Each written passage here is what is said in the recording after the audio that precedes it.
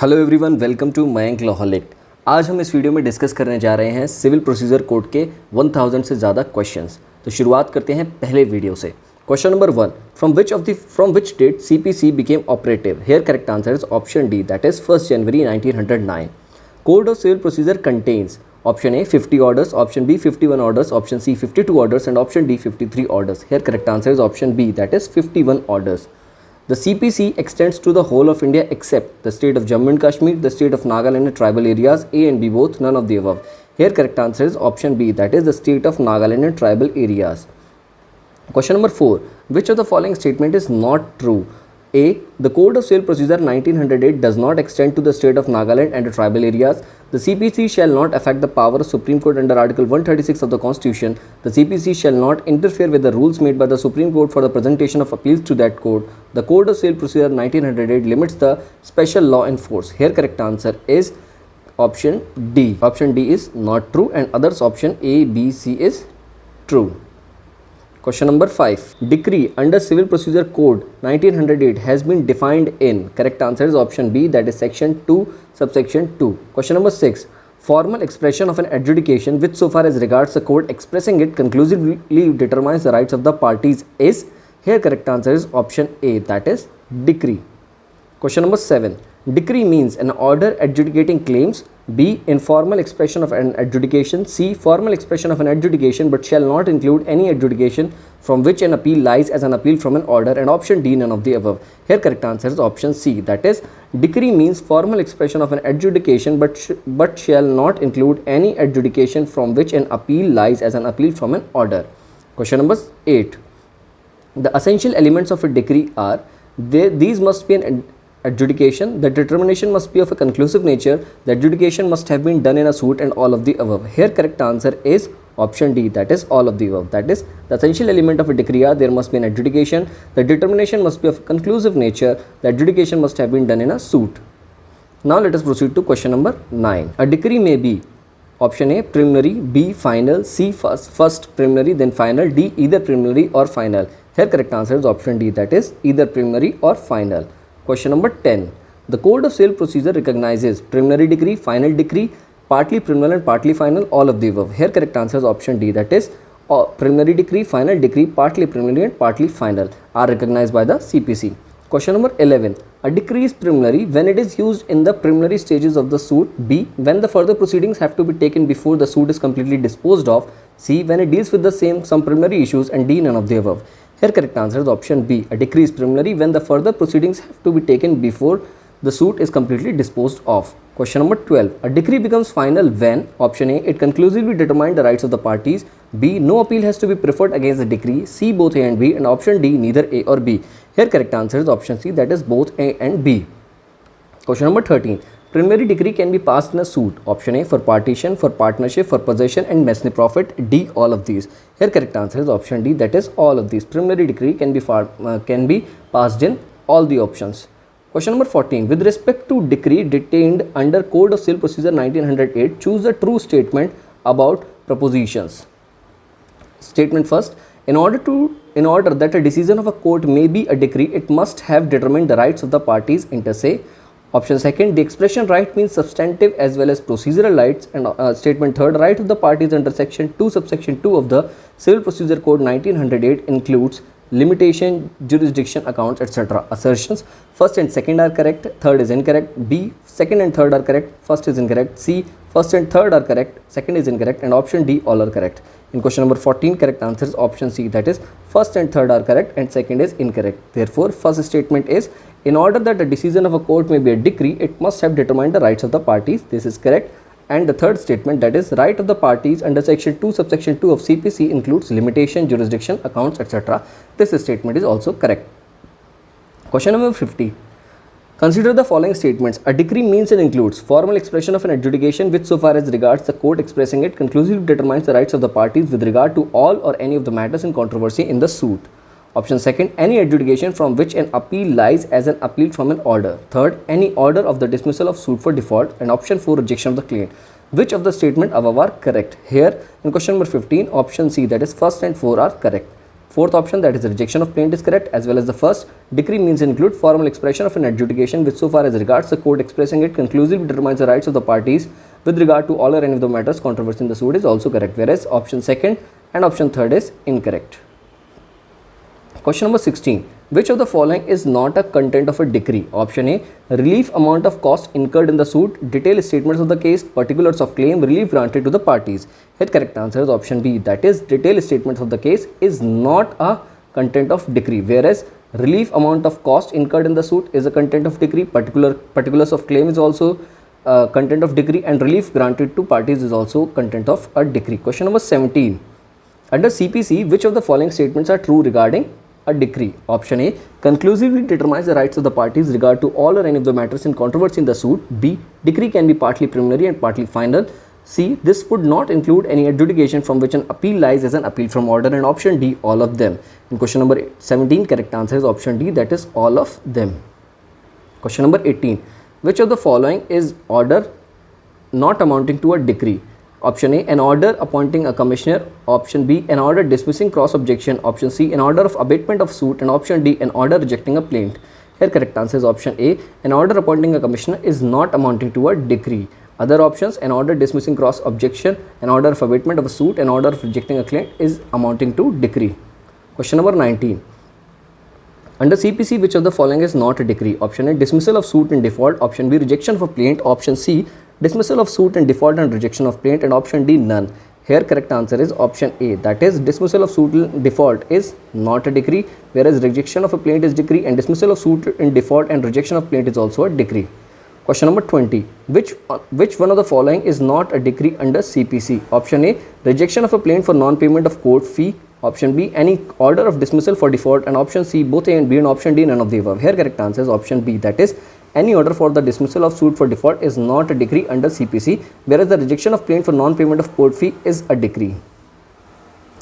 Question number 21. Which of the following order is not a decree as per the definition of the decree contained in the code of CPC? Option A, order of abatement of the suit. Option B, order holding that decree is no cause of action. Option C, order holding that appeal is not maintainable. Option D, order of remand. Here correct answer is option D, that is order of remand is not decree as per the definition of decree contained in the code of civil procedure, whereas order of abatement of suit, order holding that there is no cause of action, and order holding that appeal is not maintainable comes under the category of decree. Question number 22. Which of the following determination does not come under the definition of decree? Option A, an adjudication which conclusively determines the rights of the parties with regard to some of the matters in the issue before the court. Option B, rejection of a plaint. Option C, determination of any question under section 144 of the court. And option D, dismissal of the suit in default. Here in question number 22, correct answer is option D, that is dismissal of the suit for default does not come under the definition of decree. Question number 23. Decree shall be deemed to include the rejection of a plaint and a determination of any question within the section 144 of CPC. Here correct answer is option B, that is right. Question number 24. What will be the nature of an order passed by court rejecting the plaint for non-payment of a court fee? Option A, decree. Option B, preliminary decree. Option C, interlocutory order. And option D, final order. Correct answer is option A, that is decree. Question number 25. A suit for partition contains which of the following? Decree. Only preliminary decree, only intermediate decree, final decree, both A and C. Here correct answer is option D, that is both A and C, preliminary decree as well as final decree. Question number 26. Under CPC, decree does not include option A, the rejection of a plaint, option B, an order of restitution under section 144 of CPC, an order for restitution of conjugal rights, and option D, the return of plaint. Here in question number 26, correct answer is option D, the return of plaint does not include under the definition of decree. Question number 27. The term award and decree is used to denote option A, the order of Commissioner of Income Tax. Option B, the order of collector passed while receiving the revenue. Option C, order of civil court, arbitrator, industrial court, cooperative court, etc. And option D, final order of Supreme Court. In question number 27, correct answer is option C, that is order of civil court, arbitrator, industrial court, cooperative court, etc. Question number 28. Which of the following is a decrees? Option A, order of abatement of a suit. Option B, dismissal of appeal as time barred. Option C, dismissal of suit for want of evidence. And option D, all of the above. Here correct answer is option D, that is all of the above. Question number 29. Decree holder means any person in whose favor a decree has been passed or an order capable of execution has been made. This definition of term decree holder is mentioned in, correct answer is option B, that is section 2 subsection 3 of CPC. Question number 30. A decree holder option A, need not to be a party to the suit. Option B, the term is not confined to plaintiff. Option C, both A and B, and option D, neither A or B. Here correct answer is option C, that is both A and B. Option A and B both are correct in relation to decree holder. Question number 31. Judgment debtor means borrower of a bank. Option B, defendant. Option C, person against whom a decree is passed, and option D, none of the above. Here correct answer is option C, that is person against whom a decree is passed. Question number 32. Which of the following sections of the Code of Civil Procedure defines mesne profit? Here correct answer is option D, that is section 2 subsection 12 of CPC. Question number 33. Shall also include in mesne profits. Option A, those profits due to improvements made by the person in wrongful possession of such property actually received. Option B, profits including interest which the person in wrongful possession of such property actually received. And option C, those profits with interest which might be received there from the ordinarily diligence by the person in wrongful possession. And option D, both profits including interest which the person in wrongful possession of such property actually received, and those profits with interest which might be received therefrom with ordinary diligences by person in wrongful possession. And question number 33, correct answer is option D. This is the right in relation to mesne profit. Question number 34. As per section 2 subsection 12 of CPC, mesne profits of the property are profits received by a person in unlawful possession of the property, wrongful possession of the property, lawful possession of the property, effective possession of the property. Correct answer is option B, that is wrongful possession of the property. Question number 35. Mesne profits means option A, profit earned by mission. Option B, very minimum profit. Option C, profit received or could have been received by a person in wrongful possession of property. And option D, none of the above. Here correct answer is option C, that is profit received or could have been received by a person in wrongful possession of property. Question number 36. Which of the following pair is not correctly matched under CPC? Here options are section 2 subsection 5 foreign code. Option B, section 2 subsection 6 foreign judgment. Option C, section 2 subsection 11 legal representative, and option D, section 2 subsection 10 mesne profit. Here in question number 36, incorrect option is option D, that is section 2 subsection 10 mesne profit. This is section 2 subsection 12 is mesne profit. Question number 37. Profit received during wrongful possession over a property is, correct answer here is option D, that is mesne profit. Question number 38. Mesne profit defined under section 2 subsection 10 of CPC means those profits which the person in wrongful possession of such property actually received or might have actually received with interest. Here option A is the right answer. Question number 39. Mesne profits cannot be claimed regarding option A, intellectual property only, option B, immovable property only, option C, immovable property only, and option D, both movable and immovable property. Here in question number 39, correct answer is option C. Mesne profit can be claimed regarding immovable property only. Question number 40. Judgment under section 2 subsection 9 of CPC means a decree, dismissal of appeal summarily. Option C, statement of grounds of an order or decree, and option D, all of the above. Here correct answer is option C, that is statement of grounds of an order or decree. Question number 41. A judgment contains concise statement of the case, the decision on the point of determination, the reason thereof, the point of determination, and all of the above. Here correct answer is option D, that is all of the above. Judgment contains all the provided options. Question number 42. Under which of the following sections of CPC legal representative has been explained? Legal representative has been explained in option A, that is section 2 subsection 11 of CPC. Question number 43. Legal representative under section 2 subsection 11 of CPC means a person who is option A, relative of the parties to the suit, option B, co-sharer of the benefits assuming to the parties to the suit, option C, who in law represent the state of the deceased, and option D, none of the above. Here correct answer is option C, that is who in law represent the state of the deceased is legal representative under section 2 subsection 11 of CPC.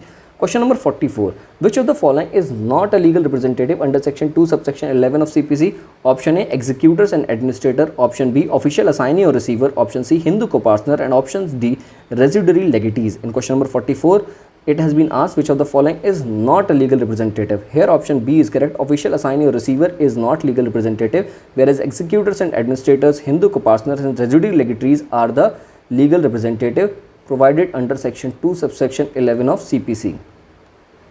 Question number 45. A legal representative under CPC means option A, co-sharer for the benefits arising to the parties to the suit, option B, a person who in law represents the state of the deceased, option C, a relative of the parties to the suit, and option D, all of the above. Here correct answer is option B, that is a person who in law represents the state of the deceased is legal representative. Question number 46. A dies leaving behind a son X and a married daughter Y. A suit filed by A after his death can be continued by X alone as legal representative, Y alone as legal representative, X, Y and the husband of Y as legal representative, X and Y both as legal representative. Here correct answer is option D, that is X and Y both as legal representative. Question number 47. Legal representative as defined in section 2 subsection 11 of CPC does not include natural heir, legatee who obtains only a part of the estate of the deceased, option C, donee of the suit property, and option D, person who is neither a legal heir nor an intermediator with the estate of the deceased. Here correct answer is option D. Legal representative as defined in section 211 of CPC does not include person who is neither a legal heir nor an intermediator with the estate of the deceased. Therefore, option D is the incorrect answer, and in this question it has been asked which of the following is not right, so option D will be the right answer here. Question number 48. Under CPC, foreign court means. Here correct answer is option B. A court situated outside India and not established under the authority of the government of India is known as foreign court. Question number 49. Under section 2 subsection 5 of CPC, two conditions must be satisfied to bring a court within the definition of foreign court. Option A, court must be situated outside India. Option B, court must not have been established by the central government, and option C, court must not continued by the central government, and option D, all of the above. Here all the options are correct, therefore option D is the right answer. Under section 2 subsection 5 of CPC, foreign court is provided, and foreign court is that court which is situated outside India. Court must not have been established by the central government, and court must not continued by the central government is known as foreign court. Question number 50. Foreign judgment as defined in section 2 subsection 6 of CPC means judgment given by an Indian court in the respect of foreigners, for judgment given by a foreign court, judgment given by an Indian court, and none of the above. Here correct answer is option B, that is judgment given by a foreign court.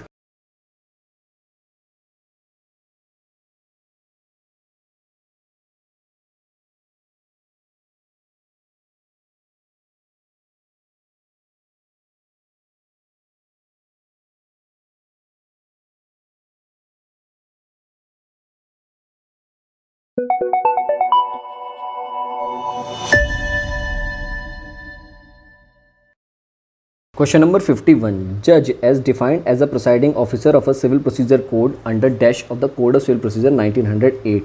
Here correct answer is option A, that is section 2 subsection 8 of CPC defines judge. Question number 52. Section 2 subsection 17 of the Civil Procedure Code 1908 defines public officer, which includes option A, government servant, option B, commissioned officer of military, option C, every judge, and option D, all of these. Here correct answer is option D, that is all of these. Let us proceed to question number 53. Question number 53. Which of the following sections of the Civil Procedure Code defines an order? Order is defined in option C, that is section 2 subsection 14 of CPC. Question number 54. Under Civil Procedure Code, an adjudication of a court which is not a decree is, here correct answer is option A, that is an order. Question number 55. Pleader is defined in Code of Civil Procedure in, correct answer is option B, that is section 2 subsection 15. Pleader is defined in section 2 subsection 15 of CPC. Question number 56. The term prescribed under section 2 subsection 16 of CPC means option A, prescribed by court, option B, prescribed by society, option C, prescribed by rules, and option D, none of the above. Here correct answer is option C, that is prescribed by rules. Question number 57. Who among the following is not a public officer within the meaning of section 2 subsection 17 of the CPC? Option A judge, option B, sarpanch of a gram panchayat, option C, a person in the service of getting pay from the government, and option D, none of the above. Here correct answer is option B, that is sarpanch of a gram panchayat is not a public officer within the meaning of section 2 subsection 17 of CPC. Question number 58. Section 3 of the Code of Civil Procedure 1908 deals with option A, stay of the suit, option B, pecuniary jurisdiction, option C, subordination of court, and option D, definitions. Correct answer here is option C, that is subordination of courts. Question number 59. The court of small causes under section 3 of the CPC is subordinate to which of the following? Option A, High Court, B, District Court, C, neither A or B, and option D, both A and B. Here correct answer is option D, that is both A and B, that is High Court as well as District Court.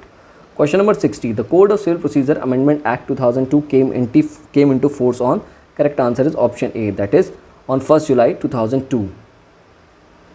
Question number 61. By which judgment the Honorable Apex Court upheld the constitutional validity of the amendments made to the Code of Civil Procedure White Amendment Act of 1999 and 2002? Here correct answer is option A, Salim Advocate Bar Association Tamil Nadu versus Union of India. Question number 62. Save as provided by the Provincial Small Causes Courts Act, a decree or order made under the provisions of the said act shall be. Here correct answer is option A, that is appealable. Question number 63. Which of the following statements are correct in the context of section 5 of the Code of Civil Procedure? Option A, Revenue Code is a part of Civil Code. Option B, Civil Code means the courts having the original jurisdiction under CPC but not revenue courts. Option third, Civil Code means the courts having original jurisdiction under CPC including Revenue Code. And option 4, Revenue Code is not a part of Civil Code. Here correct answer is option C, that is second and fourth. Here the Revenue Code is not a part of Civil Code is correct statement, and second statement, that is Civil Code means a court having original jurisdiction under CPC but not Revenue Code, is also the correct statement. Therefore option C will be the right answer. Question number 64. Under which sections of the CPC pecuniary jurisdiction of the court has been provided? Pecuniary jurisdiction of the court has been provided under section 6 of CPC. Question number 65. Code of Civil Procedure 1908 is a substantive law, procedural law, combination of substantive law and procedural law, and option D, directory law. Here correct answer is option B, that is procedural law. Question number 66. The orders and rules of in the first schedule of the Code of Civil Procedure are mere guidelines, will prevail over the provisions of a section, cannot override the provision of a section, the courts are not bound to follow them. Here correct answer is option C, that is cannot override the provisions of a section. Question number 67. The sections in the Code of Civil Procedure can be amended by the Parliament, can be amended by a High Court or the State Legislature, can be amended by the court hearing the suit, and option D, can be amended by the parties to the suit. Here correct answer is option A, that is can be amended by the Parliament. Question number 68. Court of Small Cause is subordinate to option A, only Revenue Court, option B, only High Court, option C, only District Court, and option D, both High Court and District Court. Here correct answer is option D, that is both High Court and District Court. Question number 69. The Code of Civil Procedure Amendment Acts 1999 and 2002 were enacted on the recommendation of. Here correct answer is option B, that is Malimath Committee. Question number 70. Sweeping change introduced by the Civil Procedure Code Amendment Act 2002 is with the object to give more powers to civil courts, reduce the power of civil courts, cut short delay in disposal of the suits, and make provisions stringent. Here correct answer is option C, that is cut short delay in disposal of the suit. Question number 71. In which section of CPC provision relating to suits of a civil nature has been provided? Correct answer is option B, that is section 9 of CPC, suits of civil nature has been provided. Question number 72. If a right or a liability is created by a statute, which of the following situations may arise? Option A, the statute may create a specific forum for its enforcement. Option B, if no machinery is provided for enforcement, civil court can entertain the suit. Option C, both A and B, and option D, none of the above.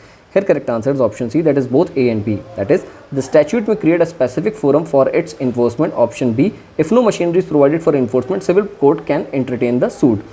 Question number 73. Which of the following is true? Option A, according to section 9 of the CPC, the court shall have the jurisdiction to try all the suits of civil nature excepting suits of which their cognizance is expressly barred. And option B, according to section 9 of the CPC, the court shall have jurisdiction to try all suits of civil nature excepting suits of their cognizance is impliedly barred. And option C, according to section 9 of the CPC, the court shall have jurisdiction to try all the suits of civil nature excepting suits of which their cognizance is either expressly or impliedly barred. And option D, none of the above. Here correct answer is option C. That is, according to section 9 of CPC, the court shall have jurisdiction to try all the suits of civil nature except the suits which of their cognizance is either expressly or impliedly barred. Question number 74. 𝐷𝐲𝐼 versus State of MP is related to which of the following under CPC? Option A, jurisdiction of civil code. Option B, pleadings. Option C, interim orders, and option D, first appeal. Here correct answer is option A, that is jurisdiction of civil courts. Question number 75. All courts have jurisdiction to try. Option A, all suits of civil nature. Option B, all suits of civil nature except suits of which their cognizance is expressly not barred. Option C, all suits of civil nature except suits of which their cognizance is impliedly not barred. Option C, D, all suits of civil nature except suits of which their cognizance is expressly or impliedly barred. Here correct answer is option D, that is all suits of civil nature except suits of which their cognizance is expressly or impliedly barred is the correct answer. Question number 76. The subject matter of the jurisdiction of a civil court extends to option A, all claims of civil nature. Option B, all claims of a civil nature unless their cognizance is expressly or impliedly barred. Option C, all suits of civil nature which by express provision of a statutory law or by common law falls within the jurisdiction of civil courts. And option D, all those claims of a civil nature where no other forum, authority or tribunal has jurisdiction. Here correct answer is option B, that is all claims of a civil nature unless their cognizance is either expressly or impliedly barred is the correct answer in question number 76. Question number 77. With respect to the expression suit of civil nature as applicable in the Code of Civil Procedure 1908, choose the proposition. First, a civil court has jurisdiction to try all the suits of civil nature unless they are barred. Option second, the expression suit of civil nature does not include private right. And third, a suit where principal question is about a religion is not a suit of civil nature. Assertions. Here in question number 77, the correct answer is option C. That is, first and third are correct and second is incorrect. The third, a suit where principal question is about religion is not a suit of civil nature is correct, whereas second, the expression suits of civil nature does not include private rights is not correct, and the first statement, that is, a civil court has jurisdiction to try all suits of civil nature unless they are barred, is also correct. Therefore, the correct answer is option C. Question number 78. Whether court can without exception try all the suits of civil nature? Here correct answer is option A, no. Question number 79. Under CPC, a litigant having a grievance of a civil nature has a right to institute a civil suit. Its cognizance is not expressly barred, impliedly barred, expressly and impliedly barred, none of these. Here correct answer is option A, that is not expressly barred. Question number 80. A civil court has jurisdiction to try all the suits of civil nature. The cognizance of the civil suit should be expressly barred. Here correct answer is option C, that is A is true but R is false. Question number 81. Choose the true statement about propositions. Propositions. First, a suit in which right to property or to an offence is contested is a suit of civil nature. Second, a suit dealing with the right to an office is of civil nature, notwithstanding that such right may be depend entirely on the decision of the question as to religious ceremonies. Third, a suit dealing with the right to an office would be of civil nature only when fees are attached with such office. Here, assertions are first and second are correct, third is incorrect. Second and third are correct, first is correct. And option C, first and third are right, second is incorrect, and option D, all are correct. Here in question number 81, the correct assertion is option A, that is first and second are correct but third is incorrect. First and second proposition is a suit in which the right to property or to an office is contested is a suit of civil nature. A suit dealing with right to an office is of civil nature, notwithstanding that such right may depend entirely on the decision of the questions of the religious ceremonies is also correct. A suit dealing with no right to an office would be a civil nature only when fees are attached to such office is incorrect. Therefore, first and second statements are correct, third is incorrect. Question number 82. Which of the following suit is not maintainable under section 9 of the CPC? Option A, suit based on purely religious rights. Option B, suit for specific relief. Option C, suit relating to right to worship. And option D, suit relating to taking out of religious possessions. Here correct answer is option A, suit based purely on religious right is not a suit under CPC, whereas other options are correct. Question number 83. For determination of an objection under section 9 of the Code of Civil Procedure as a court, the court is to primarily see the avertments made in option A, plaint only. Option B, plaint and written statement only. Option C, plaint, written statement and replication only. Option D, avertments made in application for a return of plaint. Here correct answer is option A, that is plaint only. Question number 84. Which of the following suits is of civil nature? Option A, suits relating to right to property. Option B, suits relating to right to worship. Option C, suits for damages for civil wrongs. And option D, all of the above. Here correct answer is option D, that is all of the above. Question number 85. Which of the following is a right of civil nature? Option A, right to share in offerings in a temple, right to take out of possession, right to worship in a temple, and option D, all of these. Here correct answer is option D, that is all of these. Question number 86. Which one of the following is not a suit of civil nature? Option A, suits relating to right to worship, suits relating to partnership, suits relating to common law rights, suits relating to political questions. Here correct answer is option C. Option D, that is suits relating to political question, is not a suit of civil nature.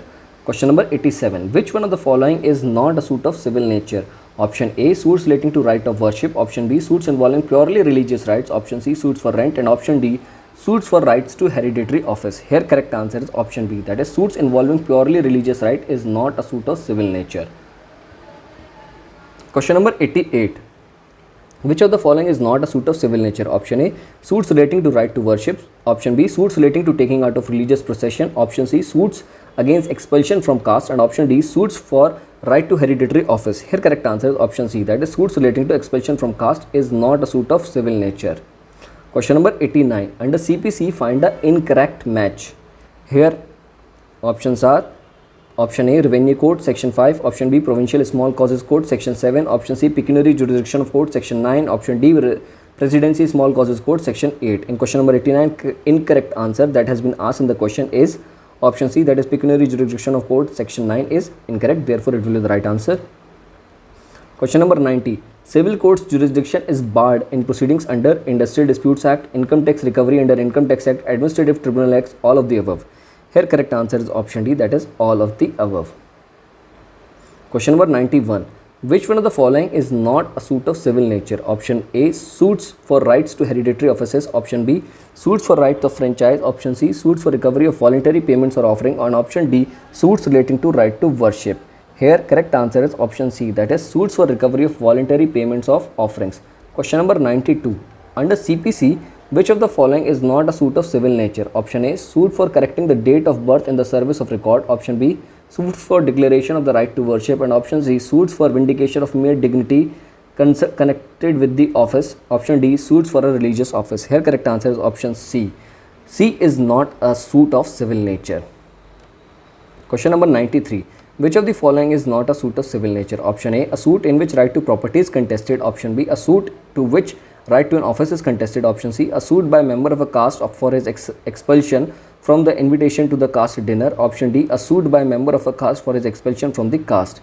Here correct answer is option C. A suit by a member of a caste for his expulsion from the invitation of caste dinner is not a suit of civil nature. Question number 94. Which of the following is a leading case on the exclusion of jurisdiction of civil courts? Option A, 𝐲𝐿𝐵 versus State of MP. Option B, gundaji versus Ramchandra. Option C, Nur Muhammad Khan versus Fakirappa. And option D, all of the above. Here correct answer is option A, 𝐲𝐿𝐵 versus State of Madhya Pradesh is related to the leading case in the exclusion of the jurisdiction of civil courts. Question number 95. Section 10 of the CPC does not apply when the previous suit is pending. Option A, in the same court, in a foreign court, in the court outside India established or continued by the central government. Option D, in any other court in India. Correct answer is option B, that is in foreign court. If in foreign court a suit is pending under section 10 of CPC does not apply when the previous suit is pending. Question number 96. Which section of CPC lays down the rule of res sub judice? Here options are section 15, section 13, section 11, section 10. Correct answer is option D, that is section 10 is related to res sub judice. Question number 97. Which of the following sections of CPC deals with the stay of suit? Here correct answer is option B, that is section 10. Question number 98. The term res sub judice means option A, stay of suit. Option B, stay of appeal. Option C, stay of application. Option D, stay of execution. Here correct answer is option A, that is stay of suit. Question number 99. The rule of res sub judice as provided in section 10 of CPC is stays the trial of the subsequent suit, stays the trial of the previous suit, prevents the simultaneous hearing of previous and subsequent suits under all circumstances, stays the institution of the subsequent suit. Here correct answer is option A, that is stays the trial of the subsequent suit. Question number 100. Which of the following term means under the consideration of a court of law? Here correct answer is option D, that is sub judice.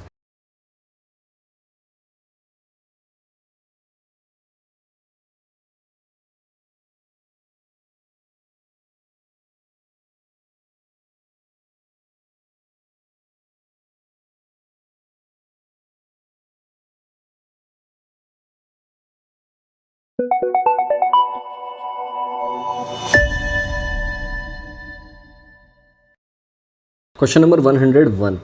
Whether the pendency of a suit in a foreign court will preclude the courts in India from trying a suit founded on the same cause of action? Here correct answer is option B, that is no. Question number 102. Section 10 of the Civil Procedure Code can come into operation. Option A, before filing of written statement in the subsequent suit. Option B, before settlement of issues in subsequent suit. And option C, after settlement of issues in subsequent suit. And option D, all of these. Here correct answer is option D, that is all of these. Section 10 of the CPC can come into operation before filing the written statement in the subsequent suit, before settlement of issues in subsequent suit, after settlement of issues in subsequent suit. Question number 103. Provisions of section 10 of CPC are, correct answer is option B, that is mandatory. Question number 104. Under section 10 of CPC, a court during pendency of a suit before it, option A, can entertain and try second suit. Option B, cannot entertain and proceed to try second suit. Option C, shall not proceed to try though may entertain second suit. Option D, neither can entertain nor shall proceed for second suit. Here correct answer is option C, that is shall not proceed to try through may entertain second suit. Question number 105. Which of the following is not an essential condition for the applicability of the rule of res sub judice? Here options are: the matter in the issue in the subsequent suit must be directly and substantially in issue in the previous suit. Option B, Both the suits must be between the same parties or their representative. Option C, such parties must be litigating under the same title in both the suits. And option D, the subject matter is the and the same cause of action. Here correct answer is option D, that is the subject matter and the cause of action should be same in both the suits. Question number 106. A. The tenant file a suit for the permanent injunction against B, the landlord, for not to be dispossessed except by due process of law, pleading that B is planning to forcibly dispossess him. During the pendency of our suit, B attempts to forcibly dispossess A. A files another suit for injunction. Option A, the second suit is barred by res judicata. Option B, the rule of res sub judice will apply. Option C, both A and B. And option D, none of the above. Here correct answer is option B, that is the rule of res sub judice will apply. Question number 107. In the case of res sub judice under section 10 of the CPC, the court can pass interim order, grant injunction, appoint a receiver, all of the above. Here correct answer is option D, that is all of the above. Question number 108. Which is the correct essential conditions for the applicability of the rule of res sub judice? Option A, the matter in the issue in the subsequent suit must be directly and substantially issue in the previous suit. Option B, the parties must be litigating under the same title in both the suit. Option C, both A and B. And option D, neither A nor B. Correct answer here is option A, both A and B. Question number 109. A, an Indian citizen, enters into a contract with B, a US citizen based in the USA. Certain disputes arise under the contract and B files a suit in the manner in the Civil Court of New York. A files a counterclaim in the said suit. Subsequently, A files a suit in the same matter in the jurisdiction of Civil Court in New Delhi. Is the latter court barred from trying the suit? Here option A is yes, since this will lead to multiplicity of proceedings. Option B, yes, since by filing a counterclaim A has accepted the jurisdiction of the courts of New York. Option C, no, because the pendency of the suit in a foreign court does not preclude the courts in India to trying a suit based on the same cause of action. Correct answer is option C, that is no, because the pendency of a suit in a foreign country does not preclude the courts in India from trying a suit based on the same cause of action. Now let us proceed to question number 110. Provisions with regard to res judicata provided in section dash of the Code of Civil Procedure. Correct answer here is option D, that is section 11 of the CPC. Question number 111. On which of the following maxim the doctrine of res judicata is based? Here correct answer is option C, that is interest publicae ut sit finis litium is the correct maxim on which the doctrine of res judicata is based. Question number 112. The doctrine of res judicata is based on the maxims. Option A, nemo det bis vixari pro una et idem causa. No man should be vexed twice for the same cause. Interest publicae ut sit finis litium. It is in the interest of the state that there should be an end to the litigation. Option C, res judicata pro veritate occipitur. All judicial decision must be accepted as correct. Here correct answer is option D, that is all of the above maxims are correct in relation to the doctrine of res judicata. Question number 113. What do the provisions of section 11 of CPC deal with? Option A, res judicata. Option B, res sub judice. Option C, garnishee order. And option D, foreign judgment. Here correct answer is option A, that is res judicata. Question number 114. The rule of res judicata is based on the principle that there should be an end to litigation. Option B, no one should be troubled twice for the same cause of action, both A and B, neither C or D. Here correct answer is option C, that is both A and B. Question number 115. Principle of res judicata applies to suits only, executing proceedings only, arbitration proceedings only, suit as well as execution proceedings. Here correct answer is option D, that is suits as well as execution proceedings. Question number 116. Res judicata means staying the suit during the pendency of the previous suits between the same parties involving similar issues. Option B, not trying the suit if the suit involving similar issues between similar parties is decided. Option C, bar to further suit. And option D, expanding trial of the suit. In question number 116, correct answer is option B, that is not trying the suit if suit involving similar issues between similar parties is decided. Question number 117. Principle of res judicata is mandatory. Option A here is the right answer. Question number 118. With respect to the doctrine of res judicata, choose the true statement about propositions. Propositions are: the doctrine of res judicata is based on the public policy.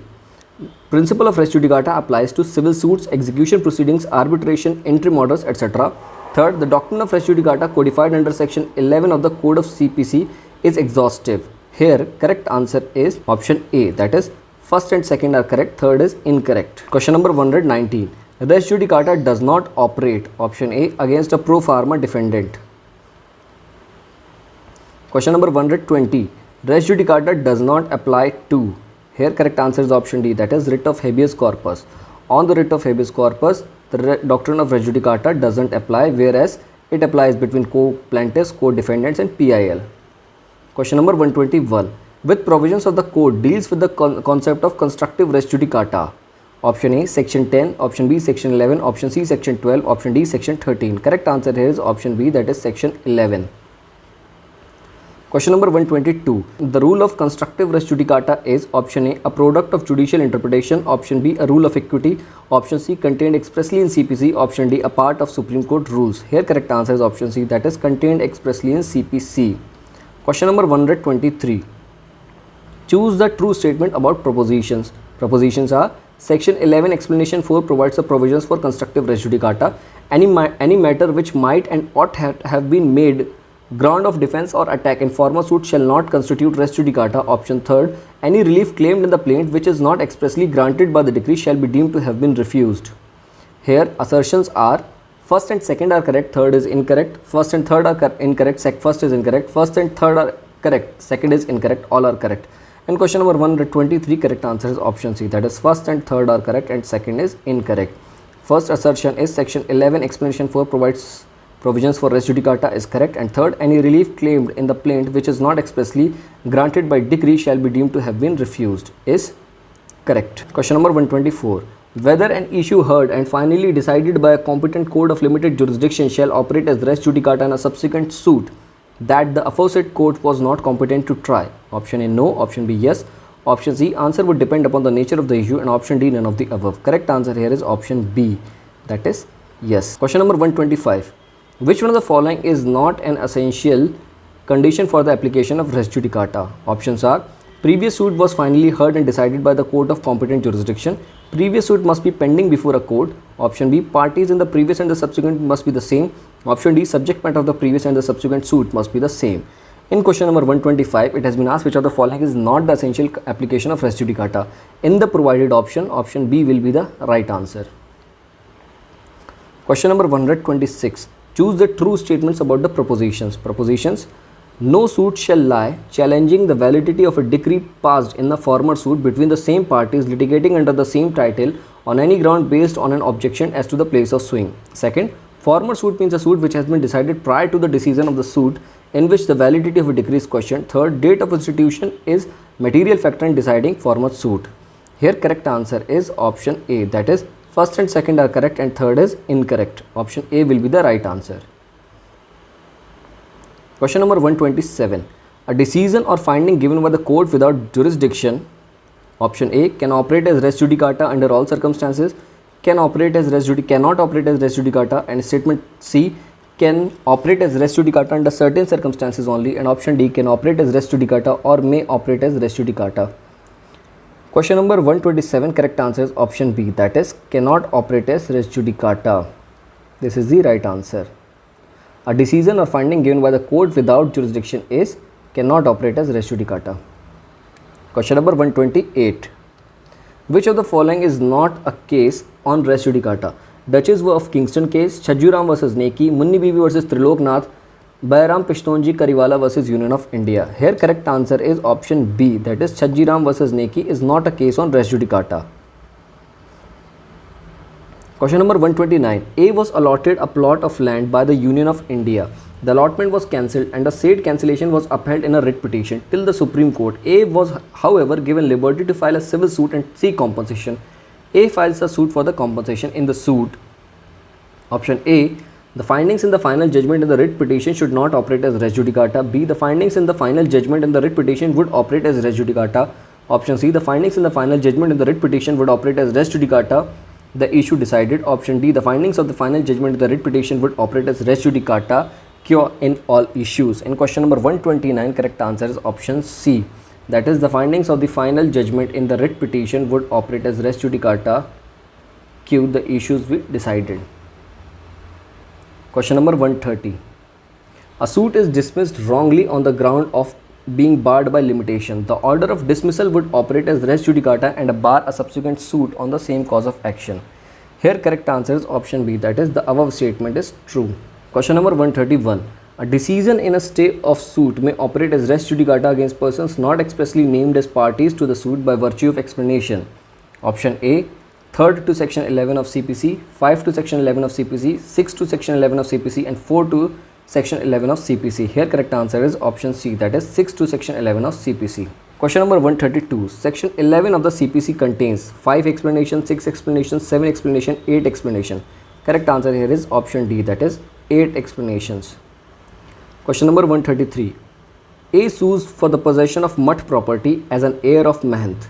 The suit is dismissed on his failure to produce a succession certificate. A files subsequent suit as manager of the mutt. Is the suit barred? Option A. The second suit will be barred by res judicata. Option B. The second suit will not be barred by res judicata. Option C. The second suit is barred by res sub judice. And option D. None of the above. Here correct answer is option B, that is the second suit will not be barred by res judicata. Question number 134. If the suit is dismissed due in default of the plaintiff and if there is subsequent suit between some parties, the decision of the first suit amount to res judicata, amounts to res sub judice, does not amount to res judicata, amounts to stay of the subsequent suit. Here correct answer is option C, that is does not amount to res judicata. Question number 135. A decree for permanent injunction restraining the defendant from interfering with the possession of the plaintiff, finding the possession of the plaintiff to be settled, would operate as res judicata in the suit for partition filed for the defendant for the same property.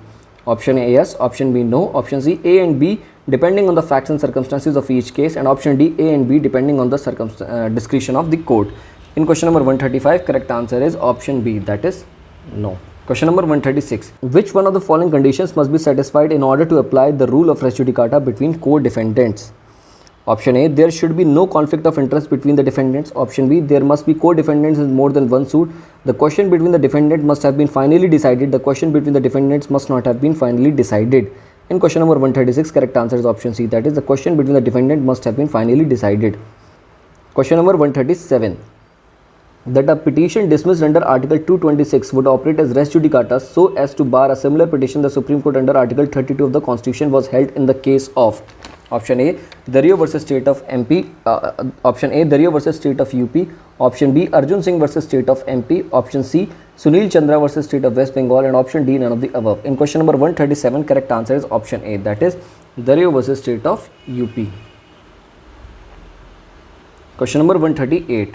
Which one of the following is not necessary for the applicability of the doctrine of res judicata?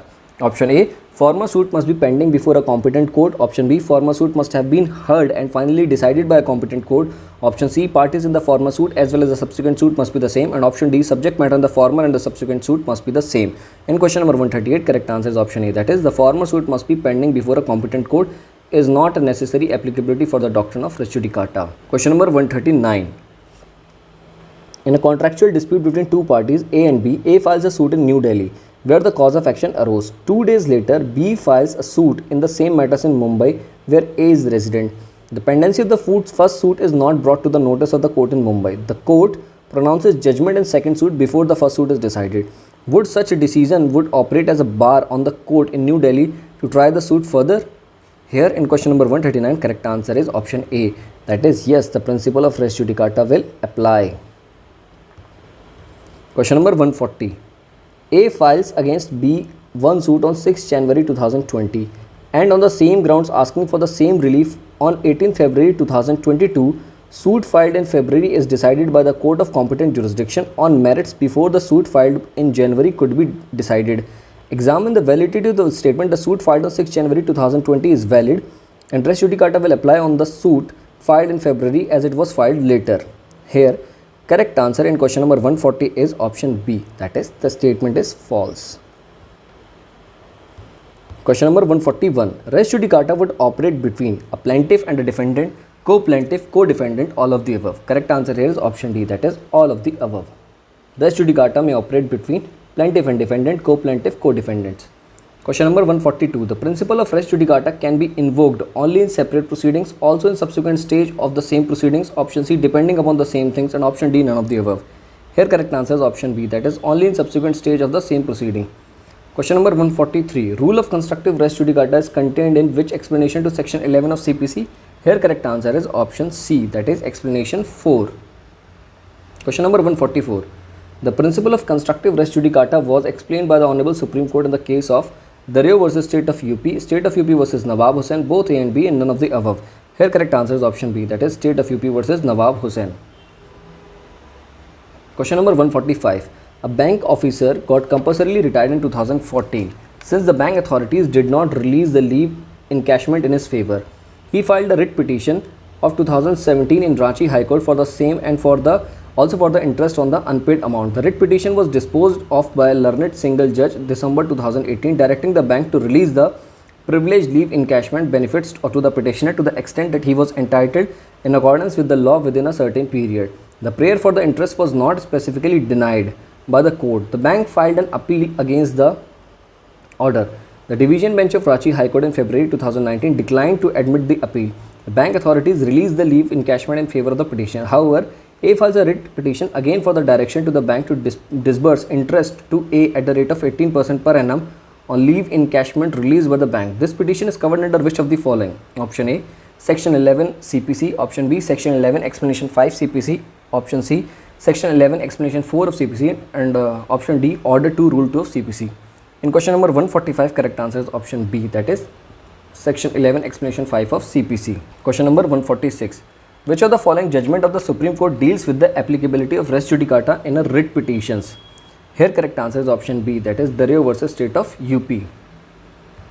Question number 147. The principle of res judicata does not apply in case of writ of habeas corpus. Option A is the right answer.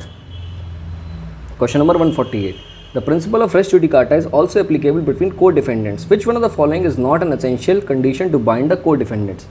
Option A, the defendant must have been filed joint written statement. Option B, there must be a conflict of interest between the defendant concerned. Option C, it must be necessary to decide this conflict in order to give the plaintiff the relief claims.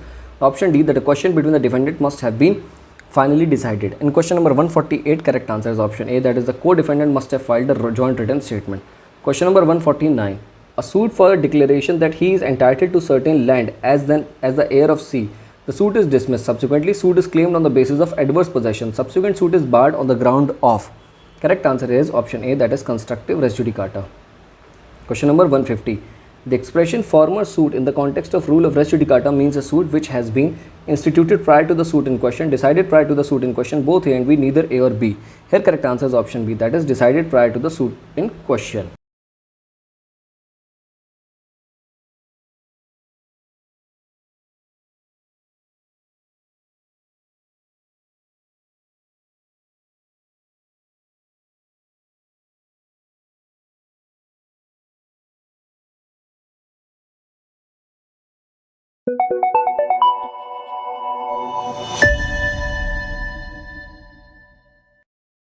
Question number 151. After the trial of the suit, the court found that the suit was barred by the principle of res judicata and did not discuss and answers to other issues.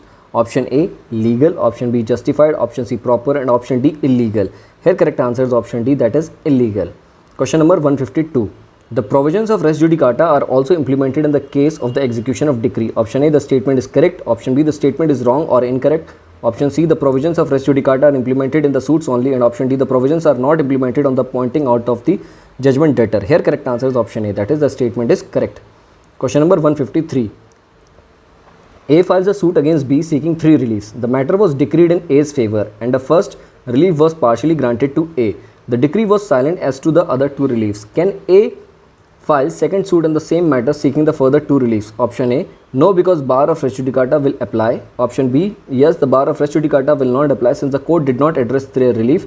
Option C, yes, because it will be assumed that a plaintiff was not given a fair hearing. Option D, the court has to determine on a case by case basis whether by not addressing the reliefs in the first case the plaintiff was denied a fair hearing. If the court dismisses the plea, the plaintiff was denied a fair hearing, the second suit is permitted.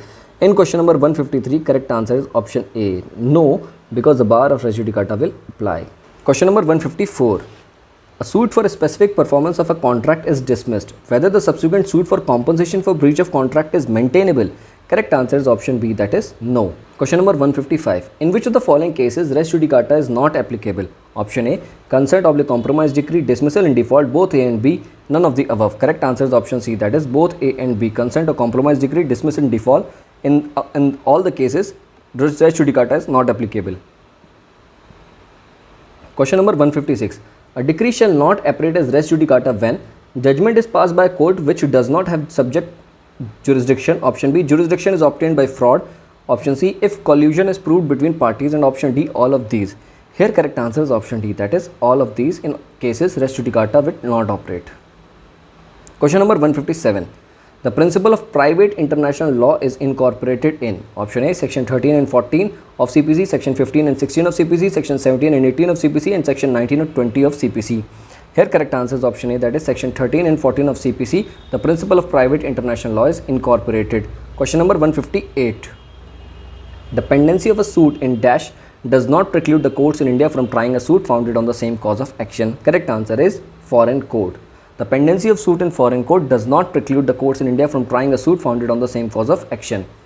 Question number 159. Under section 13 of CPC, which of the following judgment shall not be conclusive?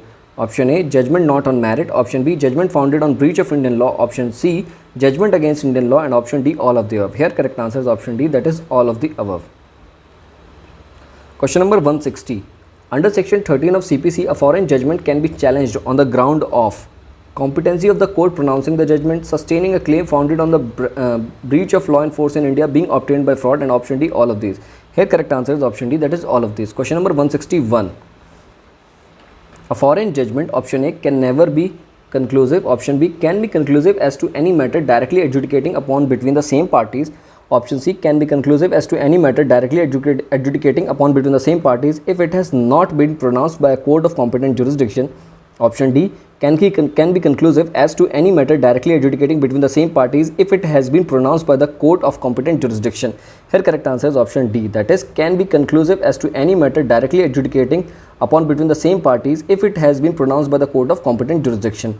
Question number 162. Validity of a foreign judgment can be challenged under section 13 of CPC in a civil court only, in criminal court only, in both civil and criminal court, neither in civil nor in criminal court. Here correct answer is option A, that is in civil court only. Question number 163. Under section 13 of the CPC, a foreign judgment can be challenged on the grounds of competency of court pronouncing the judgment being obtained by fraud, sustaining a claim founded on the breach of law and force in India, and option D, all of these. Correct answer here is option D, that is all of these. Question number 164. Which of the following is not a ground to reject foreign judgment? Option A, foreign judgment not by a competent court. Option B, foreign judgment not on merit. Option C, foreign judgment opposed to natural justice. Option D, foreign judgment based on irregular exercise of the jurisdiction. And question number 164, correct answer is option D, that is foreign judgment based on irregular exercise of jurisdiction is not a ground to reject the foreign judgment. Question number 165. Which section of CPC declares that the court shall presume upon the production of any document purporting to be a certified copy of a foreign judgment that such judgment was pronounced by a court of competent jurisdiction unless the contrary appears on the record or is proved? Here correct answer is option B, that is section 14. Question number 166. Section 14 of CPC enacts that the court shall presume upon the production of a certified copy of a foreign judgment that such judgment was pronounced by a court of competent jurisdiction. This presumption is rebuttable presumption of law. Option C is the right answer. Question number 167. The provision for the institution of suits is given in which of the following sections of CPC? Option A, section 26, option B, section 30, option C, section 28, option D, section 25. Correct answer here is option A, that is section 26. In section 26, the provision for the institution of suits is given. Question number 168. In every plaint under section 26 of CPC, fact should be proved by oral evidence, affidavit, document, none of the above. Correct answer here is option B, that is affidavit. Question number 169. Place of suing is mentioned in which part of the civil procedure code? Correct answer here is option A, that is part first. In part first, place of suing is mentioned in the CPC. Question number 170. Who does decide the jurisdiction of a civil court? Option A, statement by witnesses. Option B, pleading of the plaintiff. Option B, pleading of defendant. Option D, court itself. Correct answer is option D, that is court itself. Question number 171. Under section 15 of the Code of Civil Procedure, every suit shall be instituted in district court, the court of lower grade, the court of higher grade, all of the above. Correct answer here is option B, that is the court of lower grade. Question number 172. Every suit shall be instituted in the court of lowest grade competent to try it. Such provision is related to appellate jurisdiction, territorial jurisdiction, pecuniary jurisdiction, jurisdiction as to subject matter. Correct answer here is option C, that is pecuniary jurisdiction. Question number 173. The decision of the Supreme Court in the case of 𝐾𝐈𝐿𝐄 versus 𝐾𝐈𝐿𝐄 and Alloy Limited versus Union of India 2004 relates to principle of res judicata and constructive res judicata. Option B, territorial jurisdiction and forum convenience. Option C, scope of judicial review, and option D, power of writ court in matters relating to contractual disputes. Here correct answer is option B, that is territorial jurisdiction and forum convenience. Question number 174. Suits relating to immovable property can be filed under section 16 of the CPC in such a court within whose local jurisdiction the defendant resides, the defendant carries on business, the property is situated, the plaintiff resides or carries business. Here correct answer is option C, that is the property is situated. Question number 175. A suit for compensation for wrong done to the person or to a movable property where the wrong was done within the local jurisdiction of one court and the defendant resides within the local limits of another court. Option A, can be instituted in the court itself within whose local jurisdiction the wrong has been committed. Option B, can be instituted in the court within whose local jurisdiction the defendant resides. Option C, either A or B at the option of the plaintiff. And option D, can be instituted anywhere in India. Correct answer here is option C, that is either A or B. Option A is can be instituted in the court within whose local jurisdiction the wrong has been committed, and option B, can be instituted in the court within whose local jurisdiction the defendant resides. Both the options are correct. Question number 176. Which of the following statement is true? Option A, a suit for the recovery of immovable property shall be instituted in the court in whose jurisdiction the property is situated. Option B, a suit for partition of immovable property shall be instituted in the court in whose jurisdiction the defendant resides or works for gain. Option C, both A and B, and option D, neither A nor B. Here correct answer is option A, that is a suit for recovery of immovable property shall be instituted in the court in whose jurisdiction the property is situated. Question number 177. Suits for partition of immovable property shall be instituted in the court where subject matter is situated. Option C here is the right answer. Question number 178. Suit for partition of joint immovable property shall be instituted in the court within the local limits whose jurisdiction property is situated, plaintiff resides, defendant resides, all of these. Correct answer is option A, that is property is situated. Question number 179.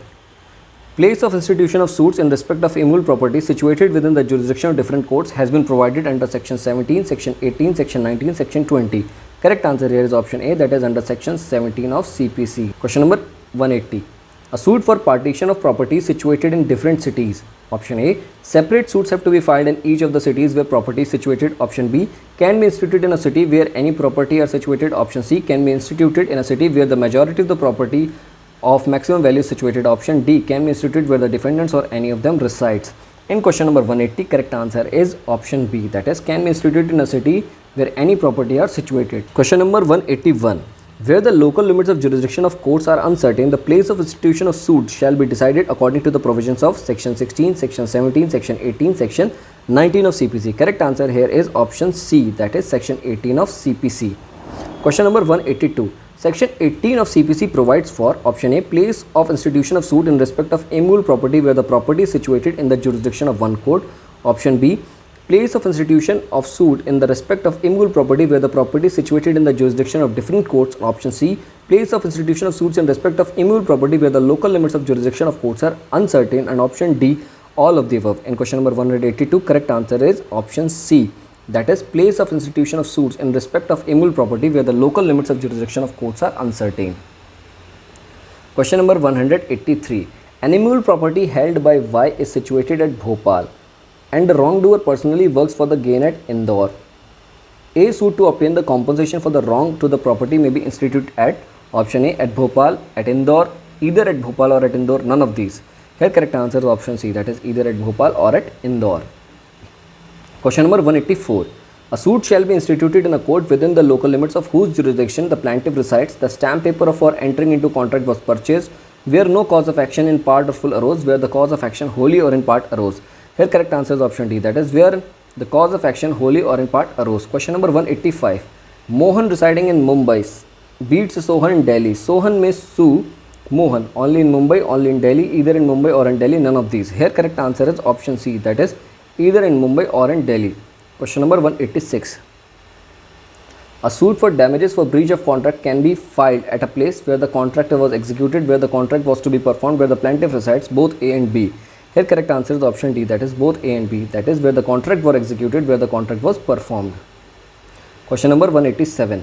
In a suit for recovery of money, where it is established that money has been received by the defendant in an account maintained in a branch located within the territorial jurisdiction of the court within the said jurisdiction. Option A, the part of cause of action has arisen. Option B, the entire cause of action has arisen there. No part of cause of action has arisen there. The cause of action does not arise there, but if the parties agree to the cause of action shall be deemed to have ascertained. And question number 187, correct answer is option A, that is a part of the cause of action has arisen. Question number 188, A residing in Mumbai publishes statements defamatory against B in Delhi. Where can B file a suit for compensation against A? Here correct answer is option C, that is either in Delhi or in Mumbai. Question number 189, section 20 of CPC does not apply to option A, arbitration proceedings, civil proceedings, both A and B, neither A or B. Correct answer here is option A, that is arbitration proceedings. Question number 190, A supplies goods from Delhi to B at Mumbai under a contract which provides courts in Mumbai would have jurisdiction to deal with the disputes arising out of the agreement. A sues B in a court at Delhi for the outstanding balance. Option A, the court would not admit a plaint owing to the jurisdiction clause in the contract. Option B, the suit would be admitted only if B raises an objection to jurisdiction at Delhi would be court determine the same. Option C, B can prefer an appeal against the order of admission of the suit in the court at Delhi. Option D, B can approach the High Court for transfer under section 24 of CPC. In question number 190, correct answer is option B, that is the suit would be admitted and only if B raises an objection to jurisdiction at Delhi would the court determine the same. Question number 191, A residing in Delhi published an article defamatory to B at Jaipur. Where suit for the defamation will lie? Correct answer is option D, that is either at Delhi or at Jaipur.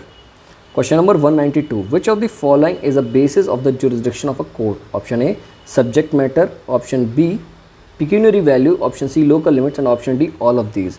Here correct answer is option D, that is all of these. Question number 193, which provisions of the CPC provides that obligation regarding territorial or pecuniary jurisdiction has to be raised at the first available opportunity? Options are section 10, section 11, section 20, section 21.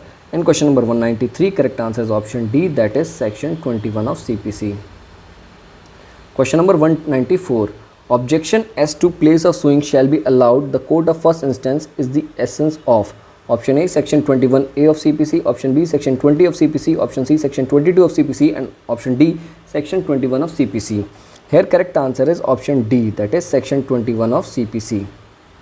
Question number 195, choose the true statements about the propositions. Propositions, all objects with respect to the place of suing must be taken in the court of first instance at the earliest possible opportunity and in all cases where issues are settled at or before such settlement. Second, objections with respect to the place of suing cannot be allowed after the settlement of issues. Option C, objection as to competence of court with reference to the pecuniary limits of its jurisdiction may be allowed even after the settlement of issues if there has been the consequent failure of justice. Assertions are first and second are correct, third is incorrect, second and third are incorrect, first is correct. C, first and third are correct, second is incorrect, and option D, all are correct. In question number 195, correct answer is option C, that is first and third are correct, second is incorrect. First assertion is all objections with respect to the place of suing must be taken in the court of first instance at the earliest possible opportunity and in all cases where the issues are settled at or before such settlement. And the third one, objections as to the competence of a court with reference to the pecuniary limits of its jurisdiction may be allowed even after the settlement of issues if there has been the consequent failure of justice, is also correct. Therefore, in question number 195, correct answer is option C, that is first and third are correct and second is incorrect. Question number 196, under which provision of CPC is a suit to set aside a decree on the ground of lack of territorial jurisdiction barred? Correct answer is option B, that is section 21A of CPC. Question number 197, which of the following jurisdiction of the court is not covered under section 21 of the CPC? Here options are jurisdiction relating to subject matter, territorial jurisdiction, pecuniary jurisdiction, jurisdiction of executing code. Correct answer is option A, that is jurisdiction relating to subject matter. Question number 198, section 21 of CPC deals with pecuniary and territorial jurisdiction, subject matter and personal jurisdiction, personal and admiralty jurisdiction, probate and summary jurisdiction. Correct answer is option A, that is pecuniary and territorial jurisdiction. Question number 199, according to section 21 of CPC, when can an objection as to the place of suing can be taken? Option A, at any time. Option B, can be taken at appellate or revision stage for the first time. Option C, before the court of first instance at the earliest possible opportunity, and option D, none of the above. Correct answer is option C, that is before the court of first instance at the earliest possible opportunity. Question number 200. Under the Code of Civil Procedure 1908, objection to jurisdiction as to the place of suing shall not be allowed by any appellate or revisional court unless such objection was taken. Option A, in the court of first instance. Option B, at the earliest possible opportunity. Option C, and there has been a consequent failure of justice. Option D, when all the conditions of A, B and C are fulfilled. Correct answer is option D, that is when all the conditions of A, B and C are fulfilled. Therefore, option D is the right answer.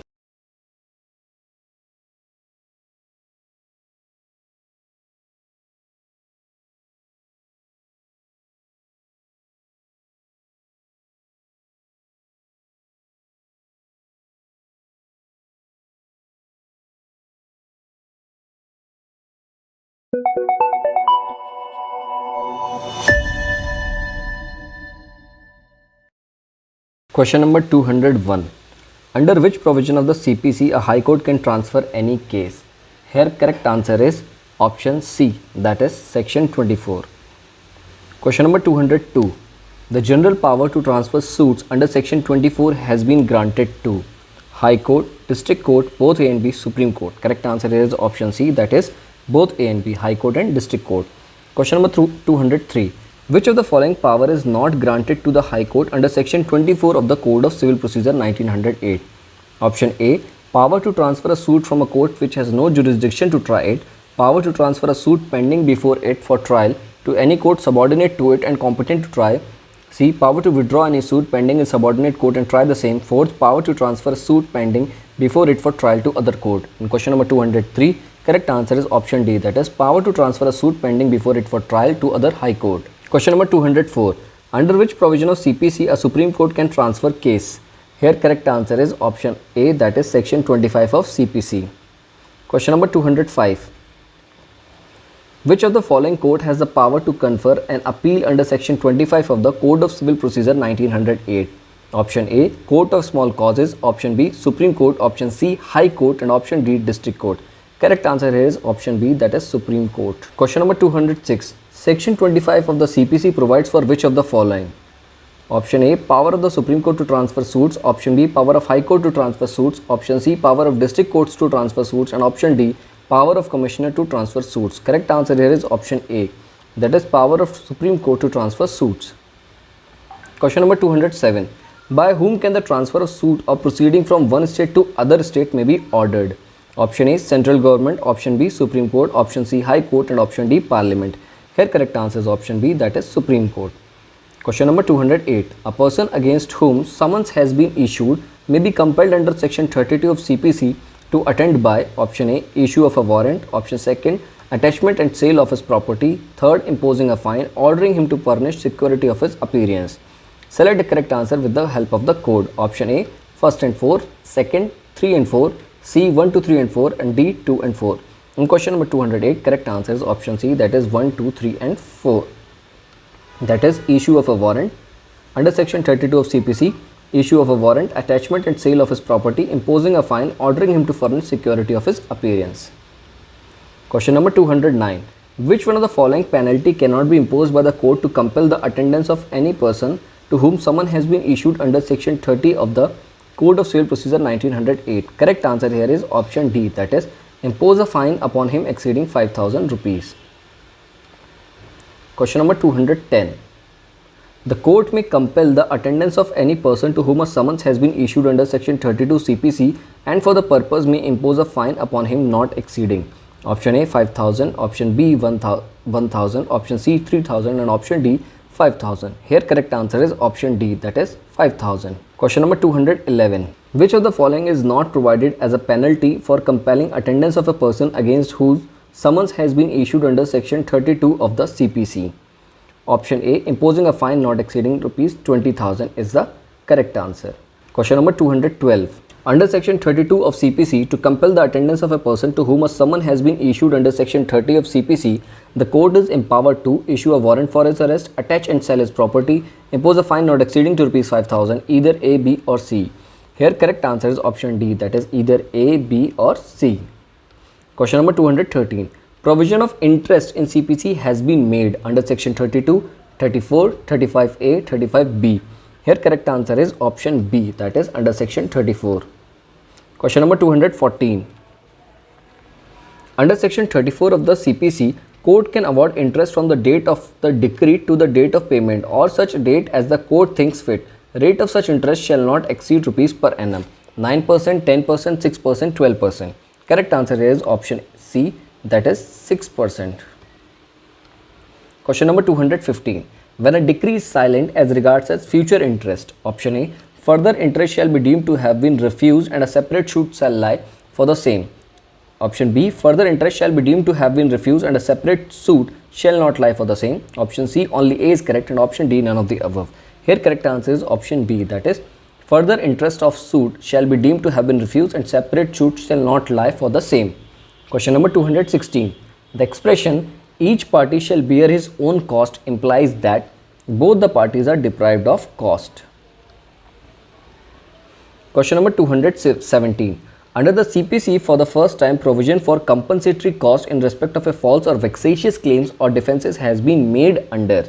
Correct answer here is option C, that is section 35A of CPC. Question number 218.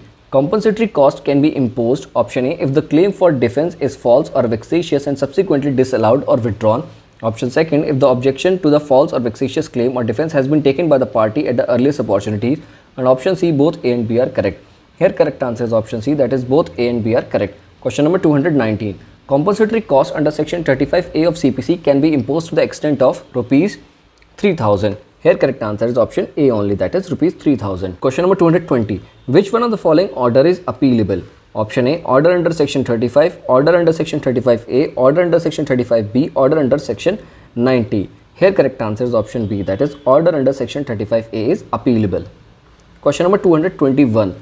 In CPC, section 35B is added by the Amendment Act 1976 for the provision of compensatory cost, cost for causing delay, general cost, miscellaneous cost.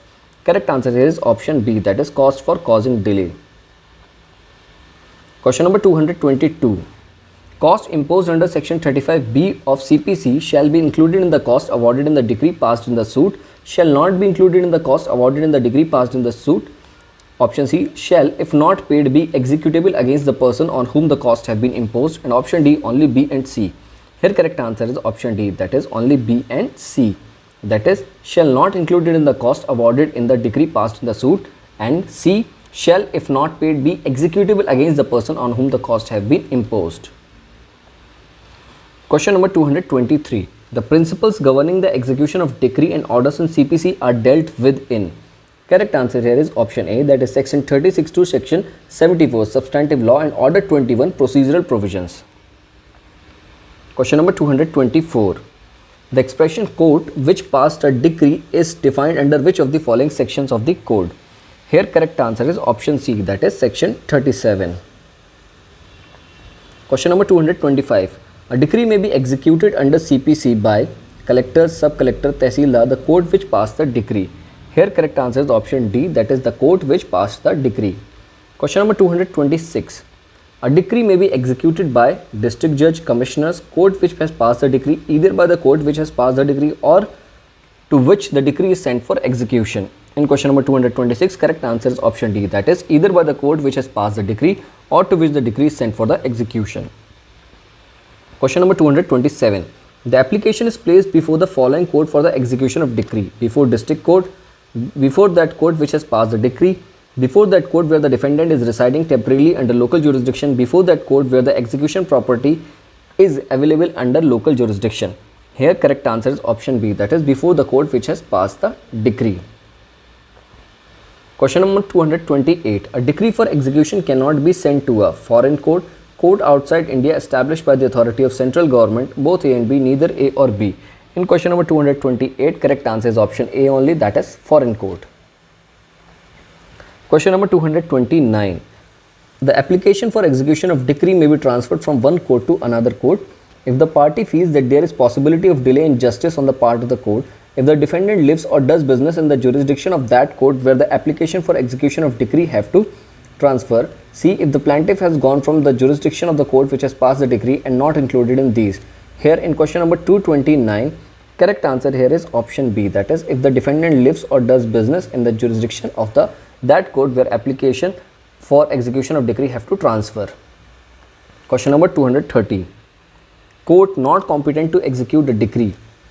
Court which has passed the decree is competent. Court to which it is sent for execution is also competent. Both A and B, and D, court of collector. Here in this question it has been asked court not competent to execute a decree. Option D here is the right answer, that is court of collector. Question number 231. Which of the following statement is not true? Option A. The court which passed the decree may execute it against the property outside the local limits of jurisdiction. Option B. A decree may be executed by the court which passed it. And option C. A decree may be executed by the court to which it is sent for execution. And option D. The court which passed the decree may of its own motion send it for execution to any subordinate court of competent jurisdiction. Here in question number 231, correct answer is option A. This statement is not correct. That's why option A will be the right answer. And the other remaining options are right. Question number 232. Provisions of section 39 of CPC are permissive and not mandatory. Option A here is the right answer. Question number 233. Where a decree is to be sent in a court in another state for execution, it has to be sent by. Correct answer is option C, the court which passed the decree. Question number 234. Which of the following statement is correct? Option A. The court which passed the decree may transfer it to another competent court if the judgment debtor carries on business within the jurisdiction of the latter court. Judgment debtor has no property within the jurisdiction of the former court sufficient to satisfy such decree but has the property within the jurisdiction of the latter court. Decree directs the sale of immovable property situated outside the local jurisdiction of the former court, and all of these. Here in question number 234, correct answer is option D, that is all of these. Question number 235. A court to which decree has been transferred for execution cannot, while executing order attachment, execute a decree against the legal representative of the deceased judgment debtor, send the decree for execution to another court, order execution at the instance of the transferee of the decree. Here in this question it has been asked, a court which decree has been transferred to execution cannot, while executing. Here option D is the right answer. Question number 236. The words competent jurisdiction under section 39 of CPC refers to pecuniary and territorial jurisdiction of the transferee court. Option C is the right answer. Question number 237. Which of the following person may not file an application for execution under CPC? Here correct answer is option D, that is judgment debtor. Whereas a decree holder can file, legal representative if the decree holder is dead can also file application for execution, and also the person claiming under decree holder will file the application for execution under CPC. Whereas judgment debtor will not file for the application for execution. Question number 238. Provisions relating to precept is provided in Civil Procedure Code under section 40, section 44A, section 45, section 46. Correct answer here is option D, that is section 46. Question number 239. Precept means command, order, writ, all of the above. Correct answer here is option B, that is order. Question number 240. As per section 46 of the Code of Civil Procedure 1908, the precept means an order issued by the court which passed the decree and addressed to dash the district collector to effect partition of the property, another court to arrest judgment debtor, the other court to attach the property of the judgment debtor specified in the precept, the revenue court to sell the property attached by the court. In question number 240, the correct answer is option C, that is the other court to attach the property of the judgment debtor specified in the precept. Question number 241. An order or direction given by the court which passed the decree to a court which would be competent to execute the decree to attach any property belonging to the judgment debtor is called. Option first, precept. Option B, garnishee order. Option C, interlocutory order. And option D, simultaneous execution. And question number 241, correct answer is option A, that is precept. Question number 242. Which of the following court may issue precept? Only district court, only high court, the court in whose jurisdiction the property is situated, the court passing the decree. Correct answer is option D, that is the court passing the decree. Question number 243. Precepts are issued under section 46 of CPC for serving summons on persons residing beyond local jurisdiction, serving a warrant on the judgment debtor, attaching the property of the judgment debtor, none of the above. Here correct answer is option C, that is attaching the property of the judgment debtor. Question number 244. Which provision deals with the determination question relating to discharge, satisfaction, etc. of decree? Here correct answer is option C, that is section 47 of the Civil Procedure Code. Question number 245. Under section 47 of the CPC, which question does not relate to the execution of the discharge or satisfaction? Whether the decree is executable, whether the property is liable to be sold in execution of a decree, whether the decree is fully satisfied, whether the decree is fraudulent or collusive. Here option D does not relate to the execution, discharge or satisfaction of decree under section 47, therefore it will be the right answer. Question number 246. An executing court cannot determine the questions relating to which of the following? Execution of decree, discharge of decree, satisfaction of decree, modification of decree. Correct answer here is option D, that is modification of decree. Question number 247. Questions can be determined by the court executing the decrees relating to execution alone, relating to discharge alone, relating to part payment alone, relating to execution, discharge or satisfaction. Correct answer here is option D, that is relating to execution, discharge or satisfaction. Question number 248. During proceedings for execution of a decree, if a question arises as to whether any person is or is not the representative of a party, such question shall be determined by option A, the court which passed the decree, option B, the court which executing the decree, option C, the appellate court, and option D, a separate suit. Correct answer here is option B, that is the court executing the decree is the correct answer. Question number 249. Where a judgment debtor dies before the decree has been fully satisfied, the same amount cannot be executed against the legal representative. The same can be executed against any one of the legal representatives of the judgment debtor in its entirety. The same can be executed against all the legal representatives. The same can be executed against any number of the legal representatives as the decree holder wants. In question number 249, correct answer is option C. The same can be executed against all the legal representatives. Question number 250. To what extent a legal representative shall be liable if decree is executed against him? Here option C is the right answer. Only that property of the deceased shall be liable which has come to his hands and has not been duly disposed of. Option C here is the right answer.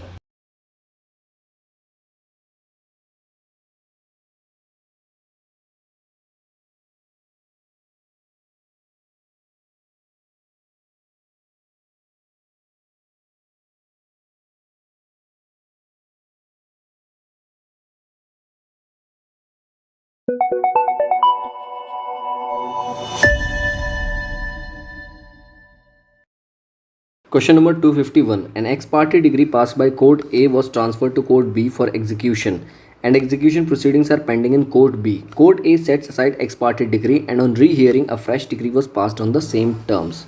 Option A. Since the new decree was passed on the same terms as the decree which is set aside, the execution proceedings will continue. Option B. Court B can continue the execute the ex parte decree since the order of transfer has not been recalled. Option C, the decree holder can seek the amendment to the execution proceedings. And option D, the execution proceedings in Court B come to an end and a fresh execution petition would have to be filed for the new decree. In question number 251, correct answer is option D, that is the execution proceedings in Court B come to an end and a fresh execution petition would have to be filed for the new decree. Question number 252. Which of the following is the true meaning of the term legal representative under CPC? Option A, a person who in law represents the estate of a deceased person. Option B, any person who intermeddles with the estate of the deceased and where a party sues in a representative character, the person on whom the estate devolves on death, party so suing. Option C, any party who intermeddles with the estate of the deceased and where a party is sued in a representative character, the person on whom the estate devolves on the death of the party so sued. And option D, all of the above. In question number 252, the correct answer is option D, that is all of the above. All the given options regarding to legal representatives are correct over here. Question number 253. Under section 51 of CPC, which one is not a method to enforce an execution of decree? Correct answer here is option D, that is by appointing a commission is not a method or to enforce execution of decree, whereas by appointing a receiver, by sale without attachment, by arrest and detentions are the method for execution of decree. Question number 254. In which of the following cases Supreme Court has upheld the validity of section 51 of the Code of Civil Procedure? Correct answer here is option D, that is Jolly George Verghese versus Bank of Cochin. Question number 255. In which of the following ways can the court not order execution of a decree as per section 51 of the Code? Here in question number 255, correct answer is option C, that is by serving the summons on party, whereas by delivery of any property specifically decreed, by attachment, and by appointing a receiver are the method by which the execution of decree can take place under section 51 of the Code. Question number 256. arrest of a person in execution of a decree has been provided under section 53 of the CPC, under section 54 of CPC, under section 56 of CPC, and under section 55 of CPC. In question number 256, correct answer is option D, that is under section 55 of CPC. Question number 257. The court cannot order execution of a decree as per section 51 of the Code of Civil Procedure in which of the following ways? Option A, by attachment and sale of property, a decree for the restitution of conjugal rights by sending the person husband or wife as the case may be to civil prison, by appointing a receiver, by delivery of any property specifically decreed. In question number 257, correct answer is option B. A decree for restitution of conjugal rights by sending the person husband or wife as the case may be to civil prison is not right. Therefore, it will be the right answer, because in this question it has been asked which of the following is cannot order of decree as per section 51 of the code. Question number 258. Which section of the Civil Procedure Code prohibits arrest or detention of a woman in the execution of the decree for money? Correct answer here is option B, that is section 56. Question number 259. Decree for payment of money passed against a woman cannot be executed. Option A, by proceeding against her legal representatives if she dies, by attachment and the sale of her property, by appointing a receiver. Option D, by her arrest and detention in prison. Here in this question, it has been asked by which manner a decree against women cannot be executed. So here D will be the right answer. Question number 260. Which of the following statement is false? Option A, no woman can be arrested or detained in civil prison in execution of a decree except for the execution of a decree for the payment of money. Option B, books of accounts, any right or personal service and a right to future maintenance shall not be liable to attachment or sale in execution of a decree. Option C, where a decree is to be sent for execution to another court, the court which passed such a decree shall send a decree directly to such other court whether or not such court is situated in the same suit. D, where the holder of a decree for the possession of immovable property or the purchaser of any such property sold in execution of a decree is resisted or obstructed by any person obtaining possession of the property, he may make an application to the court complaining of such resistance or obstruction. In question number 260, correct answer is option A. This option is not correct, and here in this question it has also been asked which of the following is false. Option A is false. Question number 261. Under the Code of Civil Procedure 1908, no woman shall be arrested and detained in civil prison in the matter regarding the decree relates to. Correct answer is option D, that is payment of money disputes. Option D is the right answer. Question number 262. Section 56 of the Civil Procedure Code specifically prohibits the arrest or detention in civil prison in execution of a decree of a sick person, a minor person, a woman, all of these. Correct answer here is option C, that is a woman. Question number 263. On which one of the following grounds under CPC a warrant of arrest against a judgment debtor may be cancelled by the court? Option A, serious illness. Option B, appearance in marriage of his son. Option C, to cast vote in general election. Option D, none of the above. In question number 263, correct answer is option A, that is serious illness. Question number 264. Who does pay the subsistence allowance in case of arrest and judgment debtor for execution of a decree? Correct answer here is decree holder. Option B is the right answer. Question number 265. Under section 58 of CPC, a person detained shall be released from the detention on the amount mentioned in the warrant of his detention being paid to the officer appointed by the court, the officer in charge of the civil prison, none of the above. Correct answer here is option C, that is the officer in charge of civil prison. Question number 266. Where the decree is for the payment of sum of money exceeding 5,000 rupees, the period of civil prison, option A, shall not exceed 3 months. Option B, shall not exceed 6 months. Option C, shall not exceed 9 months. And option D, shall not exceed 1 year. Correct answer here is option A, that is shall not exceed 3 months. Question number 267. According to section 58 of the CPC, no detention in civil imprisonment can be ordered if the decree is for the payment of amount not exceeding rupees 500, not exceeding rupees 1000, not exceeding rupees 1500, not exceeding rupees 2000.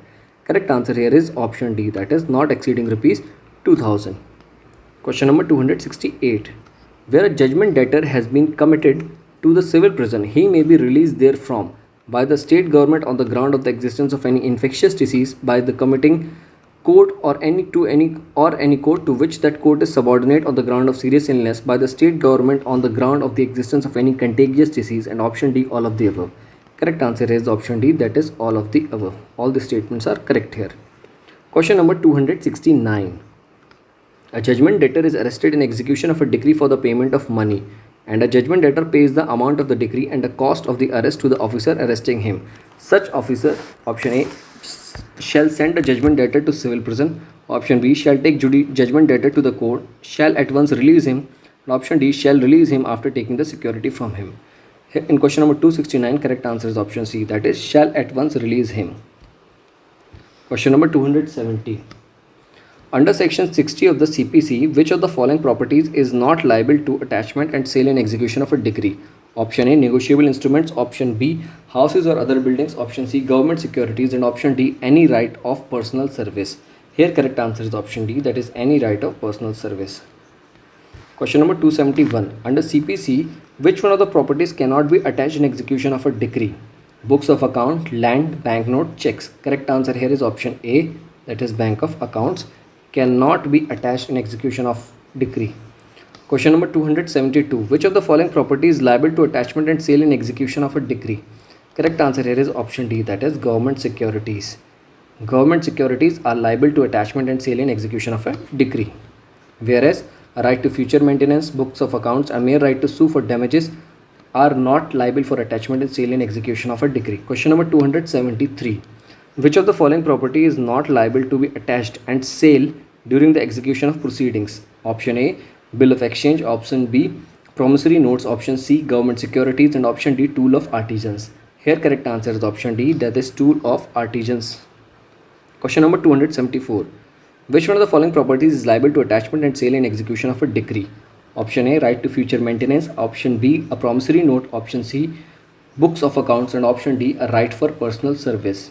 Here correct answer is option B, that is, a promissory note.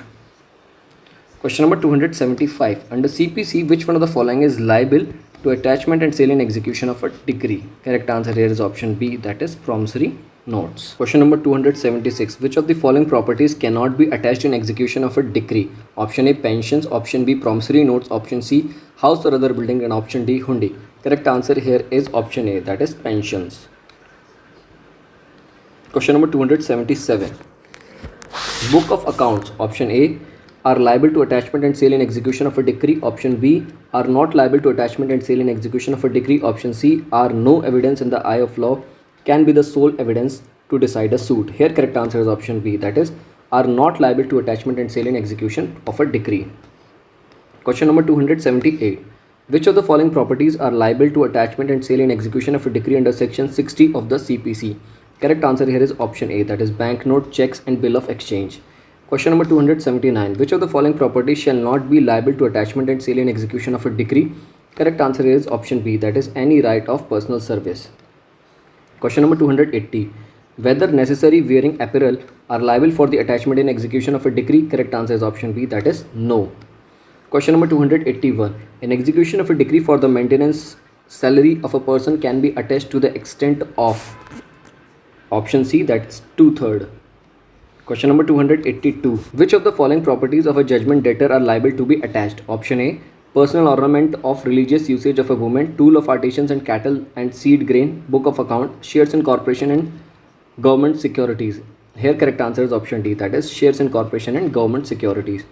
Question number 283. Which of the following property is not liable to be attached and sold in execution of a decree? Option A, money. Option B, hundis. Option C, electricity. And option D, none of the above. Correct answer here is option C, that is, electricity. Question number 284. Properties that can be attached are money, banknotes, checks, bill of exchange, hundis, promissory note, stipends and gratuities allowed to pensioners and the government, book of accounts, all of the above. Here correct answer is option A, that is, money, banknotes, checks, bill of exchange, hundis, and promissory note. Question number 285. Which one of the following properties are liable to attachment or sale in the execution of a decree under CPC? Correct answer here is option B, that is, a promissory note. Question number 286. How much salary of a person can be attached in execution for the decree of maintenance? Option A, first 1000 rupees and 1/3 of the remainder. B, first 1000 rupees and 2/3 of the remainder. C, 2/3 of the salary, 1/3 of the salary.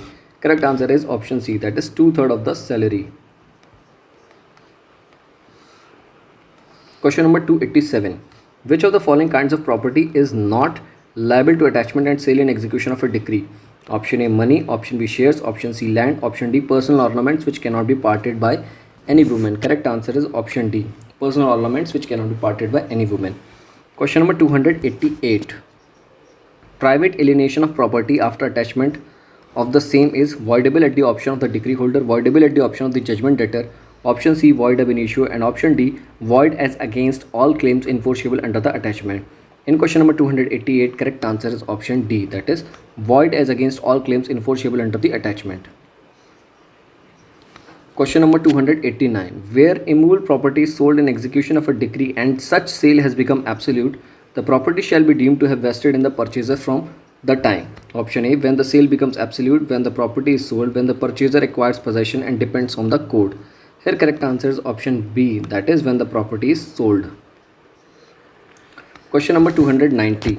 A money decree may be executed. Option A, attachment and sale of any property of the judgment debtor. Question number 291. Where decree is for the partition of an undivided estate assessed to the payment of revenue to the government, the partition of the estate in accordance with the law for the time being in force shall be made to the Nayab Tehsildar, the Nazir, the collector, the commissioner appointed by the court. Here correct answer is option C, that is the collector. Question number 292. Section 74 of the CPC deals with resistance to execution. Option B is the right answer. Question number 293. Section 75 of CPC deals with, correct answer is option B, that is power to issue commission. Question number 294. A civil court cannot issue commission in the following cases: for examining a person, for examining accounts, to execute partition, to execute a decree. Correct answer is option D. To execute a decree, a civil court cannot issue commission. Question number 295. For which of the following purpose a court may issue commission? Option A, to examine any person. Option B, to make partition of the property, to perform any ministerial act. For all these purposes. Here option D is the right answer. Therefore, all the acts will come in this answer. Question number 296. Court may not issue a commission to examine any person, to examine accounts, to perform any ministerial act, to arrest a person. Correct answer is option D, that is to arrest a person. Court may not issue a commission, whereas to examine a person, to examine accounts, and to perform any ministerial acts, court can issue commission. Question number 297. In which of the following case the court may issue a commission? To examine any person, to make local investigation, to make partition, all of these. Here option D is the right answer. So in all of the categories, court can issue a commission. Question number 298. Under CPC, court may not issue a commission for elucidating any matter in dispute, for ascertaining the market value of any property, for assessing the amount of any mesne profit or damages, for framing of issues. Correct answer here is option D, that is for framing of issues. Under CPC, a court cannot issue a commission. Question number 299. For which of the following purpose a commission is not issued? Option A, to make local investigation. Option B, to examine a person. Option C, to order a party to appear in the court and answer to claim. Option D, to make a partition. Correct answer is option C, to order a party to appear in the court and answer the claim. Question number 300. Under section 75 of the CPC, court cannot issue commission. Option A, to examine any person, to make partition, to conduct sale of property which is not in the custody of the court. Option D, to hold a scientific, technical or expert investigation. Correct answer here is option C, that is to conduct sale of property which is not in the custody of the court. Court cannot issue commission in this option, that is option C.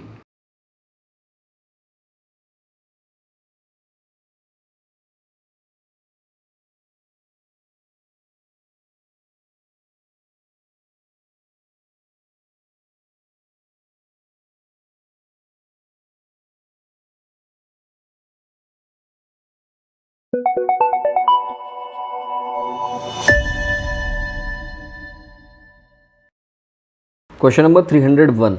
Under the Code of Civil Procedure 1908, letter of request may be issued to: option A, examine a witness. Option B, to make a local investigation. Option C, to make a partition. And option D, to conduct sale of property. Correct answer is option A, that is examine a witness. Question number 302. Part 4 of the Code of Civil Procedure 1908 deals with, correct answer is option D, that is suits in particular cases. Question number 303. The stipulation that in a suit by the central government, the authority to be named as plaintiff shall be the Union of India has been provided for in section 78, 79, 79A, 77. Correct answer here is option B, that is section 79 of CPC. Question number 304. Order 27 of CPC deals with option A death, marriage and insolvency of parties, option B suits by or against the government or public officer in the official capacity, C summary procedure and D adjustment. Correct answer is option B, that is suits by or against the government or public officer in their official capacity under order 27 of CPC. Question number 305. As provided in section 79 of CPC, a suit by central government must be filed in the name of option A President of India, option B Attorney General of India, option C Prime Minister of India and option D Union of India. Correct answer here is option D, that is Union of India.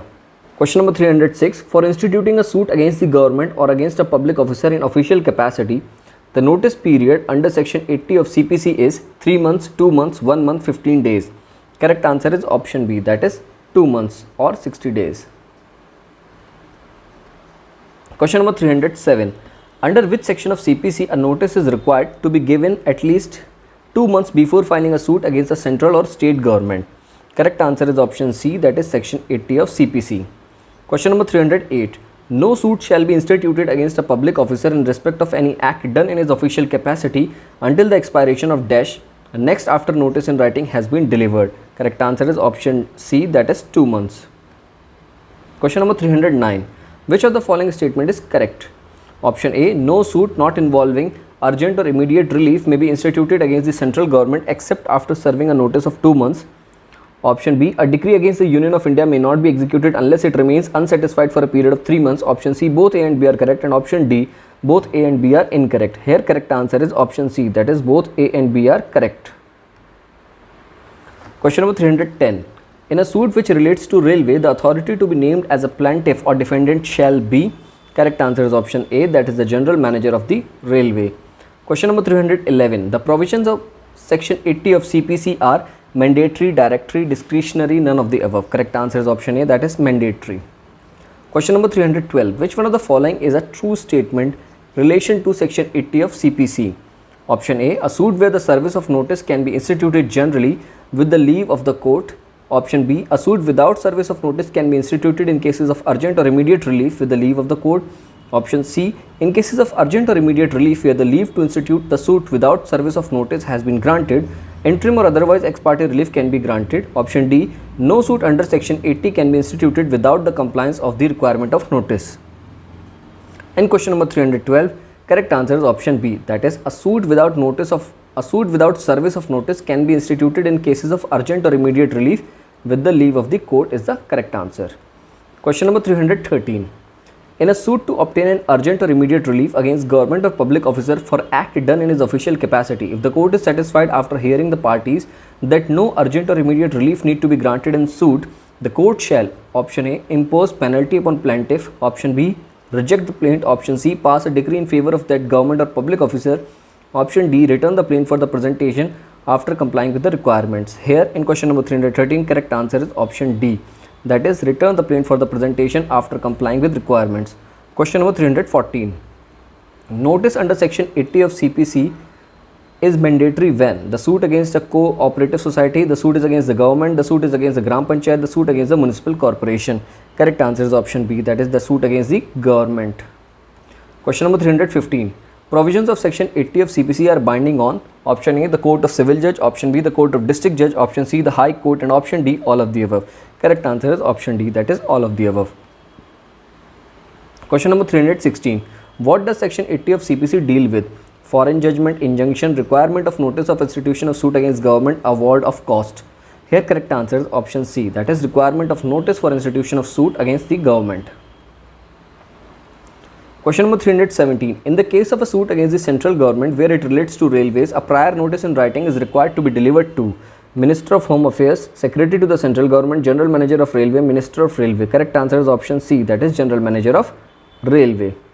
Question number 318. A notice in writing under section 80 of CPC has to be given to the Secretary to the Central Government in a case of suit against the government, President of India in case of suit against the Central Government, Secretary of Railways in case of suit against the Central Government involving railways. Option D, A and C both. Here correct answer is option A, that is Secretary to Central Government in case of suit against the government. Question number 319. Where a decree is passed against the Union of India or a state for act done in the official capacity of the officer concerned under section 82 CPC, execution shall not be issued on any such decree unless the decree remains unsatisfied for a period of, correct answer here is option A, that is 3 months from the date of decree. Question number 320. In what capacity the court may add government as a party under Rule 2, Order 27A of the CPC? Here correct answer is option D, that is as a defendant. Question number 321. In a suit against the state government, who may sign the plaint on behalf of the government? Option A, Governor of the state. Option B, Chief Minister of the state. Option C, Chief Secretary of the state. And option D, a person who by general or a special order appointed in this behalf by the government. Correct answer here is option D, that is a person who by the general or a special order appointed in this behalf by the government. Question number 322. How much time period can be extended in aggregate by the court under Rule 5 of Order 27 of the CPC? Option A, not exceeding 3 months. Option B, not exceeding 30 days. Option C, not exceeding 15 days. And option D, not exceeding 2 months. Correct answer here is option D, that is not exceeding 2 months. Question number 323. Rule 8 of Order 27 of CPC deals with agent for government to receive process, procedure in the suits against public officer, definition of government, persons authorized to act for government. Correct answer here is option B, that is procedure in suits against public officer. Question number 324. Which of the following privilege is not given to the public officer in a suit instituted against a public officer in respect of any act done by him in his official capacity? Option A, his property shall not be liable to attachment and execution of a decree. He shall not be liable to arrest. He may be exempted from the appearing in person. The government shall be joined as a party to the suit. Here correct answer is option A, that is his property shall not be liable to attachment in execution of decree. Question number 325. Under which provision of CPC an ambassador can be sued? Option A, section 86, section 88, section 88A. He cannot be sued. Correct answer is option A, that is section 86. Under section 86 CPC an ambassador can be sued. Question number 326. A person may sue a foreign state. Option A, with the consent of the state government. Option B, only with the consent of the central government. Option C, with the consent of the central or state government. Option D, consent of the President of India. Correct answer here is option B, that is only with the consent of the central government a person may sue a foreign state. Question number 327. Which of the following cannot institute a suit in Indian courts? Option A, a foreign state. Option B, citizen of India. Option C, alien friend. Option D, alien enemy residing in India without permission of the central government. Here correct answer is option D, that is alien enemy residing in India without permission of the central government cannot institute a suit in Indian courts. Question number 328. Which of the following is true? Option A, alien enemies residing in India can never sue. Option B, alien enemies residing in India may sue with the permission of the central government. Option C, alien enemies residing in India may sue with the permission of the state government in whose jurisdiction they are residing. And option D, alien enemies can sue in any court. Correct answer here is option B, that is alien enemies residing in India may sue with the permission of the central government. Question number 329. The provisions regarding the interpleader suit has been incorporated in section. Option A, section 87. Option B, section 88. Option C, section 89. And option D, section 90. Here correct answer is option B, that is section 88. Question number 330. Provisions relating to interpleader suit are contained in. Correct answer is option D, that is section 88 of CPC and order 35 of CPC. Both contains provisions related to interpleader suit. Question number 331. For an interpleader suit, which of the following conditions is not necessary? There must be some debt or property in the dispute. Option B, two or more persons claiming the debt or the property in disputes adversely to one another.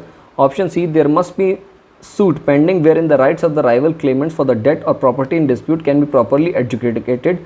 And option D, all of the above. In question number 331, correct answer is option C. Option C is not necessary, that's why it will be the right answer. Question number 332. Interpleader suit is a suit. Option A, between two advocates. Option B, between union government pleader and state government pleader. Option C, instituted by a person who has interest in the subject matter. Option D, instituted by a person who has interest in the subject matter. Here correct answer is option C, that is instituted by a person who has no interest in the subject matter. Question number 333. A deposits a box of jewels with B as his agent. C alleges that jewels were wrongfully obtained by A from him and claims them from B. There B can institute interpleader suit against A. Option B can institute interpleader suit against C. Option C can institute interpleader suit against A and C both, and option D cannot institute interpleader suit against A and C. Here correct answer is option D, that is cannot institute an interpleader suit against A and C. Question number 334. Section 89 of the CPC deals with which one of the following? Option A, appointment of the receiver. Option B, interpleader suit. Option C, settlement of disputes outside the court. And option D, cancellation of decree. Correct answer here is option C, that is settlement of disputes outside the court. Question number 335. Provision for settlement of disputes outside court has been provided under section dash of CPC. Correct answer here is option B, that is section 89 of CPC. Question number 336. Section 89 of CPC was inserted in. Correct answer is option C, that is 1999. Question number 337. The court under section 89 clause 1 of CPC can refer the dispute for mediation or lok adalat, arbitration or conciliation or mediation, all of the above. Here correct answer is option D, that is all of the above. Question number 338. The Supreme Court of India has laid down law relating to alternative dispute resolution process under section 89 of CPC in the case of option A, Dinesh Kumar versus Yusuf Ali, option B, Afcon Infrastructure Limited versus 𝐲𝐸𝐿𝐻 Construction Company. In question number 338, correct answer is option B only, that is Afcon Infrastructure Limited versus 𝐲𝐸𝐿𝐻 Construction Company. Question number 339. Which one of the following modes of settlement of dispute outside the court has not been provided in section 89 of CPC? Here arbitration is provided, conciliation is provided, mediation is provided, but negotiation is not provided. Therefore, correct answer will be option C. Question number 340. Section 89 of the CPC provides that court shall attempt settlement of disputes in all cases. Option B, in cases where both the parties specifically plead for settlement. Option C, in case where at least one of the parties pleads for the settlement. And option D, in cases where the court is satisfied that there is a possibility of arriving a settlement that may be acceptable to both the parties. Correct answer here is option D, that is in cases where the court is satisfied that there is a possibility of arriving at a settlement that may be acceptable to both the parties. Question number 341. Where it appears to the court that there exists element of a settlement, the court shall, option A, decide the matter itself. Option B, refer the same for arbitration, conciliation or mediation. Option C, leave the matter undecided. And option D, none of the above. Correct answer in question number 341 is option B, that is refer the same for arbitration, conciliation or mediation. Question number 342. The provisions regarding friendly suits are in. Option A, section 90 order 36 of CPC. Option B, section 88 order 35 of CPC. Option C is order 34 and option D order 33 of CPC. In question number 342, correct answer is option A. The provisions regarding friendly suits are in section 19 order 36 of CPC. Question number 343. Suits for declaration and injunction in respect of public nuisances under section 91 of CPC can be instituted by. Option A, an individual without the leave of the court. Option B, an individual with the leave of the court. And option C, two or more persons without the leave of the court. And option D, two or more persons with the leave of the court. Here correct answer is option D, that is two or more persons with the leave of the court. Question number 344. Who can file a suit under section 91 of CPC for public nuisance? Option A, Advocate General. Option B, any citizen. Option C, District Magistrate. And option D, any 10 or more citizens. Here correct answer is option A, that is Advocate General. Question number 345. In the case of a public nuisance, a suit under section 91 of CPC for a declaration and injunction may be instituted by a person aggrieved, a person to whom special damage has been caused by reason of such public nuisance. Option C, with the leave of the court of two or more persons even though no special damage has been caused to such persons. Option D, two or more persons to whom special damage has been caused by reason of such public nuisance. Here correct answer is option C, that is with the leave of the court two or more persons even though no special damage has been caused to such persons. Question number 346. Where a person commits a public nuisance, he is liable to a criminal prosecution under IPC. Option B, suit may be filed against him under section 91 of CPC. Option C, suit for damages may be filed against him. And option D, all of the above. Here correct answer is option D, that is all of the above. When a person commits a public nuisance, he is liable to criminal prosecution under IPC. Suit may be filed against him under section 91 of CPC, and suit for damages may be filed against him.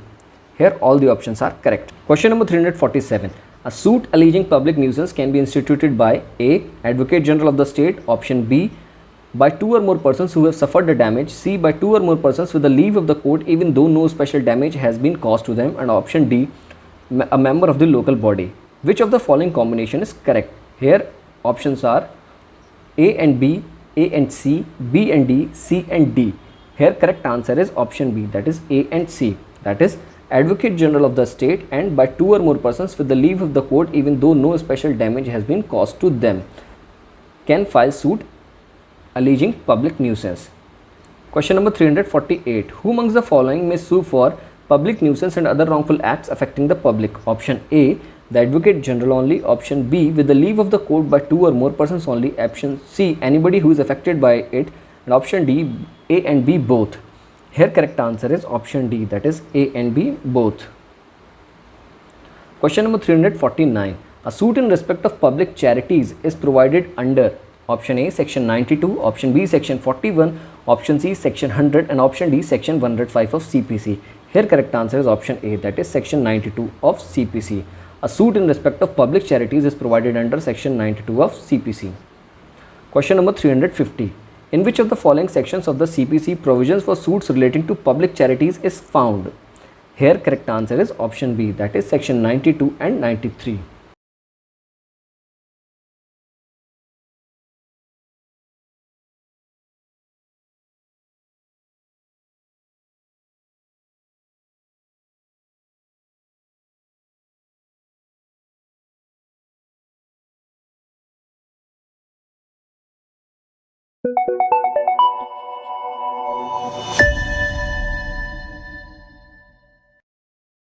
Question number 351. Which one of the following does not find a place under the provisions of section 94 CPC relating to supplemental proceedings? Here correct answer is option D, that is appointment of executors. Question number 352. Supplemental and incidental proceedings are stated in CPC, CRPC, Unlawful Activities Prevention Act, none of the above. Here correct answer is option A, that is CPC. Question number 353. Which of the following is not a supplemental proceedings? Option A, grant of temporary injunction. Option B, appointment of a receiver. Option C, direction to a defendant to furnish security. And option D, issuance of a commission. Here correct answer is option D. Issuance of a commission is not a supplemental proceeding, whereas grant of temporary injunction, appointment of a receiver, direction to defendant to furnish security is related to supplemental proceeding. Question number 354. Which provision of the CPC deals with the appeals from original decree? Here correct answer is option B, that is section 96.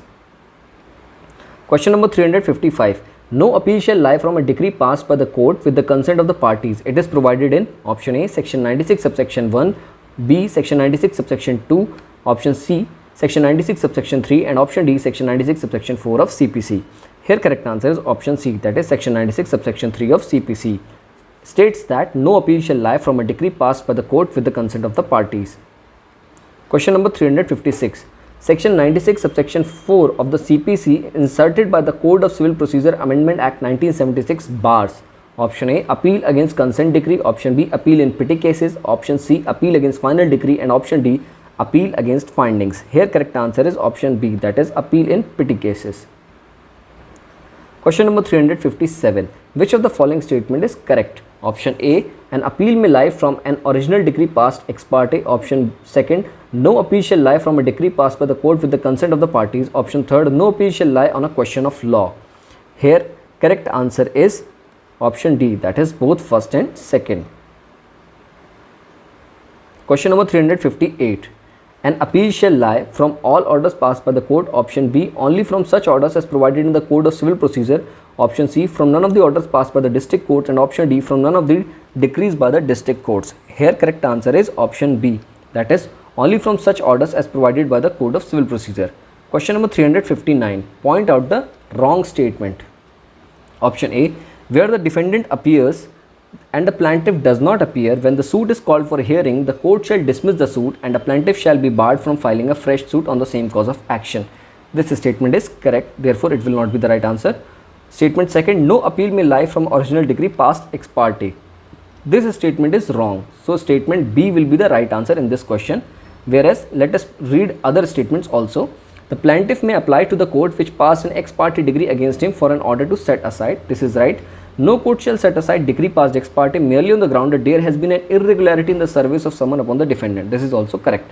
Here, by going through all the options, in this question it has been asked which of the following is the wrong statement. In question number 359, correct answer is option B. Option B is the wrong statement, therefore it will be the right answer. Question number 360. Against which of the following decree an appeal shall not lie?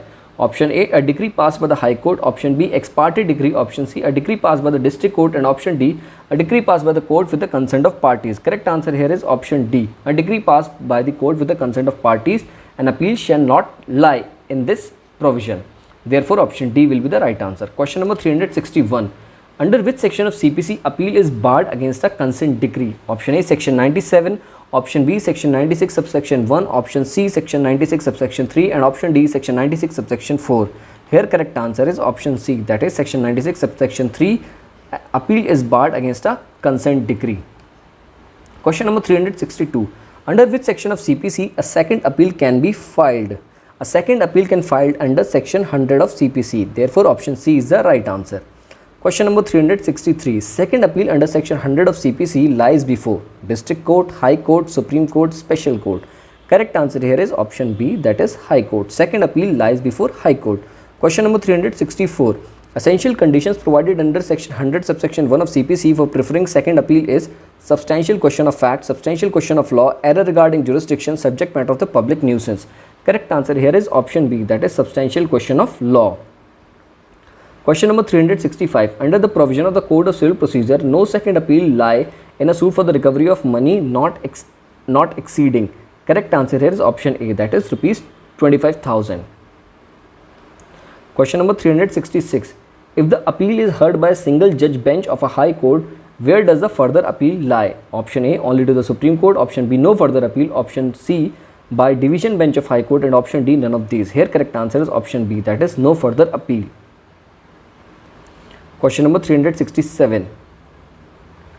Under section 100A of CPC, where any appeal from an original or appellate decree or order is heard and decided by a single judge of a high court, option A, no further appeal shall lie from the judgment or and decree of such single judge. Option B, further appeal shall lie under the latest patent for the High Court. Option C, further appeal shall lie with the leave of the Supreme Court. And option D, further appeal shall lie before the division bench of the High Court. In question number 367, correct answer is option A, that is no further appeal shall lie from the judgment and decree of such single judge. Question number 368. In second appeal, the reappreciation of evidence is permissible, subject of revision, not permissible, none of these.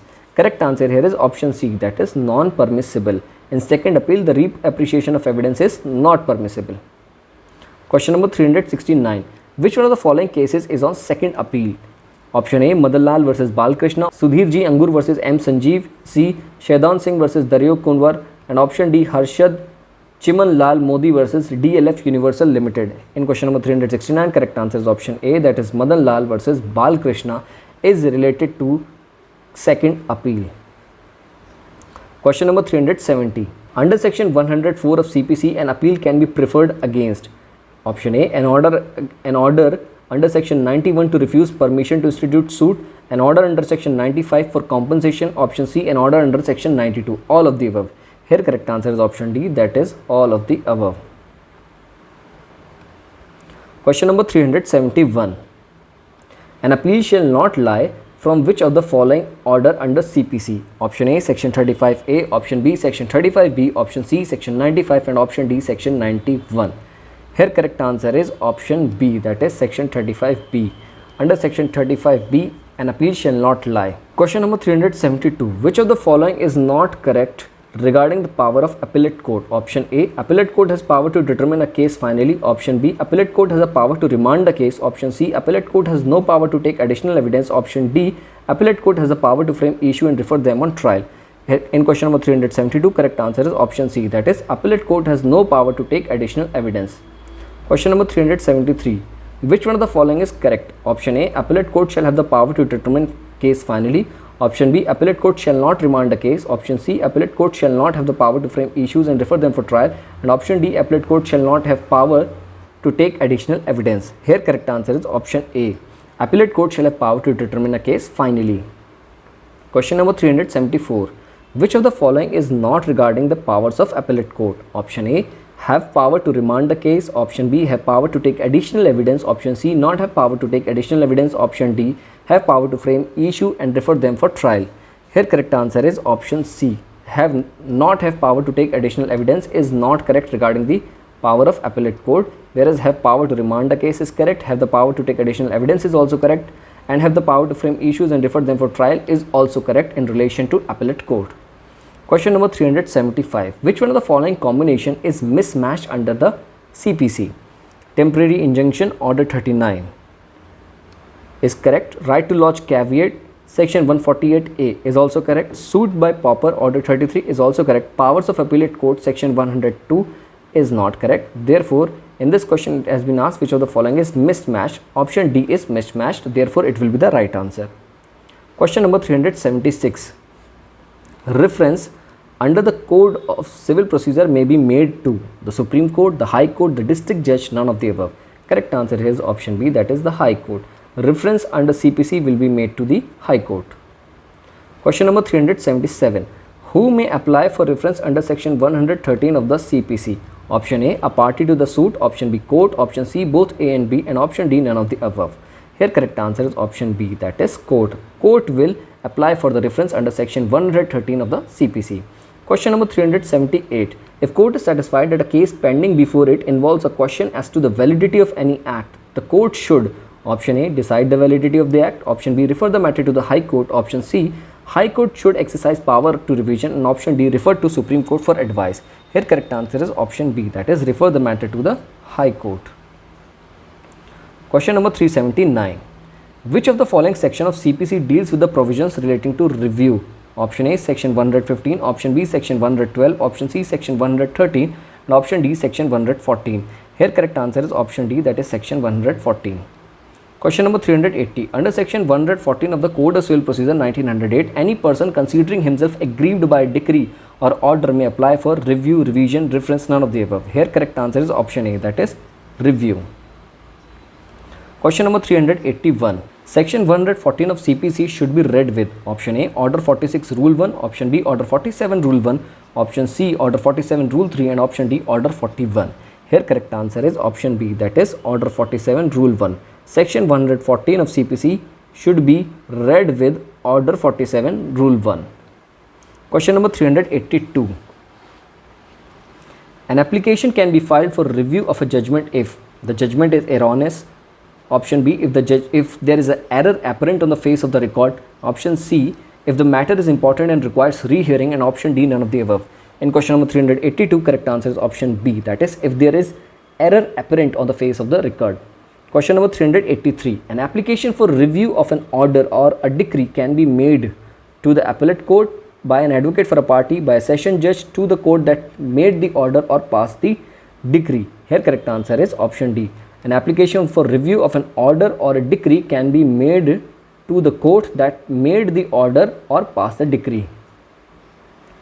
Question number 384. A petition for review of judgment would lie only when the person partly obeyed the judgment, deposits entire decretial amount. C, an appeal is allowed by CPC but no appeal has been preferred. And D, leave of the court is obtained for filing review. Here correct answer is option C, that is an appeal is allowed by CPC but no appeal has been preferred. Question number 385. An aggrieved person may not apply for review of an order or judgment of a civil court on one of the following grounds.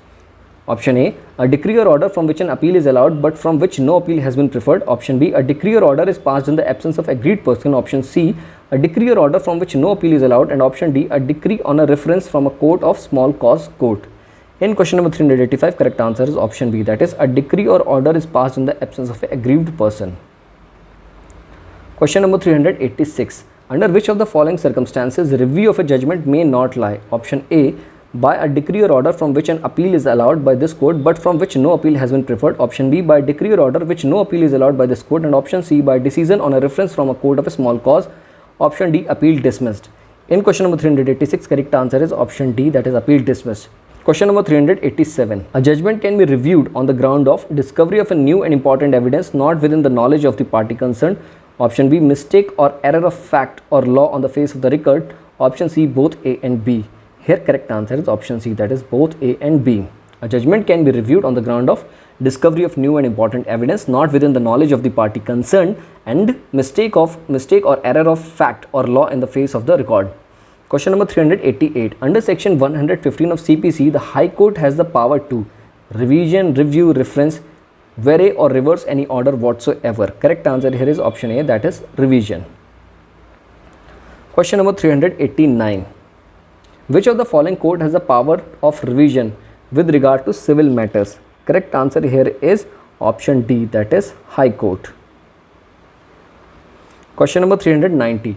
Which section of CPC is clearly in the nature of power to issue a writ of certiorari? Option A, section 11, option B, section 105, option C, section 115, and option D, section 122. Here correct answer is option C, that is section 115. Question number 391. Under section 115 of the CPC, non-exercise of jurisdiction vested in a court, irregular exercise of jurisdiction vested in the court, exercise of jurisdiction not vested in a court, and option D, all of the above. Here correct answer is option D, that is all of the above. Question number 392. The nature of revision under CPC is that it operates as a stay of the proceeding, it operates as a stay of proceeding and suits both. Option C, it operates as a stay of suit, and option D, it shall not operate as a stay of the suit or proceeding except where suit or proceeding is stayed by the High Court. Correct answer here is option D. The nature of revision under CPC procedure is that it shall not operate as a stay of the suit or proceeding except where such suit or proceeding is stayed by the High Court. Question number 393. Which one of the following sections of CPC provides exemption of certain women from personal appearance in the court? Here correct answer is option D, that is section 132 of CPC. Question number 394. Who among the following is not entitled to exemption from personal appearance in the court? Option A, former Indian ruler. Option B, chairman of the state legislative councils. Option C, the minister of states, and option D, collector. Here collector is not entitled to exemption from personal appearance in the court. Question number 395. The Code of Civil Procedure, option A, exempts minister of state from personal appearance in the court. Option B, does not exempt any person from personal appearance in the court. Option C, exempts advocates from personal appearance in the courts, and option D, exempts municipal commissioners from personal appearance in the courts. Here correct answer is option A, that is exempts minister of state from personal appearance in the court. Question number 396. Exemption from personal appearance in the court is provided under. Correct answer is option A, that is section 133 of CPC. Question number 397. Who of the following is exempted from personal appearance before the court? Option A, Minister of Union. Option B, Minister of State. Option C, Judges of High Court, and option D, all of these. Here correct answer is option D, that is all of these. Question number 398. Which section of CPC grant exemption to member of legislators from arrest and detention under civil process? Correct answer is option C, that is section 135A. Question number 399. Which of the following person can be arrested or detained under civil prison? Option A, magistrate while going to or presiding in his court. Option B, a member of either House of Parliament during continuance of any meeting of such house. Option C, a member of the Legislative Council of State during the continuance of any meeting of such council. And option D, a woman who according to customs and manners of country ought not to be compelled to appear in public. Here correct answer is option D. A woman who according to customs or manner of a country ought not to be compelled to appear in public can be arrested or detained under civil process. Question number 400. Does the civil court trial court have the power of restitution on variation of a decree or order and appeal? Here option A is the right answer, that is trial court of first instance that had passed a decree has the power of restitution. Option A here is the right answer.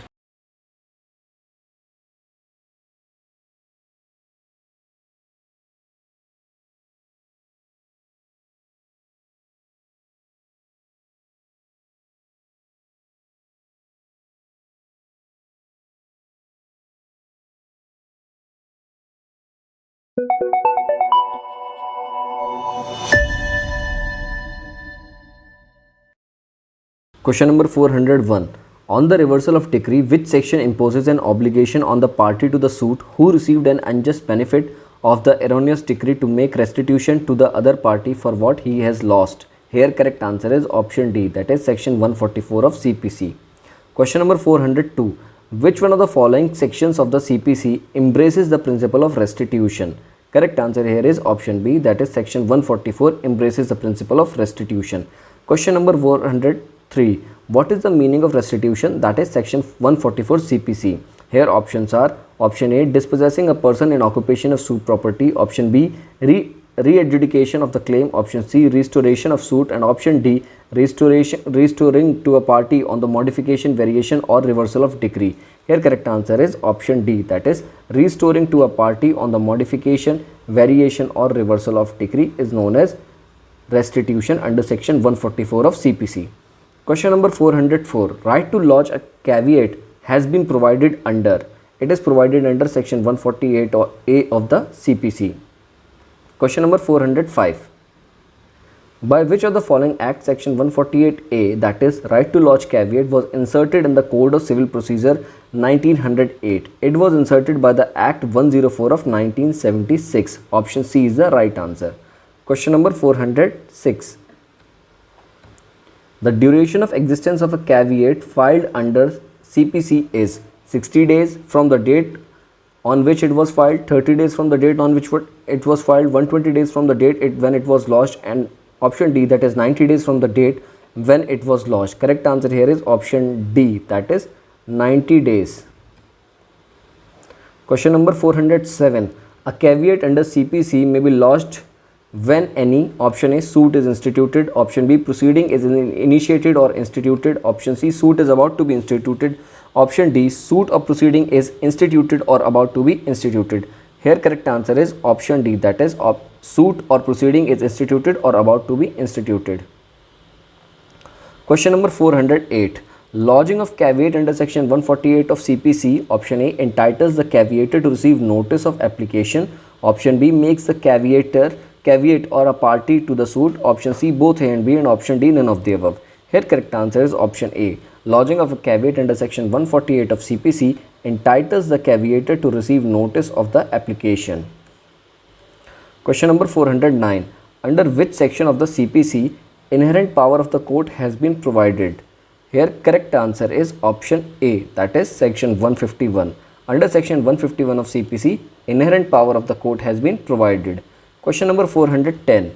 Inherent power may be used by the court for, option A, meet ends of justice, option B, to prevent abuse of process of the court, option C, both A and B, and option D, none of the above. Here correct answer is option C, that is both A and B, meet the ends of justice and to prevent abuse of process of the courts. Question number 411. Under section 151 of CPC, inherent power can be exercised by the Supreme Court, High Court, District Court, any court. Correct answer here is option D, that is any court. Inherent power under section 151 CPC can be exercised by Supreme Court, High Court and District Court. Question number 412. In which of the following cases it was held that inherent power has not been conferred on a court? It is the power inherent in the court. Here option A is the right answer, that is Manohar Lal versus Seth Hiralal. Question number 413. Inherent power conferred under section 151 of the CPC may be exercised by the Supreme Court only, High Court only, District Court only, Supreme Court, High Court, District Court, as well as by any civil court. Here correct answer is option D. Question number 414. In which one of the following cases it was held that inherent power has not been conferred on a court? It is the power inherent in a court. Here correct answer is option D, that is Manohar Lal versus Seth Hiralal. Question number 415. Under the inherent powers of the civil court, it can pass orders, option A, to refer the matter of mediator, option B, necessary for the ends of justice or to prevent the abuse of the process of court, option C, for compelling the parties to settle their case, and option D, for compelling a plaintiff to withdraw his suit. Here correct answer is option B, that is necessary for the ends of justice or to prevent the abuse of the process of the court. Question number 416. Affidavits to be filed in a court can be authenticated by the Minister of State, cannot be authenticated except by the judge presiding, authenticated by a judge, a magistrate or a notary, and D, authenticated by an advocate. Here correct answer is option C, that is authenticated by a judge, magistrate or a notary. Question number 417. All orders and notices served on or given to any persons under the provisions of CPC shall be in writing has been provided under option B, that is section 142 of CPC. Question number 418. Section 148 of CPC, court can enlarge the time not exceeding in total. Correct answer here is option D, that is 30 days. Question number 419. Time for instituting a suit can be enlarged by invoking which of the following provisions? Option A, section 151 CPC, B, section 5 of Limitation Act, C, section 148 CPC, and D, none of the above. Here correct answer is option D, that is none of the above. Question number 420. Where any period is fixed or granted by the court for doing an act prescribed by the Code of Civil Procedure, the court may enlarge such period. Here correct answer is option B, that is not exceeding 30 days in total. Question number 421. Clerical or arithmetical mistakes in judgments, orders, etc. can be corrected under. Correct answer is option A, that is section 152 of CPC. Question number 422. The power of a court to correct clerical or arithmetical mistakes in judgments, decrees or orders may at any time by the court of its own motion may at any time be exercised on an application by any of the parties, either A or B, and none of the above. Here correct answer is option C, that is either A or B. Question number 423. Who has the right to make an application for amendment of judgments and orders under section 152 of CPC? Here correct answer is option C, that is any of the parties. Person aggrieved with the permission of the court. Question number 424. Section 152 of the CPC empowers the court to amend judgments, decrees or orders in respect of clerical or arithmetical mistakes only, accidental slips or omissions only, both A and B, and none of the above. Here correct answer is option C, that is both A and B. Question number 425. General power to amend any error or defect in any proceedings in a suit vests in the court by virtue of. Here correct answer is option B, that is section 153 of CPC. Question number 426. Which of the following deals with power to amend decree or order where appeal is summarily dismissed in the Code of Civil Procedure? Here correct answer is option D, that is section 153A of CPC. Question number 427. Which one of the following sections of the CPC provides for the trial in open courts where public may have access? Correct answer here is option B, that is section 153B. Question number 428. Under the provisions of CPC, the court has no inherent jurisdiction to restore a suit dismissed for the non-payment of court fees, to restore an election petition dismissed for default, to consolidate suit based on different claims, and option D, all of the above. Here correct answer is option D, that is all of the above. Question number 429. When proper court fees is not paid by the plaintiff, the court shall, option A, reject the plaint, option B, shall grant time to the plaintiff to pay deficit court fees, and option C, the court shall send a report to the government, and option D, none of the above. Here in question number 429, correct answer is option B, that is shall grant time to the plaintiff to pay the deficit court fees. Question number 430. Which provision of the CPC provides that one person may sue or defend on behalf of all in the same interest? Correct answer here is option C, that is Order 1, Rule 8 of CPC. Question number 431. A suit in representative capacity can be filed by the virtue of. Correct answer here is option C, that is under Order 1, Rule 8 of CPC. A suit can be filed in representative capacity. Question number 432. Representative suit under Order 1, Rule 8 of CPC may be permitted by the court when numerous persons are parties in another suit, numerous persons belong to the same family, numerous persons have the same interest in one suit, none of the above. Here correct answer is option C, that is numerous persons have the same interest in one suit. Question number 433. With respect to the suit under Order 1, Rule 8, choose the true statement about the propositions. First, all members of the class should have a common interest in the subject matter. All members of the class should have a common grievance in the subject matter. The relief sought in its nature be beneficial to all. Assertions first and second are correct, third is incorrect, second and third are correct, first is incorrect, first and third are correct, second is incorrect. Here correct answer is option D, that is all are correct. Question number 434.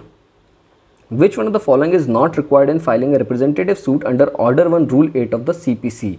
Options are numerous parties, same interest, leave of the court, written permission of those who are being represented. Here correct answer is option D. Written permission of those who are being represented is not required in filing a representative suit under Order 1, Rule 8 of CPC. Question number 435. Which is the case of which notice to all persons interested in a representative suit need not to be given? Option A, abandonment of the suit, withdrawal of the suit, recording of the compromise in a suit, addition of a new defendant in a suit. Correct answer here is option D, that is addition of new defendant in a suit. Question number 436. A suit filed in representative capacity can be withdrawn, compromised and abandoned etc. by the plaintiff. Option A, without notice to the all persons interested, after notice to the all persons interested, both A and B, either A or B. Here correct answer is option B, that is after notice to all the persons interested. Question number 437. Under the Code of Civil Procedure, where a person who is necessary party to a suit has not been joined as a party, it is a case of misjoinder, non-joinder, both A and B, none of these. Here correct answer is option B, that is non-joinder. Question number 438. On account of misjoinder or non-joinder of the parties under Order 1, Rule 9 of CPC, the suit is liable to be dismissed, cannot be dismissed, may be dismissed or may not be dismissed as per the discretion of the court, none of the above. Correct answer is option B, that is cannot be dismissed. Question number 439. Question number 439. A suit may be defeated due to non-joinder of a party, proper party, misjoinder of a necessary party, non-joinder of a necessary party, misjoinder of a proper party. Here correct answer is option C, that is non-joinder of a necessary party, a suit may be defeated. Question number 440. Under CPC, where a person who is necessary party to the suit has not been joined as a party, it is a case of misjoinder, non-joinder, both A and B, none of the above. Here correct answer is option B, that is non-joinder. Question number 441. Under which provision of CPC the parties can be struck out, added or substituted? Correct answer here is option B, that is under Order 1, Rule 10. Question number 442. A necessary party is one whose absence no order can be made effectively. Absence and order can be made, but whose presence is necessary for the complete decision of the case. C, only B is correct, and option D, none of the above. Here correct answer is option A, that is absence, in whose absence no order can be made effectively. Question number 443. Mark the incorrect statement in context of the representative suit. Option A, if a person suing or defending does not proceed with due diligence, the court can substitute in his place any person having the same interest in the suit. B, the suit can be withdrawn, compromised or abandoned by the plaintiff after giving notice to all the persons interested. Any decree passed in such a suit is binding on all the persons interested. Res judicata is not applicable to such suit. In question number 443, correct answer is option D, that is res judicata is not applicable to such suit is incorrect statement in this context. Question number 444. Where a plaintiff omits to sue in respect of or intentionally relinquishes any portion of his claim, he shall not afterwards sue in respect of the proposition so omitted or relinquished. The genesis of this principle lies in option A, Section 115 of the Indian Evidence Act, Section 11 of the CPC, Order 2nd Rule 2 of the CPC, Order 1 Rule 2 of the CPC. Here in question number 444, correct answer is option C, that is Order 2nd Rule 2 of the CPC. Question number 445. As per Order 2 Rule 1 CPC, every suit shall, as far as practicable, be framed as to afford ground for final decision, to prevent further litigation, both A and B, none of the above. Here correct answer is option C, that is both A and B, afford ground for final decision and to prevent further litigation. Question number 446. Order 2nd Rule 2 of CPC does not apply to option A, application for execution, writ petitions, both A and B, none of the above. Here correct answer is option C, that is both A and B. Order 2nd Rule 2 of CPC does not apply to application for execution and writ petitions. Question number 447. With regard to applicability of the Order 2nd Rule 2 of the CPC, choose the true statement about propositions. Propositions: the cause of action in the previous suit must be identical to the subsequent suit. Relief sought in the subsequent suit could have been given in the previous suit. If the omission as to the relief in the previous suit was with or without leave of the court, subsequent suit will be barred. Here correct answer is option A, that is first and second are correct and third is incorrect. First and second assertions are the cause of action in the previous suit must be identical to the subsequent suit. Relief sought in the subsequent suit could have been given in the previous suit. And third assertion is incorrect. Question number 448. According to Order 2 Rule 3 of CPC, a plaintiff may unite in the same suit several dash against the same defendant. Here correct answer is option C, that is cause of actions. According to Order 2 Rule 3 of CPC, a plaintiff may unite in the same suit several causes of action against the same defendant. Question number 449. A lets a house to B at a yearly rent of rupees 500. The rent for the whole of the year is 1905, 1906 and 1907 is due and unpaid. A sue B in 1908 for the rent due for 1906. Option A can afterwards sue B only for the rent due for 1905. Option B, A can afterwards sue B only for the rent due for 1907. Option C, A can afterwards sue B for the rent due for 1905 and 1907 both. And option D, A cannot afterwards sue B for the rent due for 1905 or 1907. Here correct answer is option D only, that is A cannot sue afterwards B for the rent due for 1905 or 1907. Question number 450. A lets a house to B at a yearly rent of rupees 10,000. The rent for the whole of the year is 2006 to 2008 is due and unpaid. A sues B in 2009 only for the rent due for 2007. Here correct answer will be A cannot afterwards sue B for the rent due for 2006 or 2008. Option D here is the right answer.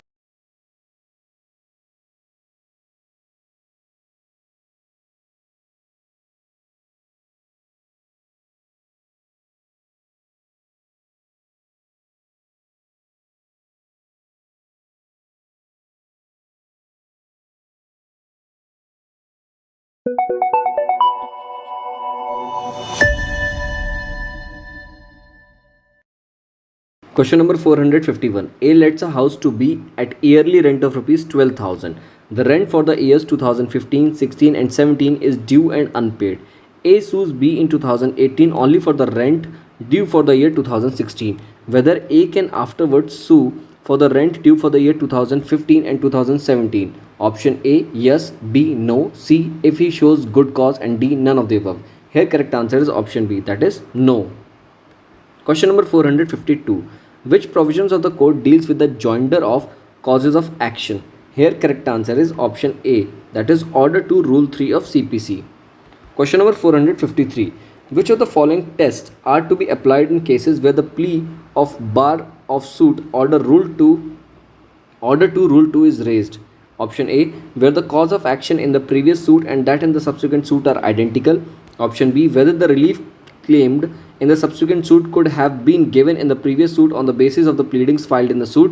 C, whether the plaintiff omitted to sue for a particular relief on the cause of action which had been disclosed in the previous suit. And option D, all of the above. Here in question number 453, correct answer is option D, that is all of the above. Question number 454. A plaintiff, option A, cannot unite several causes of action in the same suit. Option B, can unite several causes of action in the same suit against the same defendant. C, unite only some causes of action in a suit. And D, unite only the questions of law in a suit. Here correct answer is option B, that is can unite several causes of action in the same suit against the same defendant. Question number 455. Which of the following is not a ground for the court to order separate trials under Order 2 Rule 6 of CPC? Option A, delay in the trial. Option B, embarrassment of the trial. Option C, inconvenience. And option D, none of the above. Correct answer here is option D, that is none of the above. Question number 456. Multifariousness means option A, misjoinder of the causes of action, misjoinder of parties, non-joinder of parties, misjoinder of causes of action as well as parties. Correct answer here is option D, that is multifarious means misjoinder of causes of action as well as parties. Question number 457. The plaintiff wants to claim some reliefs in a subsequent suit. He requires to leave under which of the following provisions of the CPC? Here correct answer is option C, that is Order 2nd Rule 2 Clause 3. Question number 458. Several persons can be joined as plaintiffs in cases option A, where the right arises out of the same act in favor of such person. Option B, where any common question of law is involved. Option C, both A and B. And option D, none of the above. Here correct answer is option C, that is both A and B. Question number 459. Which of the following deals with the service of process on pleader in the Code of Civil Procedure? Option A, Order 3, Rule 5. Option B, Order 2, Rule 2. And option C, Order 7, Rule 3. And option D, Order 4, Rule 8. Here correct answer is option A, that is Order 3, Rule 5 of CPC. Question number 460. Under CPC, every suit shall be instituted by presenting a plaint in duplicate to the court or such officer as it appoints in his behalf. This is provided in, correct answer is option D, that is Order 4, Rule 1 of CPC. Question number 461. Under Order 4, Rule 1, Sub Rule 1 of CPC, a suit is instituted when, option A, a copy of a plaint is presented to the court, a plaint in duplicate is presented to the court, option C, a plaint in triplicate is presented to the court, and option D, the court taken the plaint in consideration. Correct answer here is option B, that is a plaint in duplicate is presented to the court. Question number 462. Rule as to issue and service of summons in CPC are laid down in Order 5, Order 7, Order 8, Order 11. Correct answer is option A, that is Order 5. Question number 463. Order 5 of CPC provides for issue and service of summons. Correct answer is option A only. Question number 464. Summons of a suit cannot be served by, options are service in person on the defendant, option B, sending the summons to the residence of the defendant, option C, through publication in the newspaper, and option D, sending the summons to a friend of the defendant. Correct answer here is option D, that is sending the summons to a friend of the defendant. Question number 465. Under CPC, a copy of plaint shall be attached with every summons, is not necessary to attach with every summons, may be attached with the summons when the court permits, is attached with summons on the request of the plaintiff. Here correct answer is option A, that is shall be attached with every summons. Question number 466. Where a suit has been duly instituted, a summons may be issued to the defendant to appear and answer the claim and may be served on such day not beyond dash from the date of institution of suit. Here correct answer is option B, that is 30 days from the date of institution of suit. Question number 467. A defendant under Order 5, Rule 1, Clause 1 of CPC is required to appear, answer the claim and to file the written statement. Option A, within 90 days from the date of service of summons. Option B, within 60 days from the date of service of summons. Option C, within 30 days from the date of service of summons. And option D, within 15 days from the service of summons. In question 467, correct answer is option C, within 30 days from the date of service of summons. Question number 468. The court may also permit service of summons by the plaintiff in addition to the service of summons by the court by Order 5 and dash of CPC. Here correct answer is option B, that is Rule 9A of CPC. Question number 469.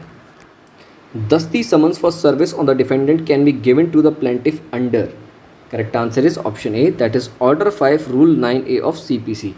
Question number 470. Under Order 5, Rule 9, Clause 3 of CPC, the expenses for the service of summons to the defendant have to be borne by, option A, the plaintiff is the correct answer. Question number 471. Which of the following statement is incorrect? Option A, where there are more defendants than one, service of the summons shall be made on each defendant. Option B, service of the summons shall be made by the tendering a copy thereof signed by the lawyer. Option C, summons for the defendant cannot be served on a servant. And option D, defendant may empower agent to receive summons. Here in question number 471, correct answer is option B, that is service of summons shall be made by the tendering a copy thereof signed by the lawyer is incorrect. Other options, that is when there are more defendants than one, service of the summons shall be made on each defendant is right. Summons for the defendant cannot be served on a servant, this is also right. And last option, defendant may empower agent to receive summons is also right. Question number 472. Where a defendant was avoiding service of deliberately, the court orders service by advertisements in a newspaper, but it did not order to affix summons in the courthouse or at the defendant's house also. The procedure adopted by the court is regular, irregular, improper, unjustified. Correct answer is option A, that is regular. Question number 473. Which of the following is recognized mode of service of summons under CPC? Option A, personal service to the parties or agent, service of summons by the court, substituted service of summons, all of these. Correct answer here is option D, that is all of these. Question number 474. When the defendant is absent at the time when the service of someone is sought to be effected on him at his residence, there being no likelihood of his availability within a reasonable time and in the absence of an empowered agent, the service may be made on option A, any adult male member of his family, option B, any adult female member of his family, option C, a servant engaged by the defendant at his residence, and option D, both A and B. Here correct answer is option D, that is both A and B. Any adult male member of the family, any adult female member of his family. Question number 475.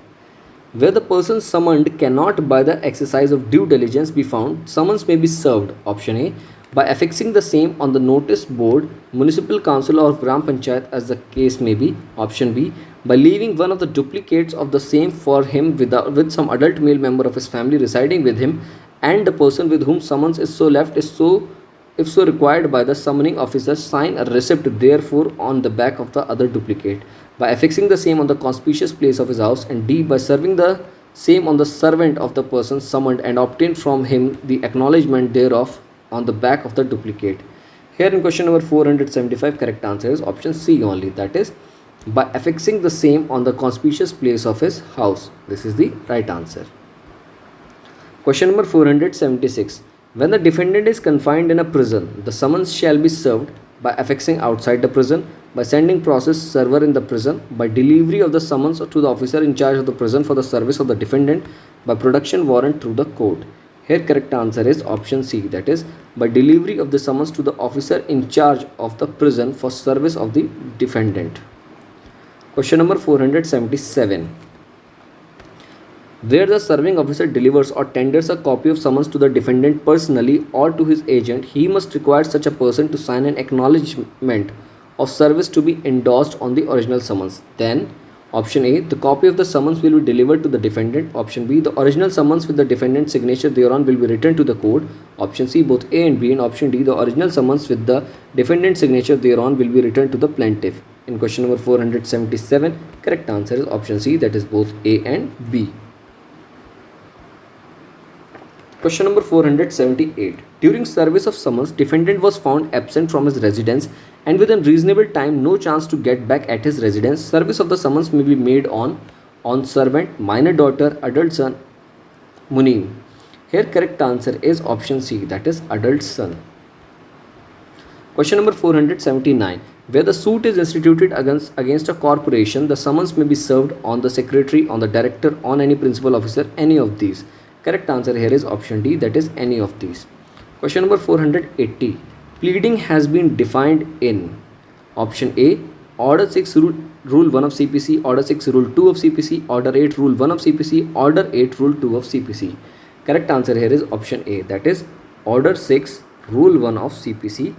In Order 6 Rule 1 of CPC, pleading has been defined. Question number 481. The forms in dash when applicable and where they are not applicable, forms of like character as nearly as may be shall be used for all pleadings.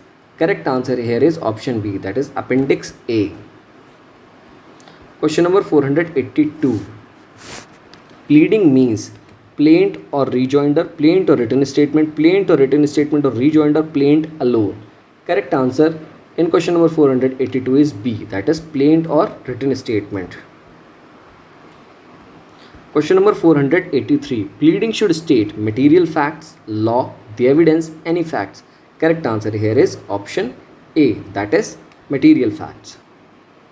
Question number 484. Which of the following are the fundamental rules of pleading as set forth under Order 6 Rule 2 of CPC? Here correct answer is option D, that is all of these, which means option A, every pleading must state facts, not law only, is correct. It must state material facts only is correct. It must state such facts in concise form only is also correct. Question number 485. What is the essence of pleadings? Option A, plead facts not law, plead law not facts, plead facts and law, all of the above. Correct answer is option A, that is plead facts not law. Question number 486. CPC pleading does not include plaint, written statement, evidence, material facts. Correct answer is option C, that is evidence. Pleading does not include evidence. Question number 487. A bundle of facts which taken with the law applicable to them gives the plaintiff the right to relief against the defendant. It is called plaint, written statement, cause of action, none of these. Here correct answer is option C, that is cause of action. Question number 488. No evidence is required to be pleaded in written statement, writ petition, counter affidavit, all of the above. Here correct answer is option D, that is all of the above. Question number 489.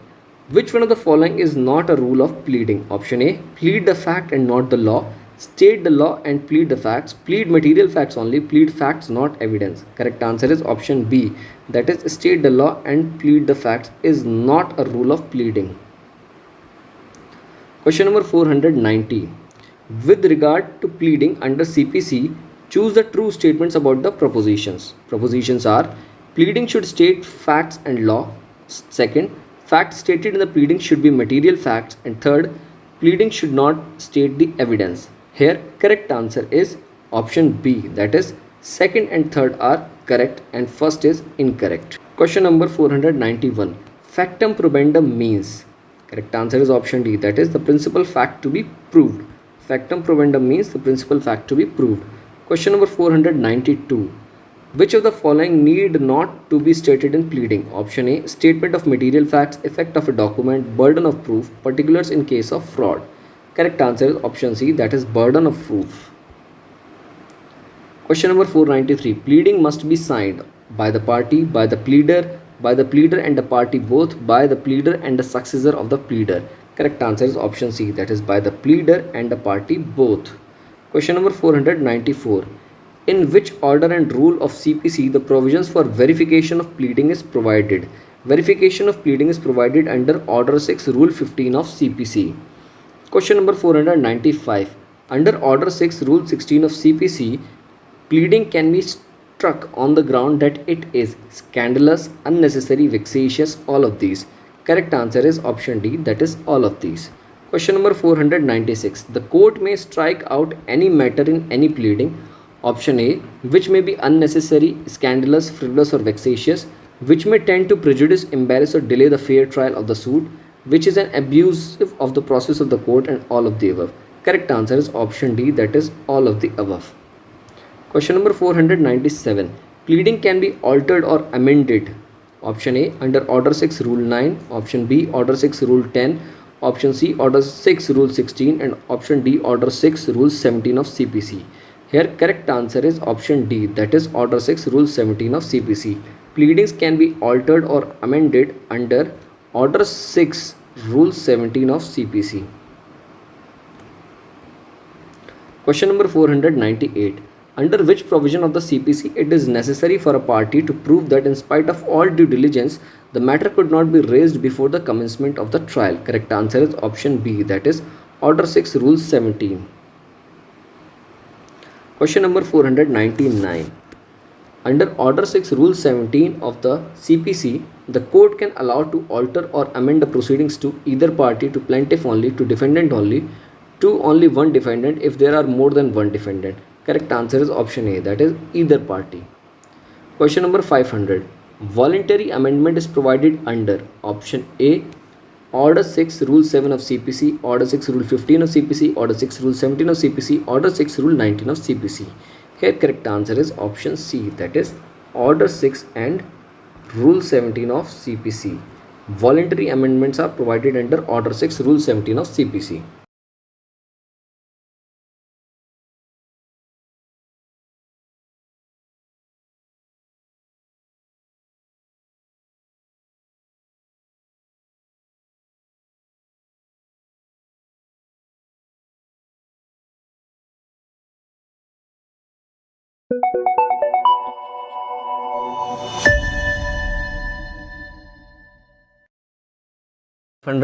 The court, option A, can allow amendment of pleadings at any stage of the proceedings. Option B, a party can amend its pleadings at any stage. Option C, cannot allow amendment of pleadings. And option D, can allow amendment of written statement only. Here correct answer is option A, the court can allow amendment of pleadings at any stage of the proceeding. Question number 502. Pleading can be amended under which of the provisions of the CPC? Here correct answer is option D, before either the trial court, first appellate court or second appellate court. Here pleading can be amended Question number 503. Order 6, Rule 17 of CPC, the amendment of pleading may be allowed. Option A, as may be necessary for determining the real controversy between the parties. Option B, as to introduce an entirely new and inconsistent case. Option C, as to take away a right of defendant which has accrued to him by lapse of time. And option D, as to withdraw the admission made. Here correct answer is option A. Under Order 6, Rule 17 of CPC, the amendment of pleadings may be allowed as may be necessary for determining the real question of controversy between the parties. Question number 504.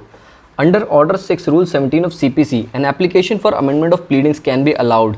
Option A, before the commencement of trial. Option B, after the commencement of trial. Option C, either before or after the commencement of trial. And option D, none of the above.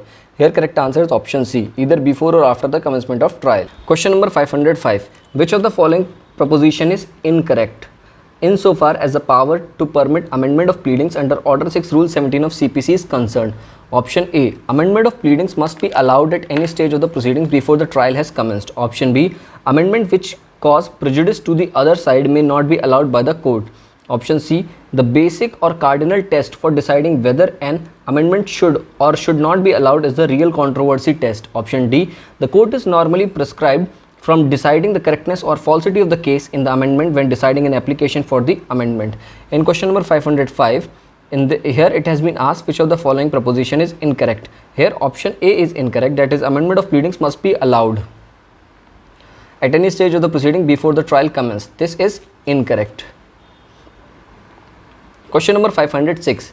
For the purpose of amendment of pleadings under Order 6, Rule 17 CPC, the commencement of trial takes place when the issues are framed, when the affidavits in evidence are filed, when the affidavits in evidence are tendered by the witness, and option D, once cross-examination begins. Here correct answer is option A, when the issues are framed. Question number 507. If the party who has obtained an order to amend the pleadings under CPC, if not amended after the expiration of how many days, shall not be permitted to amend the same without the leave of the court? Correct answer is option C, that is 14 days. Question number 508. Under Order 7 of CPC deals with, correct answer is option B, that is plaint. Order 7 of CPC deals with plaint. Question number 509. Order 7, Rule 1 of CPC is related to pleadings, written statement, particulars to be contained in plead, none of the above. Here correct answer is option C. Order 7, Rule 1 of CPC is related to particulars to be contained in plaint. Question number 510. It is a statement of a claim of a document by the presentation of which the suit is instituted. It is called as, correct answer is option D, that is plaint. Question number 511. Where the subject matter of the suit is immovable property, the plaint shall contain option A, a description of the property sufficient to identify it. Option B, in case where the property can be identified by the boundaries or numbers in a record of settlement or survey, the plaint shall specify such boundaries or numbers. Option C, the detail of the owner of property in question has to be mentioned in the plaint. And option D, both A and B. In question number 511, correct answer is option D, that is both A and B. Option A, a description of the property sufficient to be identified, and option B, in case where the property can be identified by the boundaries or a number in a record of settlement or survey, the plaint shall specify such boundaries or numbers. Question number 512. Order 7, Rule 10 of CPC provide for, option A is the right answer, that is return of plaint. Order 7, Rule 10 of CPC provides return of plaint. Question number 513. A plaint is liable to be returned when? Option A, a plaint is on an insufficiently stamped paper. Option B, plaint is not filed in duplicate. Option C, relief is undervalued in the plaint. And option D, plaint is filed in a court having no jurisdiction. Correct answer here is option D. A plaint is liable to be returned when plaint is filed having no jurisdiction. Question number 514. A court can return the plaint for presentation to the court in which the suit should have been instituted at the time of the institution of suit, before framing of issues, before the trial begins, at any stage of the suit. Here correct answer is option D, at any stage of the suit. Question number 515. A court can return the plaint when the court has got no territorial jurisdiction, no pecuniary jurisdiction, no subject matter jurisdiction, any of the above. Correct answer is option D. A court can return the plaint when the court has got any of the above: no territorial jurisdiction, no pecuniary jurisdiction, no subject matter jurisdiction. Question number 516. Under CPC, If the court finds at any stage that it has no pecuniary jurisdiction with respect to the subject matter of the suit, it will option A dismiss the suit, option B proceed with the suit, option C amend the suit, and option D return the suit. Correct answer here is option D, return the suit. Question number 517. In case the suit has been instituted in a court having no jurisdiction, territorial or pecuniary, the plaintiff is liable to be returned. Option A is the right answer. Question number 518. Order 7 Rule 10 to 10b provides for return of plaint, admission of plaint, rejection of plaint, documents relied on in plaint. Correct answer is option A. Order 7 Rule 10 to 10b provides for return of plaint. Question number 519. Procedure for return of plaint is provided in. Correct answer is Order 7 Rule 10 Clause 2. Return of plaint is provided in Order 7 Rule 10 Clause 2. Question number 520. Whether the appeal or revisional order can return the plaint under Order 7 Rule 10 of CPC after setting aside the decree. Correct answer here is option D, that is yes. Question number 521. On which of the following ground the court shall return a plaint? Option A, the plaint to be presented to the court in which the suit should have been instituted. Option B, the plaint does not disclose cause of action. Option C, the plaint is not found in duplicate, and option D, the suit appears from the statement in the plaint to be barred by law. Correct answer here is option A. On which of the following ground the court shall return the plaint? Court will return the plaint when the plaint is to be presented to the court in which the suit has to be instituted. Question number 522. In which order and rule of CPC the power of appellate court to transfer suit to the proper court has been given? Here correct answer is option C, that is Order 7 Rule 10b. Question number 523. A plaint can be rejected. Option C, under Order 7 Rule 11 of CPC. A plaint can be rejected under Order 7 Rule 11 of CPC. Question number 524. On which ground plaint can be rejected? Option A, where it does not disclose the cause of action. Option B, plaint is filed in such court which does not have the jurisdiction to try the suit. Here correct answer is option B only. On which ground plaint cannot be rejected? Option B, plaint is filed in such court which does not have jurisdiction to try suit, whereas plaint can be rejected where it does not disclose the cause of action and where the suit appear is barred by law and where the plaint is not filed in duplicate. Here in this question it has been asked on which ground a plaint cannot be rejected. Plaint cannot be rejected when it is filed in such court which does not have jurisdiction to try the suit. Option B here is the right answer. Question number 525. Choose the true statement about propositions. Propositions are: every suit presupposes the existence of cause of action against the defendant. Second, if there is no cause of action, the plaint will have to be rejected. Third, failure in indicating the date of the accrued of causes of action is fatal to be filing of the suit. Here correct answer is option D, that is all are correct.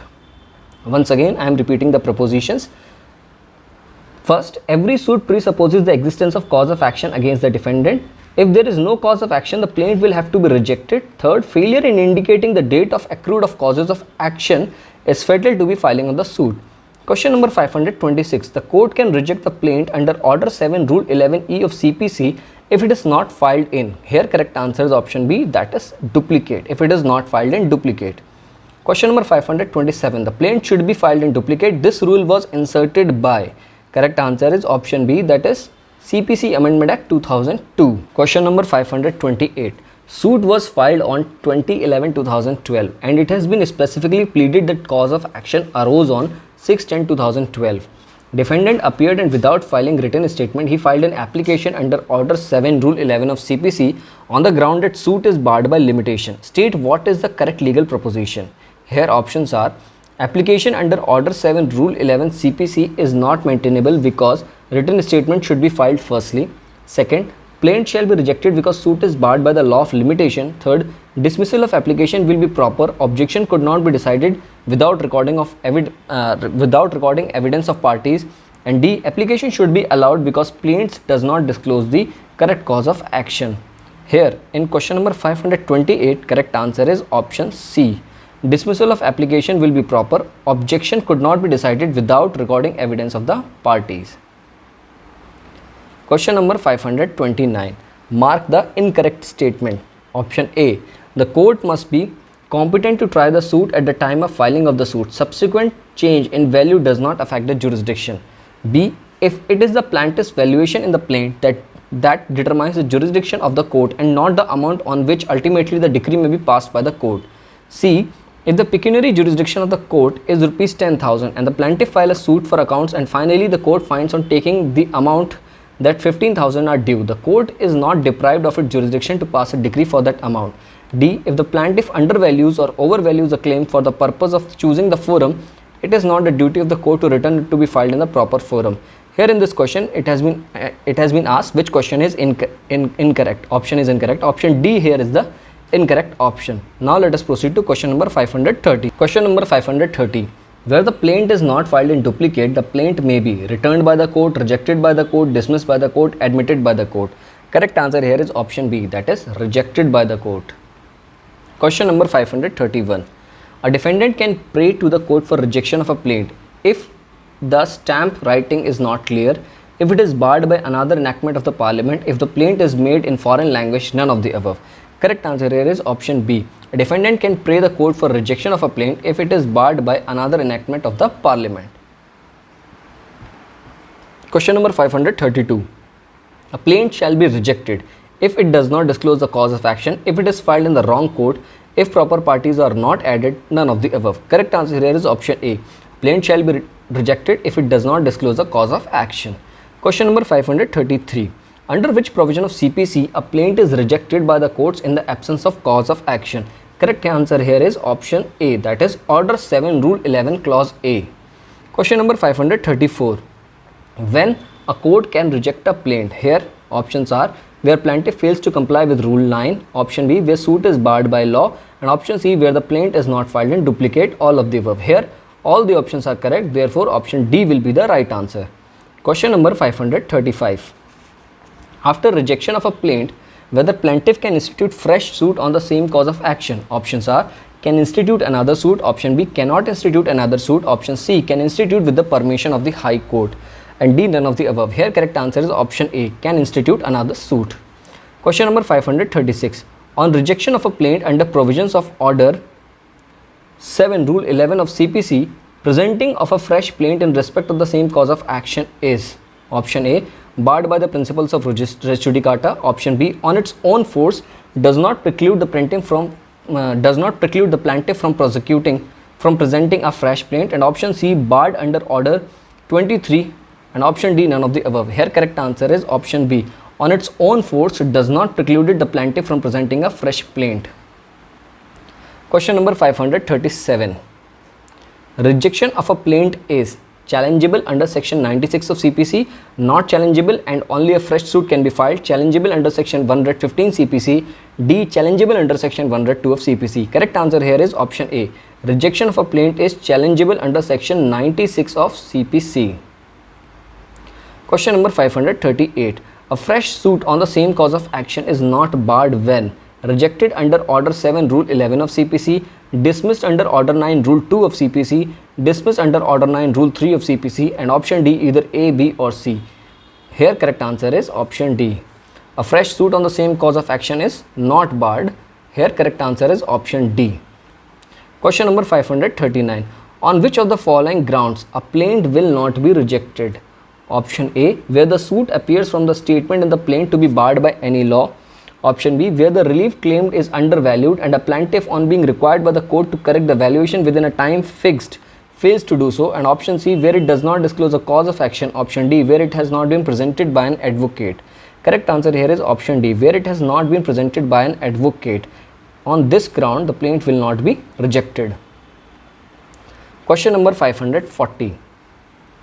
Which one of the following is a newly added ground for rejection of a plaint under Order 7 Rule 11 of CPC? Option A, non-disclosure of cause of action. Option B, undervaluation of the relief claimed. Option C, barred by any law, and option D, plaint not filed in duplicate. Here correct answer is option D, plaint not filed in duplicate is the correct answer. Question number 541. Order rejecting plaint under Order 7 Rule 11 of CPC is a decree, is an order, is a deemed decree, is an interim order. Correct answer here is a deemed decree. Order rejecting plaint under Order 7 Rule 11 of CPC is a deemed decree. Question number 542. Under Order 7 Rule 11 of CPC, the plaint shall not be rejected. Option A, where it discloses the cause of action. Option B, where the suit appears from the statement in the plaint to be barred by any law. And option C, where the plaintiff fails to comply with the provisions of Rule 9. And option D, where it is not filed in duplicate. Here correct answer is option A. Plaint will not be rejected where it discloses the cause of action. If the cause of action was not disclosed, then only the plaint will be rejected. So here option A will be the right answer. Question number 543. A filed a suit against 3 defendants. Defendant number 1 alleged that there was no cause of action against him under Order 7 Rule 11D of CPC. The plaint is to be option A, rejected in a whole, rejected in part if the cause of action is not joint and several. Now option C, proceeded with against all defendant. Option D, none of these. Here correct answer is option C, proceeded with against all defendants. A filed a suit against 3 defendants. Defendant number 1 alleged that there was no cause of action against him under Order 7 Rule 11 Clause D of CPC. The plaint is to be proceeded with against all defendants. Question number 544.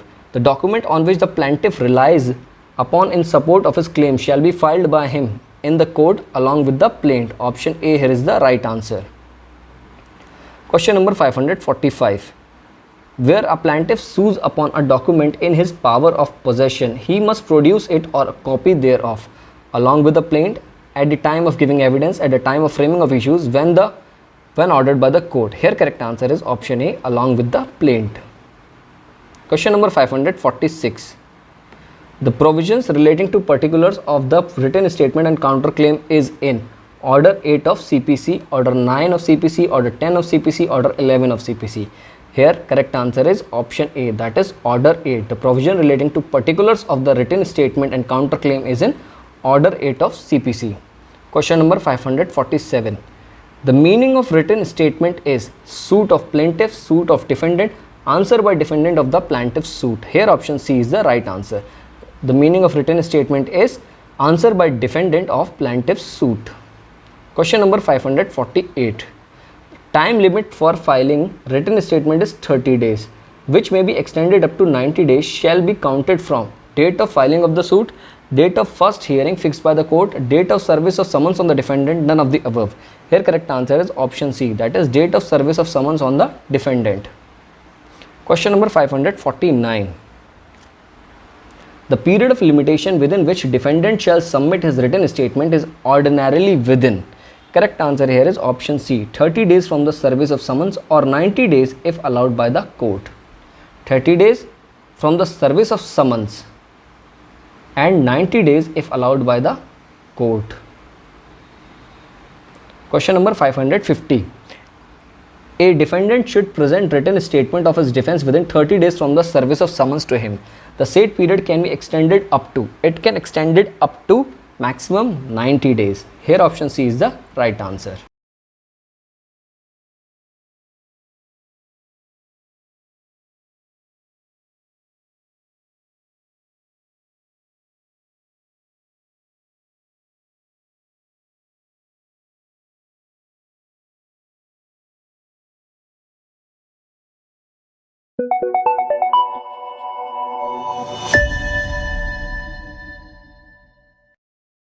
Question number 551. Under the Commercial Codes Act 2015, time period for filing the written statement is 90 days and is not extendable for any reason whatsoever. B. The time limit of 120 days for filing the written statement is extendable as per Kailash versus Nanko. C. The time limit of 120 days for filing the written statement is not extendable. And D. There is no time limitation for filing the written statement. Here correct answer is option C. The time limit of 120 days for filing the written statement is not extendable is the correct answer. Question number 552. What duration formally under CPC has been assigned to submit the written statement after the date of service of summons? Correct answer here is option A, that is 30 days, and maximum 90 days can be provided with the permission of the court. Question number 553. In a commercial suit, the time limit of 120 days for filing of written statement can be extended if the defendant shows adequate reasons for non-filing, can be extended at the discretion of the court, can be extended under any circumstances. Option D, direct personal appearance of the defendant. Here correct answer is option C, cannot be extended under any circumstances. In a commercial court, the time limit of 120 days for filing written statement cannot be extended under any circumstances. Question number 554. Every allegation of a fact in the plaint, if not denied specifically except as against a person under disability, shall be taken to the untraversed, admitted, proved, none of the above. Here correct answer is option B, that is admitted. Question number 555. The provision of specific denial is provided in option A in Rule 2 and 4 of Order 8, option B in Rule 1 and 6 of Order 8, and option C in Rule 3 and 5 of Order 8, and option D in Rule 7 and 9 of Order 8. The provision of specific denial is provided in option C, that is in Rule 3 and 5 of Order 8. Question number 556. Provisions relating to set-off and counter claims under CPC are contained in. Correct answer is option C, that is Order 8. Question number 557.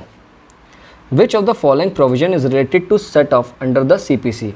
Options are Order 8 Rule 5, option B Order 8 Rule 6, option C Order 7 Rule 5, and option D Order 7 Rule 6. Here correct answer is option B, that is under Order 8 Rule 6. Question number 558. Set-off can be claimed in any suit, in a recovery of money suit, in a suit for possession, in both A and B.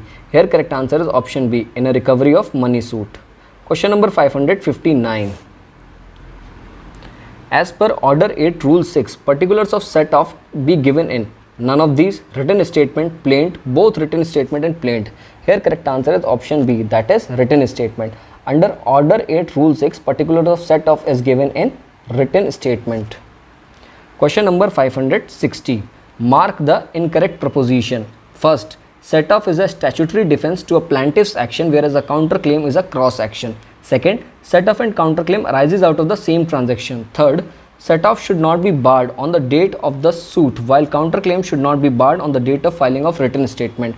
Fourth, claim for set-off cannot be exceed plaintiff's claim, whereas the counterclaim can exceed the plaintiff's claim. Fifth, both set-off and counterclaim cannot exceed the pecuniary jurisdiction of the code. Here, correct answer is option B, that is second only. In this question, it has been asked which is the incorrect proposition. The second proposition is incorrect and other propositions are correct, and I am repeating them. Correct propositions are: set-off is a statutory defense of the plaintiff's action, whereas counterclaim is a cross action. Second is incorrect. Third, set-off should not be barred on the date of suit, while the counterclaim should not be barred on the date of filing of written statement. Claim for set-off cannot exceed plaintiff's claim, whereas counterclaim can exceed the plaintiff's claim. Both set-off and counterclaim cannot exceed the pecuniary jurisdiction of the court. Question number 561. In a written statement, a defendant can claim option A set-off, option B counterclaim, option C both A and B, and option D either A or B. Here correct answer is option C, that is both A and B, that is set-off and counterclaim. In a written statement, a defendant can claim set-off and counterclaim. Question number 562. A sues B on a bill of exchange of rupees 500. B holds a judgment against A for rupees 1000. The two claims, being both definite pecuniary demands, may be set off. The illustration is given in. Here correct answer is option B, that is Order 8 Rule 6 of CPC. Question number 563. Set-off can be legal set-off, equitable set-off, both A and B, none of the above. Correct answer here is option C, that is legal set-off and equitable set-off. Question number 564. Under Order 8 Rule 6 CPC, set-off may be permitted if the suit is for the recovery of property, set-off claimed by the defendant is ascertained sum of money, value of property recoverable is less than rupees 2 lakhs, and D, defendant presents a written statement of the suit. Here correct answer is option B. Set-off claimed by the defendant is ascertained sum of money. Set-off may be under Order 8 Rule 6 of CPC, set-off may be permitted if set-off claimed by the defendant is ascertained sum of money. Question number 565. Which of the following is not true with regard to set-off claimed by the defendant? Options A. The sum of money must be recoverable by any defendant if more than one. This statement is not true, therefore it will be the correct answer. Whereas other correct options are: the suit must be for the recovery of money, the sum of money must be ascertained, the sum of money must not exceed the limits of pecuniary jurisdiction of the court. Here not true statement is asked. Option A is the not true statement. Question number 566. In which of the following cases C can set off the claim? A sues C on a bill of exchange. C alleges that A has wrongfully neglected to ensure C is good and is liable to pay in compensation. B. A sues B and C for rupees 1000, the debt due to C by A alone. C. A sues B and C is for rupees 1000, the debt is due to C by B alone. D. A sues C on a bill of exchange of rupees 500. C holds a judgment against A for the recovery of debt of rupees 1000. Here C can set off the claim in option D, that is A sues B, A sues C on a bill of exchange of rupees 500. C holds a judgment against A for recovery of debt rupees 1000. Here D is the right answer. Question number 567. A sues B on a bill of exchange of rupees 1000. B holds a judgment against A for rupees 2000. Here options are: pecuniary demand may be set off because both claims are definite. Claims cannot be set off because issues are different. Both A and B are correct, none of the above. Here option A is the right answer. Pecuniary demand may be set off because both claims are definite. Question number 568. A and B sue C for recovery of rupees 1000. C has debt due to him by A alone. Here C can set off the debt against B, set off the debt against A, set off the debt against A and B both. Cannot set off a debt due to him by A alone. Here correct answer is option D, cannot set off a debt due to him by A alone. Question number 569. A and B sue C for rupees 1000. C cannot set off debt due to him from A alone. C cannot set off debt due to him from A alone as a matter of right. C cannot set off debt due to him from A alone with prior permission of the court, none of the above. Here correct answer is option A. C can set off a debt due to him from A alone. Question number 570. Consider the following statements. A defendant may set up by way of counterclaim against the claim to the plaintiffs any right or claim in respect of the cause of action accruing to him. The counterclaim may be submitted by the defendant even after he has delivered his defense. The counterclaim shall not exceed the pecuniary jurisdiction of the court. Which of the statement is above the are correct? In question number 570, all these statements are correct. Therefore, option D is the right answer. Once again, I am repeating all the three statements. A defendant may set up by way of counterclaim against the claim of the plaintiff any right or claim in respect of the cause of action accruing to him. The counterclaim may be submitted by the defendant even after he has delivered his defense. The counterclaim shall not exceed the pecuniary jurisdiction of the court. All these statements are correct. Question number 571. Provisions relating to counterclaim is prescribed under dash of the Code of Civil Procedure 1908. Here correct answer is option D, that is under Order 8 Rule 6A. Provisions relating to counterclaim is prescribed under Order 8 Rule 6A. Question number 572. If in any case in which the defendant sets up counterclaim, the suit of the plaintiff is stayed, discontinued or dismissed, the counterclaim shall be stayed, nevertheless be proceeded with, may be continued with the leave of the High Court, no specific provision. Here correct answer is option B, that is nevertheless be proceeded with. Question number 573. Which of the following deals with the subsequent pleading of the Code of Civil Procedure? Here correct answer is option A, that is under Order 8 Rule 9 deals with the subsequent pleadings in the CPC. Question number 574. In a suit for recovery of rupees 25 lakh, the defendant files its written statement, pleads that it does not owe any money to the plaintiffs, but in fact he is entitled to recover the sum of rupees 40 lakhs from the plaintiff. The defendant, however, does not file a counterclaim. Can the defendant file the counterclaim at a subsequent stage in the suit or files a fresh suit seeking recovery of rupees 40 lakh? Here correct answer is option C, that is the defendant can file both, either a counterclaim or a suit. Question number 575. Which provision specifically enables the court to pronounce judgment in case the defendant fails to file written statement or subsequent pleadings? Here correct answer is option B, under Order 8 Rule 10 of CPC. Question number 576. When any party from whom a written statement is required fails to produce the same within a fixed time before the court, option A, none of these. Option B, the court may pronounce judgment. Option C, the court may make any order regarding the suit. And option D, both. The court may pronounce judgment and the court may make an order regarding the suit.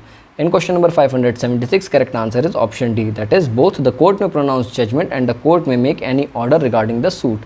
Question number 577. On failure to file the written statement under Order 8 Rule 10 of CPC, the court may pronounce the judgment at once, may order for striking of the defense, may pass any other order, either A, B or C. Here correct answer is option D, that is either A, B or C. Question number 578. If the defendant fails to file a written statement, the court would hear the suit ex parte, the court may pass judgment against him, the court shall issue notice, none of the above. Here correct answer is option B, that is the court may pass judgment against him. Question number 579. On default, in filing of written statement under Order 8, pronouncement of judgment is mandatory, discretionary, directory rule 10 of CPC, none of the above. Here correct answer is option B, that is discretionary. Question number 580. When the plaintiff appears and the defendant fails to file written statement despite service, the court, option A, shall pronounce judgment under Order 8 Rule 10 of CPC. Option B, may either require the plaintiff to prove its case by leading evidence or pronounce judgment against the defendant depending upon the nature of the case. C, shall necessarily require the plaintiff to prove its case by leading evidence. D, direct personal appearance of the defendant. Here in question number 580, correct answer is option B, that is may either require the plaintiff to prove its case by leading evidence or pronounce judgment against the defendant depending upon the nature of the case. Question number 581.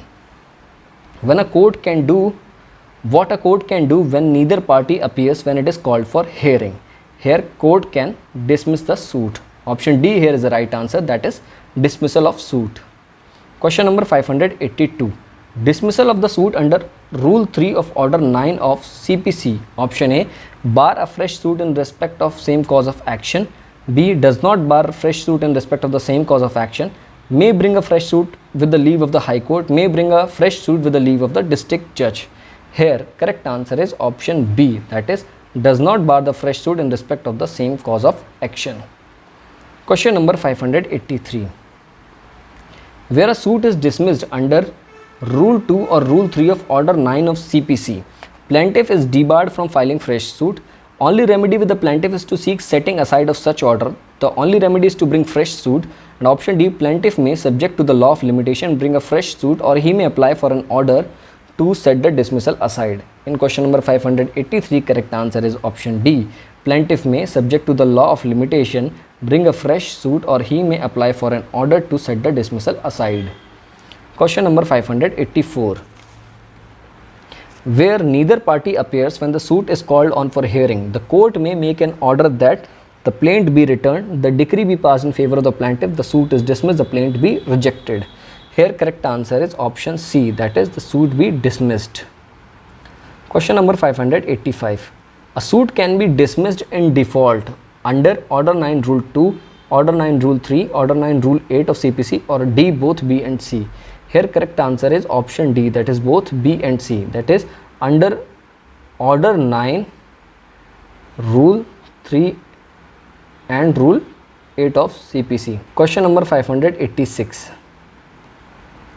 In which of the following rule, if a suit is dismissed, the plaintiff shall not be precluded from bringing a fresh suit in respect of the same cause of action?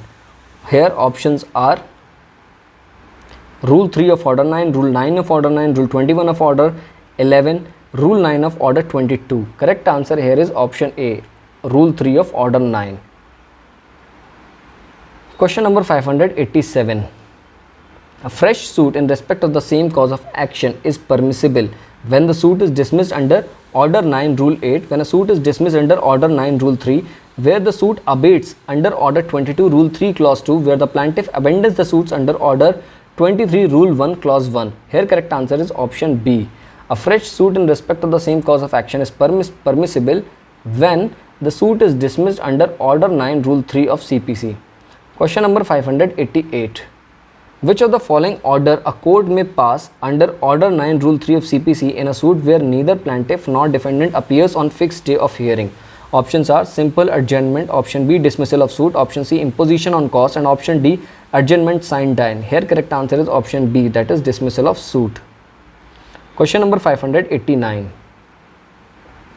Choose the true statement about propositions. Propositions are: where on a fixed day it is found that summons has not been served on the defendant in consequence of the failure of the plaintiff to pay the court fee, the court may dismiss the suit. Second, where neither party appears where the suit is called on for hearing, the court may make an order that the suit be dismissed. Third, where a suit is dismissed under any of the above case, the plaintiff will be barred from a fresh suit. Assertions are. In question number 589, correct answer is option A, that is first and second are correct and third is incorrect. Question number 590. Where the plaintiff appears and the defendant does not appear when the suit is called for hearing, and it is not proved that the summons was duly served, the court shall issue a warrant of arrest of defendant. Option B, hear the suit ex parte. Option C, dismiss the suit. And option D, direct a second summons to be issued and served on the defendant. In question number 590, correct option is option D, that is direct a second summons to be issued and served on the defendant. Question number 591. A suit may be dismissed where, after a summons has been issued to the defendant and returned unserved, plaintiffs fail to apply for fresh summons under the period of. Here correct answer is option C, that is 7 days. Question number 592. Where the summons to the defendant is returned unserved and a plaintiff fails to apply for issuance of fresh summons to the defendant within 7 days of the return, the suit of the plaintiff is liable to rejected under Order 7 Rule 11 of CPC, dismissed under Order 9 Rule 10 of the CPC, dismissed under Order 9 Rule 5 of CPC, either A, B or C. In question number 592, correct answer is option C, that is dismissed under Order 9 Rule 5 of CPC. Question number 593. An application under Order 9 Rule 7 of CPC can be made within 60 days of the order, within 30 days of the order, at any time on or before the next date of hearing, at any time during the pendency of suit. Correct answer here is option C, that is at any time or on before the next date of hearing.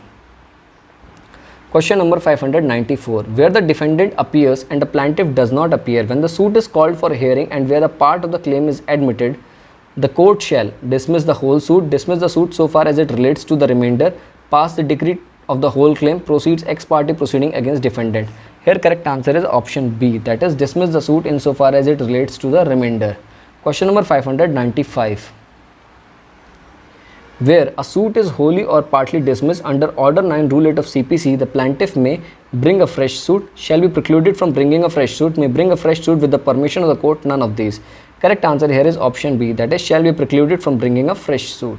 Question number 596. A suit dismissed under Order 9 Rule 8 of CPC for non-appearance of the plaintiff can be restored under. Correct answer here is option A, that is under Order 9 Rule 9 of CPC. Question number 597. After dismissal of suit under Order 9 Rule 8 of CPC, a fresh suit on the same cause of action under Order 9 of Rule 9 CPC is barred, is not barred under any circumstances, is not barred subject to the law of limitation, none of the above. Here correct answer is option A, that is barred. Question number 598. When the defendant is proceeded ex parte after filing written statement, the defendant cannot participate in future proceedings. The defendant can participate in future proceedings. The defendant to participate in future proceedings must ask for setting aside the ex parte order. The plaintiff has the option to allow the defendant to participate. In question number 598, correct answer is option B, that is the defendant can participate in future proceedings. Question number 599. In the Code of Civil Procedure, an ex parte decree can be set aside under Order 9 Rule 5, Order 9 Rule 10, Order 9 Rule 13 and Order 9 Rule 11. Correct answer here is option C, that is under Order 9 Rule 13. In CPC, an ex parte decree can be set aside under Order 9 Rule 13 of CPC. Here option C is the correct answer. Question number 600. An ex parte decree can be set aside on the ground of summons not duly served, being prevented by any sufficient cause from appearance. Only A is correct, both A and B is correct. Here correct answer is option D, that is both A and B is correct. An ex parte decree can be set aside on the ground summons not duly served, being prevented from any sufficient cause from appearance. Here option A and B is the right.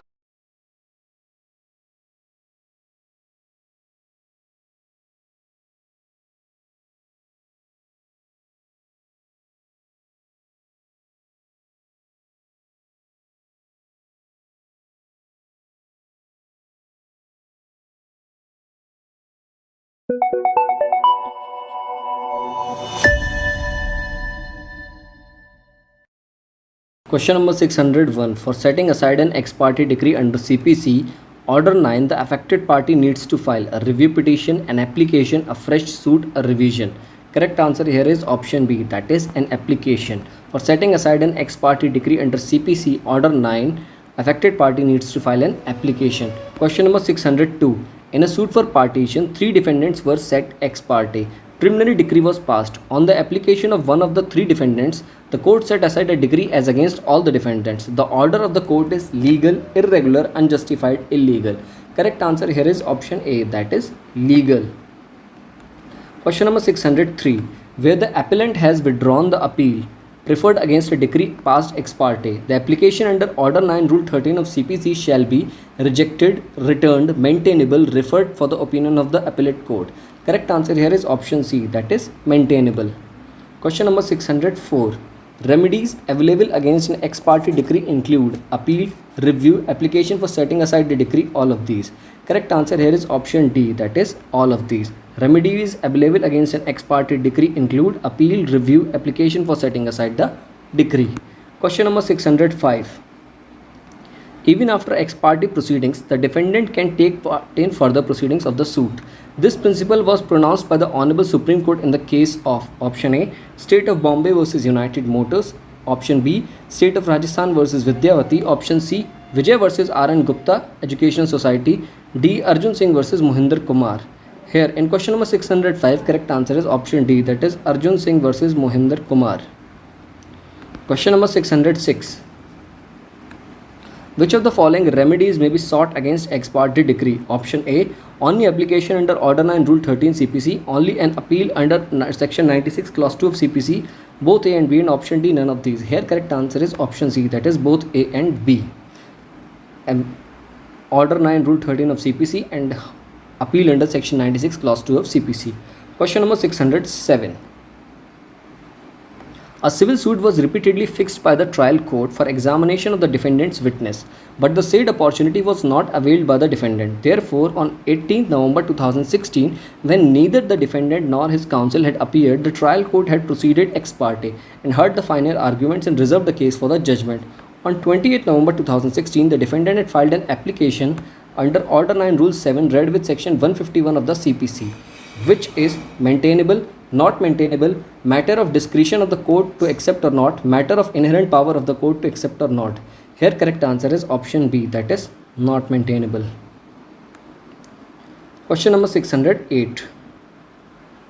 When an ex parte decree is passed, the defendant can file an appeal under Section 96 of the Code of Civil Procedure, can file an application under Order 9 Rule 13 of the CPC to opt either A or B. It is an application B above is dismissed, can file appeal to dispute the correctness of the order passed. Here correct answer is option C, that is either A and B. When an ex parte decree is passed, the defendant can file appeal under Section 96 of the CPC and can file an application under Order 9 Rule 13 of the CPC. Question number 609. An ex parte decree can be set aside on the ground that summons were not duly served, non-appearance of the defendant as copies of the documents filed with plaintiff were not provided to defendant, defendant refused to receive the summons and thereafter no fresh summons were issued to him. An ex parte decree cannot be set aside under any circumstances. Here in question number 609, correct answer is option A, that is summons were not duly served. An ex parte decree can be set aside on the ground that summons were not duly served. Question number 610. When an ex parte decree is passed, the defendant would normally ask for setting aside an ex parte decree by an application under Order 9 Rule 13 of CPC, by filing a revision petition under Section 115 of the CPC, by filing a petition under Article 227 of the Constitution of India, by filing an application under Order 9 Rule 7 of the CPC. Here correct answer is option A, by an application under Order 9 Rule 13 of the CPC. Question number 611. Under which of the following provisions of the CPC an ex parte order and an ex parte decree may be set aside? Correct answer here is option C, that is Order 9 Rule 7 and Order 9 Rule 13. Question number 612. Mark the incorrect statement. Option first. In deciding the restoration of application for setting aside an ex parte decree, the merits of the case should be taken into account. B. As a general rule, the court will set aside the decree only against such defendant or defendants who has made an application. C. Where the decree is of such nature that it cannot be set aside against such defendant only, the court may set it aside against the other defendants also. No ex parte decree cannot be set aside without notice to the opposite party. Here in this question it has been asked which of the following is incorrect. Option A is an incorrect. Therefore, it will be the right answer. Question number 613. A suit may be dismissed under Order 9 of the CPC, where the summons is not served upon the defendant in consequence of the plaintiff's failure to pay cost for the service of summons, where neither the plaintiff nor the defendant appears, where the plaintiff, after summons returned unserved, fails for 7 days to apply for the fresh summons, where on the date fixed for hearing in a suit only defendant appears and he does not admit the plaintiff claim. Here correct answer is in question number 613 is option D, that is all of the above. Question number 614. When an appeal against a decree passed ex parte has been disposed of on a ground that other than withdrawal by the appellant, then application for setting aside the ex parte decree is, option C is the correct answer, that is not maintainable. Question number 615. After being proceeded against ex parte, the defendant is precluded absolutely for participating in any proceeding in the suit, at liberty to join the proceedings at the stage where the proceedings are pending, at liberty to join the proceedings and do all things which it would have done had he not been proceeded against ex parte without getting ex parte order set aside, none of the above. In question number 615, correct answer is option B, at liberty to join the proceedings at the stage where the proceedings are pending. Question number 616. In a suit for recovery instituted by A against B, despite the summons suit have been duly served upon B, he did not appear on the date fixed on the summon on 1/3/1993. The court consequently on 1/3/1993 passed an ex parte order against B and listed the case on 3/4/93 for ex parte evidence of A. Here options are B can participate in the further proceedings of the case. Option B can seek setting aside of ex parte order if he is able to show good cause of his appearance. C, both A and B are correct, and D, both A and B are incorrect. Here correct answer is option C, that is both A and B are correct. Question number 617. A suit may be dismissed where summons are not served on the defendant in consequence of the failure of the plaintiff to take proper steps like filing of court fee, postal charges, or requisite number of the copies of plaint. B, neither party appears where the suit is called on for hearing. C, plaintiff after summons to defendant has returned unserved, fails to apply for fresh summons for 7 days. And D, all of these. Here correct answer is option D, that is all of these. In all of these cases, suit will be dismissed. Question number 618. Court can direct the parties to opt for any one mode of alternative dispute resolution under CPC in. Here correct answer is option A, that is Order 10 Rule 1A of CPC. Question number 619. Can a civil court examine party at first hearing? Options are no. Option B, court can examine party till evidence has been recorded. C, court should not examine the party, support this party had right to cross-examine. And D, yes. Here correct answer is option D, that is yes. Question number 620. Under CPC at first hearing, the court must frame and record issues, record the evidence of the plaintiff, ascertain whether the allegation in the pleadings are admitted or denied, all of the above. Here correct answer is option C, that is ascertain whether the allegation in the pleadings are admitted or denied. Question number 621. Which of the propositions is incorrect with regard to oral examination of a party by the court under Order 10 Rule 2 of CPC? Options are the examination need not to be restricted to the allegation in the pleadings of the party but can relate to elucidating any matter in controversy in the suit. The court can examine not only the parties but any person accompanying either party to the suit. C, the statement made during the course of the examination is not an oath. And D, the court can cross-examine any of the parties with reference to document.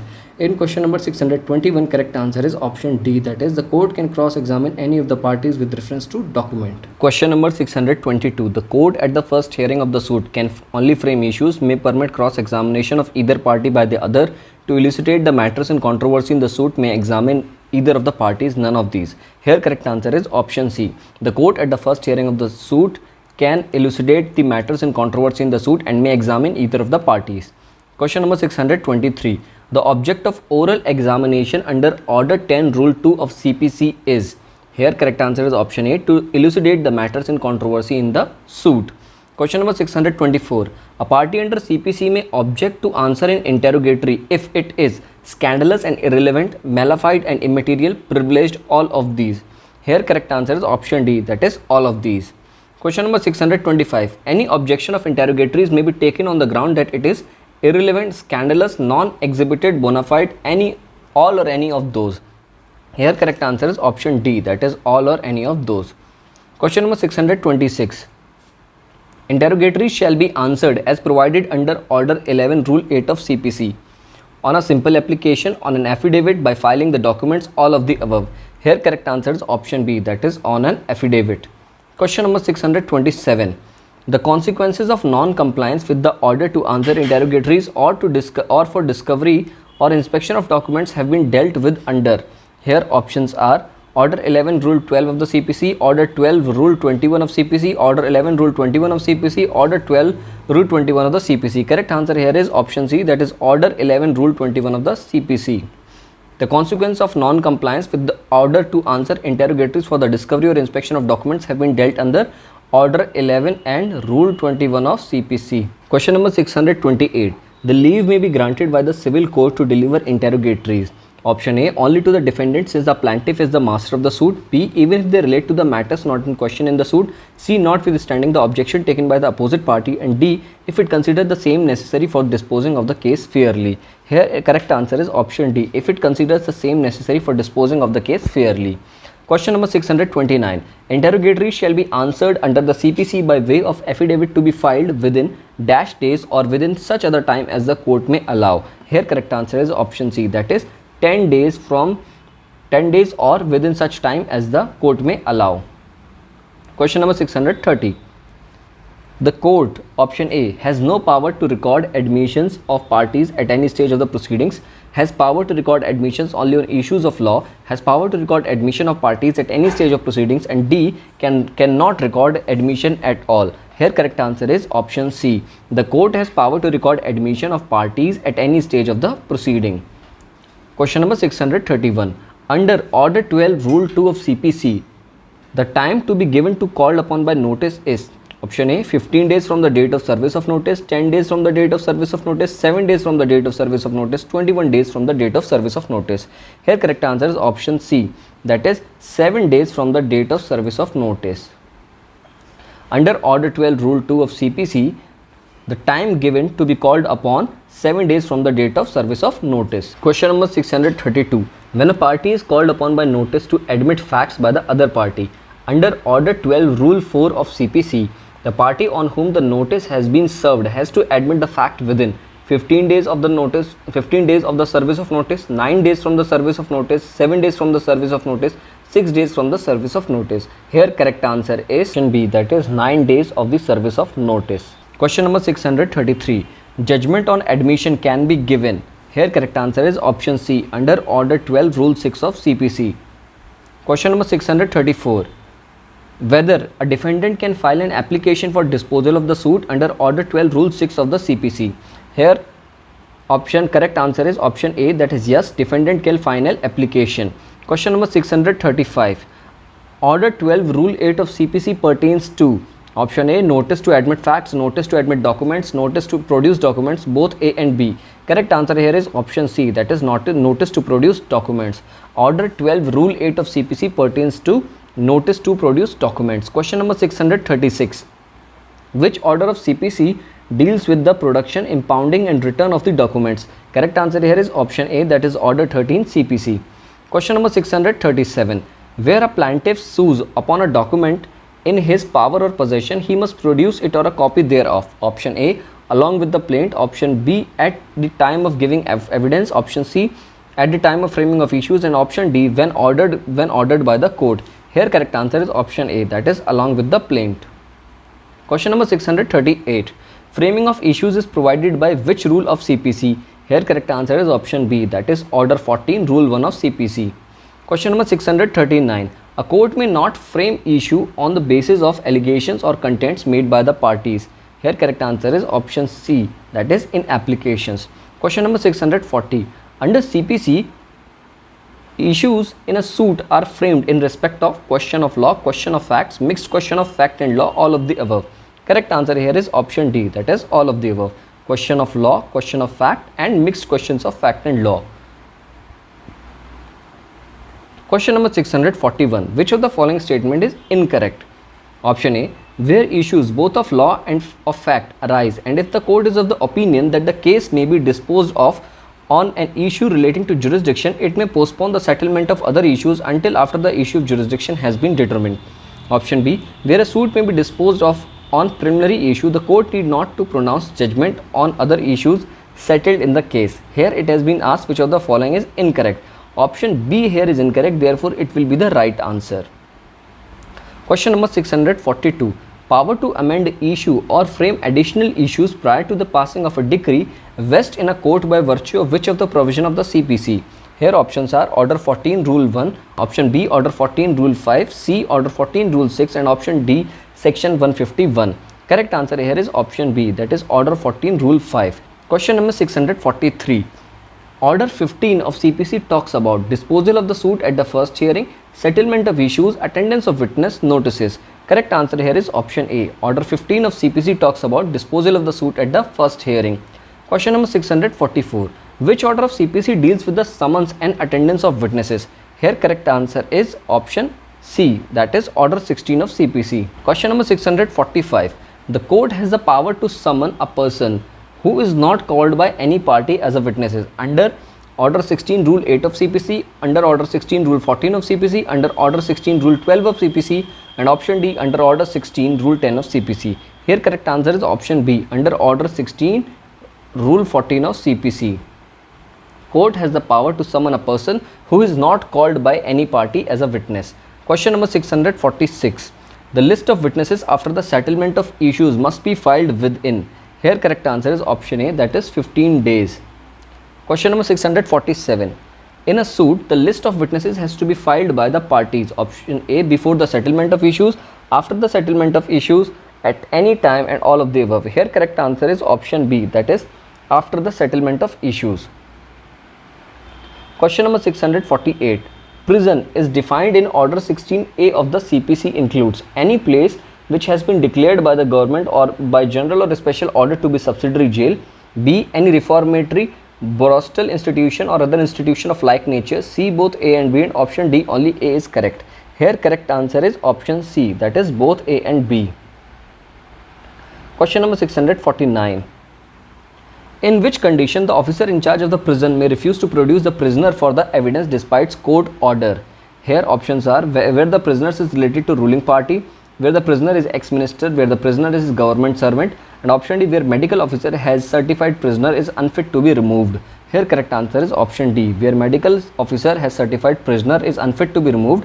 In this condition, the officer in charge of the prison may refuse to produce the prisoner for evidence despite court's order.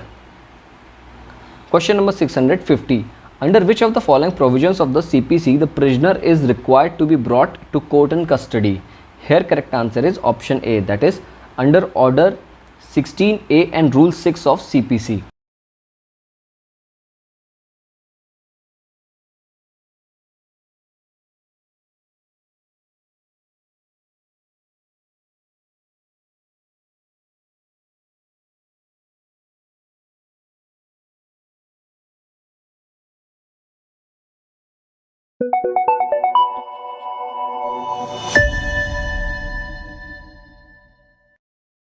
Question number 651. It appears to the court that the evidence of Mr. X, a person confined in prison outside the state, is material in a suit. The court may, option A, make an order requiring the district magistrate in charge of the district to produce that person before the court to give evidence. Option B, make an order requiring DGP of the state in charge of the prison to produce that person before the court to give evidence. C, make an order requiring the officer in charge of the prison to produce that person before the court to give evidence. And option D, constitute a commission to record the statement. Here in question number 651, correct answer is option C, that is make an order requiring the officer in charge of the prison to produce that person before the court to give evidence. Question number 652.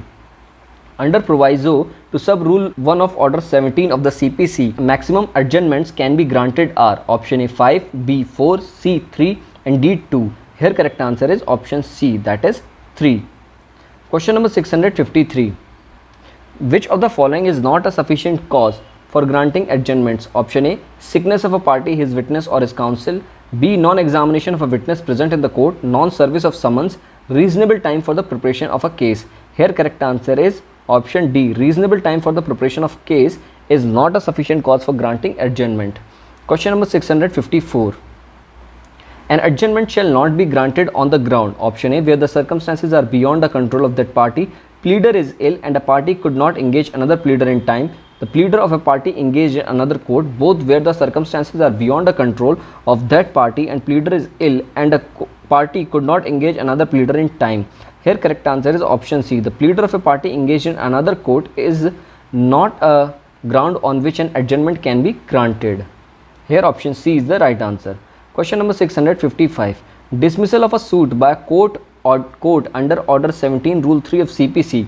Only remedy available to plaintiff is to file an appeal, application under Section 151 CPC, application under Order 9 Rule 9 of CPC, and option D, all of these. Here correct answer is option A, that is an appeal. Question number 656. Hearing of the suit and examination of a witness is covered under Order dash of the CPC. Here correct answer is option A, under Order 18 of CPC. Question number 657. Under Order 18, who has right to produce evidence first? Option A, none of these. Plaintiff, defendant, both plaintiff and defendant. Correct answer here is option B, that is plaintiff. Under Order 18, plaintiff has the right to produce evidence first. Question number 658. In every case, the examination in chief shall be on affidavit orally by typing in his court as court thinks fit. Correct answer here is option A, that is on affidavit. Question number 659. In which one of the following orders or rules under the CPC provide that in every case of the examination in chief of a witness shall be on affidavit? Here correct answer is option A, that is under Order 18 Rule 4 Clause 1. Question number 660. Order 18 Rule 4 Clause 1 of CPC, the examination in chief of a witness shall be recorded. Option A, by the judge. Option B, by the commissioner appointed by the court. On affidavit, all of the above. Here correct answer is option C, that is on affidavit. Under Order 18 Rule 4 Clause 1 of CPC, the examination in chief of a witness shall be recorded on affidavit. Question number 661. What is not correct about the recording of evidence under Order 18 Rule 4 of CPC? Option A, the examination chief of a witness shall be on affidavit. Option B, for cross-examination, the commissioner shall be appointed. Option C, the district judge shall prepare panel of commissioners to record the evidence. And D, the admissibility of a document which are filed along with the affidavit shall be determined by the commissioner. In question number 661, incorrect option has been asked. Here option D is incorrect, that is the admissibility of document which are filed along with affidavit shall be determined by the commissioner is incorrect. Therefore, it will be the right answer. Whereas other options, the examination chief of witness shall be an affidavit is correct. For cross-examination, the commissioner shall be appointed is also correct, and the district judge shall prepare a panel of commissioners to record the evidence is also correct. Question number 662. A witness who has already been examined can be recalled under Order 18 Rule 17 of CPC. Correct answer here is option C, that is by the court. Question number 663. When English is not the language of the court, evidence may be taken in English if the court considers is necessary, all the parties do not object, both A and B, none of the above. Correct answer is option B, that is all the parties do not object. Question number 664. The commissioner is appointed under the provisions of Order 18 of the CPC for the purpose of recording of evidence cannot re-examine a witness, decide objections raised during the recording of evidence, neither of the above, both A and B. Correct answer here is option B, that is decide objections raised during the proceedings recording of evidence. Question number 665. Which one of the following provision of CPC is related to affidavit? Here correct answer is option B, Order 19 is related to affidavit. Question number 666. Which order empowers the court to make order that any particular fact may be proved by affidavits? Order 10, Order 11, Order 16, Order 19. Correct answer here is option D, that is Order 19. Question number 667. Which of the following is true? Affidavits can be confined only to statements of knowledge. Affidavits can be confined only to the statements of beliefs. Affidavits cannot be confined to the statements of belief only on interlocutory applications. None of the above. Here correct answer is option A. Affidavits can be confined only to the statements of knowledge is true. Question number 668. Judgment and decree have been dealt in which of the following order in CPC? Option A, Order 20. Option B, Order 19. Option C, Order 20A. Option D, Order 21. Correct answer here is option A, that is Order 20 of CPC. Question number 669. Copy of judgment shall be made available to the parties under Order 20 Rule 1 Clause 2 of CPC. Option A, immediately after the pronouncement of the judgment, after 7 days from the pronouncement of the judgment, after 14 days from the pronouncement of the judgment, after 21 days from the pronouncement of the judgment. Here correct answer is option A, that is immediately after the pronouncement of the judgment. Copy of judgment shall be available to the parties under Order 20 Rule 1 Clause 2 of CPC immediately after the pronouncement of judgment. Question number 670. After completion of the trial, the judge pronounced the judgment but did not sign the decree and he is transferred. then option A, the decree prepared can be signed by the newly posted judge. The decree prepared is sent for the approval of the High Court. The decree is sent for signature to the court to which the trial court subordinate. The new judge has to rehear the arguments in the suit. In question number 670, correct answer is option A. The decree prepared can be signed by the newly posted judge. Question number 671. What is the maximum time granted by the court by CPC to draw up a decree after pronouncing judgment? Here correct answer is option A, that is 15 days. 15 days is the maximum time granted by the court to draw up a decree after pronouncing judgment. Question number 672. According to Order 20 Rule 7 of CPC, the decree shall bear the date of the day on which the judgment was pronounced, the day on which the decree was made, the day on which the plaint was filed, the day on which the final argument was heard. Here correct answer is option A, that is the day on which the judgment was pronounced. Question number 673. Under which provision decreed amount may be directed for the payment in installments after passing the decree? Here options are Rule 10 Order 20 of CPC, Rule 11 Order 20 of CPC, Rule 12 Order 20 of CPC, Rule 10 of Order 21 of CPC. Correct answer here is option B, that is Order 20 and Rule 11 of CPC. Question number 674. Order 20 Rule 12 of CPC provides for passing of preliminary decree in a suit for dissolution of partnership, preemption, possession and mesne profit, accounts between principal and agents. Here correct answer is option C, that is possession and mesne profits. Question number 675. After passing a decree for payments of money on the application of the judgment debtor, the court shall not order that payment of the amount of decree shall be made by installments. Option A, without recording evidence of both parties, without obtaining affidavits from both parties. C, without obtaining the documents regarding the financial condition of the judgment debtor, without consent of the decree holder. In question number 675, correct answer is option D, that is without the consent of the decree holder. Question number 676. Preliminary decree can be passed in a suit for partition, for partnership, for possession and mesne profit, all of the above. Here correct answer is option D, all of the above. Question number 677. In which of the following suits CPC provides for the passing of preliminary decrees? Suits for preemption, suits for possession and mesne profits, administration suits, all of the above. Correct answer here is option D, that is all of the above. Question number 678. Order 21 of CPC dealing with execution of decree and orders contains is 106 rules. Option D here is the right answer. Question number 679.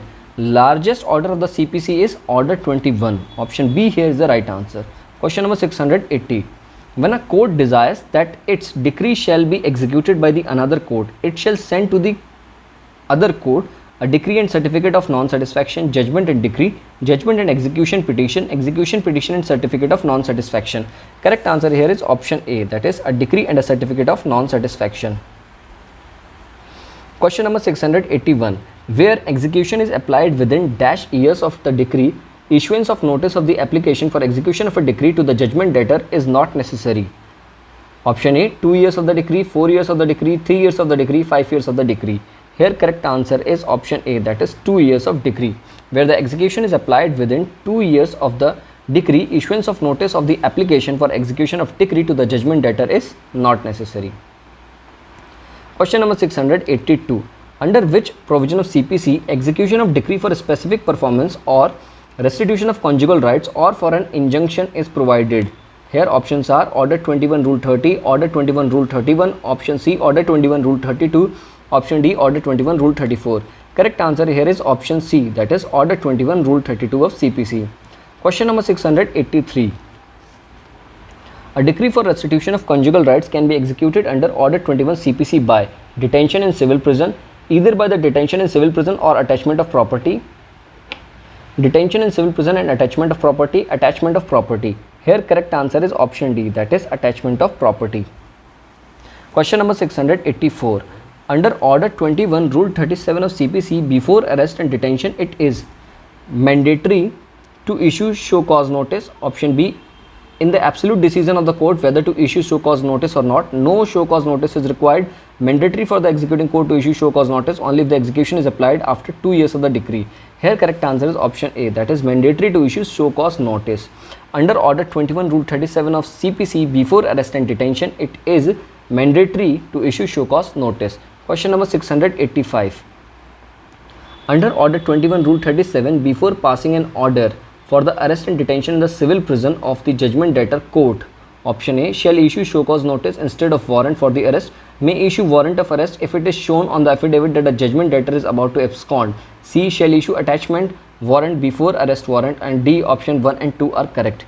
Here correct answer is option D, that is option 1 and 2 are correct. A and B option A here are correct. That is, shall issue show cause notice instead of warrant for arrest. May issue warrant of arrest if it is shown on the affidavit that judgment debtor is about to abscond. Question number 686. Which of the following provisions of CPC provides for the adjudication of claims and objections for the attachment of property? Option A, Order 21 Rule 59, B, Order 21 Rule 58, C, Order 21 Rule 57, and none of the above. Correct answer here is option B, that is Order 21 Rule 58 of CPC provides provisions for the adjudication of claims and objections to attachment of property. Question number 687. Auction purchaser shall pay full of purchase money. Option A, within 7 days, within 15 days, within 21 days, within 30 days. Correct answer here is option B, that is within 15 days. Auction purchaser shall pay full of purchase money within 15 days. Question number 688. Time prescribed for filing of which of the applications cannot be extended or condoned by applying provisions of the Section 5 of Limitation Act? Option A, revision under Section 115 of CPC, application for execution under Order 21 of CPC, appeal under Section 96, 100 and 104 CPC, application for substitution under Order 22 of CPC. Here correct answer is option B, that is application for execution under Order 21 CPC. Time prescribed for filing cannot be extended or condoned by the applying of provisions of Section 5 of Limitation for application for execution under Order 21 CPC. Question number 689.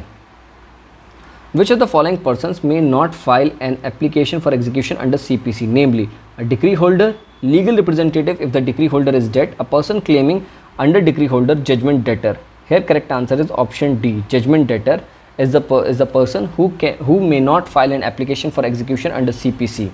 Question number 690. Where immovable property forms one estate situate within the local limits of the jurisdiction of two or more courts. Option A, any one court may sell the entire estate. The court can sell only that part which is within its jurisdiction. C, none of the courts can sell any part of the estate. D, the court can sell the entire estate within whose jurisdiction majority portion of the property is situated. Here correct answer is option A, that is any one court may sell the entire estate. Question number 691.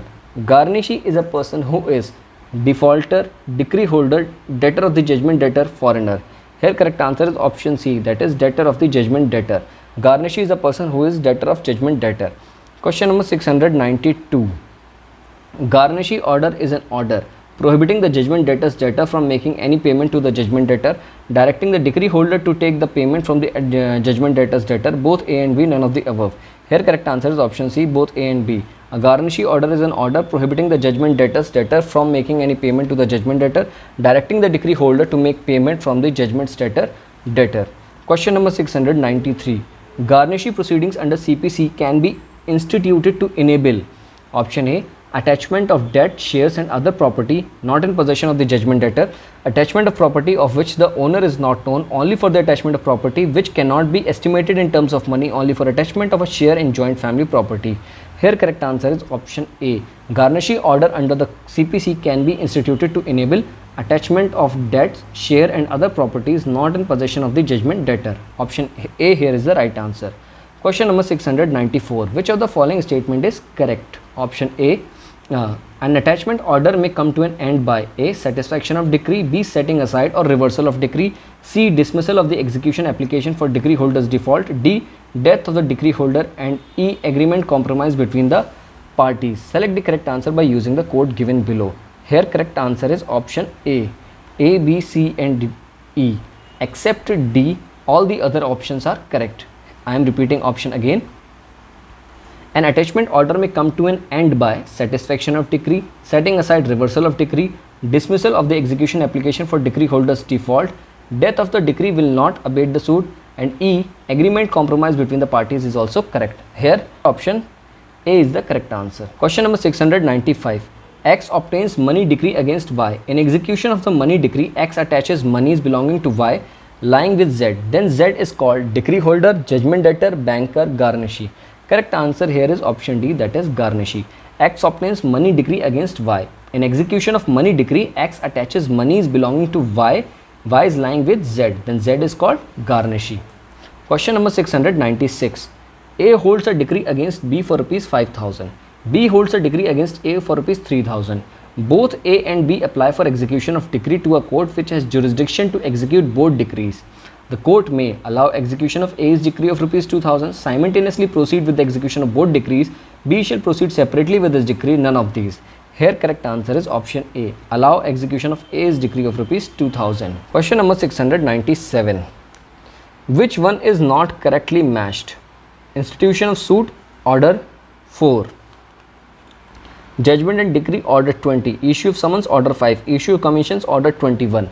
This is not correctly matched. Order 21 is related to execution. Question number 698. Which among the following is not correct relation to consideration of order 21 rule 90? Here options are: there must be a material irregularity or fraud in publishing of the conducting of sale. It must relate to conduct of sales alone. C. The applicant must have sustained substantial injury. D. Such injury must have been caused by the material irregularity or fraud. Here correct answer is option B. In this question it has been asked which of the following is not correct in relation to consideration of order 21 rule 90. Option B here is not correct, that is it must relate to conduct for sale alone is not correct, therefore it will be the right answer. Other options are correct, that is there must be a material irregularity of fraud in publishing or condoning conducting of sale. The applicant must have sustained substantial injury, and such injury must have been caused by the material irregularity or fraud. Question number 699. In execution proceeding before trial court, a person filed application under order 21 rule 97 CPC on ground that he was bona fide purchaser of suit property. His objection: maintainable because he has bona fide purchaser. B. Is not maintainable because his lis pendens prohibits a party from dealing with property which is the subject matter of the suit. C. Maintainable because he has not filed independent suit. D. Can be heard only if the parties permit. Here correct answer is option B. Is not maintainable because his lis pendens prohibits a party from dealing with property which is the subject matter of suit. Question number 700. Proceedings in the CPC include proceeding for the execution of a decree or order, proceeding for the execution of a decree, order, or the prosecution order for a prosecution. Here correct answer is option A, that is first is correct. Under CPC, a proceeding for the execution of decree or order is provided.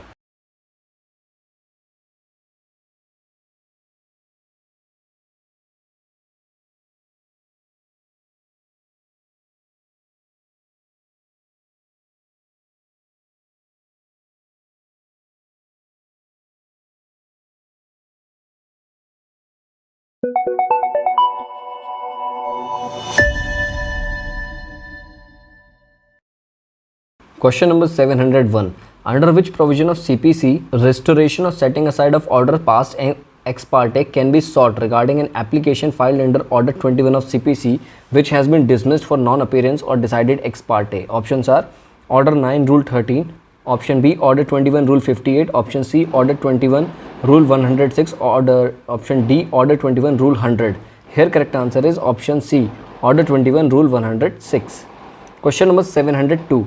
Failure of judgment debtor to file the affidavit of assets under order 21 rule 41 clause 2 of CPC can result in option A civil imprisonment up to 3 months for the judgment debtor, civil imprisonment up to 6 months for the judgment debtor, civil imprisonment up to 9 months for the judgment debtor, imposition of fine on the judgment debtor for the decretal amount. Here correct answer is option A civil imprisonment up to 3 months for the judgment debtor. Question number 703. An application for the substitution of the legal representatives of the plaintiff who has died was to be moved by. Here correct answer is option A, that is the legal representatives of the plaintiff. Question number 704. The death of a plaintiff or defendant shall not cause the suit to abate if the cause of action survives, the relief survives, the right to sue survives, all of the above. Here correct answer is option C, that is the right to sue survives. Question number 705. With regard to abatement of suit under order 22 of the CPC 1908, choose the true statement about propositions. Propositions are: the death of the plaintiff or defendant shall not cause the suit to abate if the right to sue survives. Second, when the sole surviving plaintiff dies and the right to sue survives, the court on an application made in that behalf shall cause the legal representative of the deceased plaintiff to be made a party shall proceed with the suit. Third, any person so made a party shall be governed by pleadings already submitted and shall not be entitled to make a defense appropriate to his character as a legal representative of the party. Here in question number 705, correct answer is option A, that is first and second are correct and third is incorrect. Third statement is incorrect, whereas first and second statement are correct. First statement is the death of the plaintiff or the defendant shall not cause the suit to abate if the right to sue survives. This is correct. Second, where the sole surviving plaintiff dies and the right to sue survives, the court on an application made in that behalf shall cause a legal representative of the deceased plaintiff to be made a party shall proceed the suit. This statement is also right. Question number 706. What shall be the status of suits on party's death? Option A, the death of the plaintiff will abate the suit. The death of the defendant will abate the suit. Both option A and B above. Option D, the death of the plaintiff or the defendant will not cause the suit to abate if the right to sue survives. Here correct answer is option D. The death of the plaintiff or defendant will not cause the suit to abate if the right to sue survives. Question number 707. In which of the following case the right to sue survives on the death of the party? Option A, a suit for the dissolution of marriage. Option B, a suit for the right to future maintenance. Option C, a suit for breach of contract of betrothal. Option D, a suit for partition of ancestral property by a co-partner. Here correct answer is option D. A suit for the partition of ancestral property by a co-partner is the correct answer. Question number 708. Abatement means option A, suspension or termination of proceedings in an action for want of proper parties. Here option A is the correct answer. Question number 709. Where a suit is abated or dismissed under order 22 of CPC on the same cause of action. Here options are new suit can be instituted with the consent of the parties. Option B, fresh suit may be filed with the prior permission of the court. C, no fresh suit shall be brought, and D, no new suit may be filed if sufficient cause is shown. Here correct answer is option C, no fresh suit shall be brought. Question number 710. Abatement of proceedings is provided for under order 22, order 23, order 34, order 25. Correct answer here is option A, that is order 22. Question number 711. X dies leaving behind a son Y and a married daughter Z. A suit filed by X after his death can be continued by Y alone as legal representative, Z alone as legal representative, Y, Z and the husband of Z as a legal representative, Y and Z both as legal representative. Correct answer here is option D, that is Y and Z both as legal representative. Question number 712. If a right to sue survives, will the suit be abated by the party's death? Option A, yes. Option B, no. Option C, if the opposite party agrees, and option D, none of the above. Here correct answer is option B, that is no. Question number 713. Which of the following provisions of the CPC will be applicable in case of death of one of the several defendants or the sole defendant in the suit? Option A, order 12 rule 1. Option B, order 10 rule 9. Option C, order 19 rule 6. Option D, order 22 rule 4. Here correct answer is option D, that is order 22 rule 4. Question number 714. If the sole plaintiff dies after the hearing of the suit was concluded, the suit shall abate, continue as it is, continue in the same name of legal representatives, continue only if an application has been submitted within the limitation for adding the legal representative as plaintiff. Correct answer here is option B, that is continue as it is. Question number 715. Where the plaintiff dies after hearing and before pronouncement of the judgment of the suit, shall not abate, shall abate, shall abate if the right to sue not survive, none of the above. Correct answer here is option A, that is the suit shall not abate. Question number 716. Where a party dies after conclusion of the hearing and before pronouncement of the judgment, the suit shall not abate, the suit shall abate if it will be deemed that a judgment has been pronounced before the death of the party, none of the above. Correct answer here is option C. When a party dies after conclusion of hearing and before pronouncement of judgment, it will be deemed that a judgment has been pronounced before the death of the party. Question number 717. On abatement of suit under order 22 rule 9 of CPC, a fresh suit on the same cause of action can be brought as a matter of right. Option B, a fresh suit on the same cause of action can be brought only with the permission of the court. Option C, a fresh suit on the same cause of action is barred, and option D, none of the above. Here correct answer is option C, a fresh suit on the same cause of action is barred. Question number 718. A pleader has a duty to inform the court about the death of the parties under Order 22 Rule 1 CPC, Order 22 Rule 4 CPC, Order 22 Rule 8 CPC, Order 22 Rule 10A CPC. Here correct answer is option D, that is Order 22 Rule 10A CPC. A pleader has a duty to inform the court about the death of the parties under Order 22 Rule 10A of CPC. Question number 719. To which of the cases provisions of the Order 22, Rule 3 and 4 CPC do not apply? Option A suit, option B execution proceedings, option C first appeal, and option D second appeal. Correct answer here is option B, that is execution proceedings.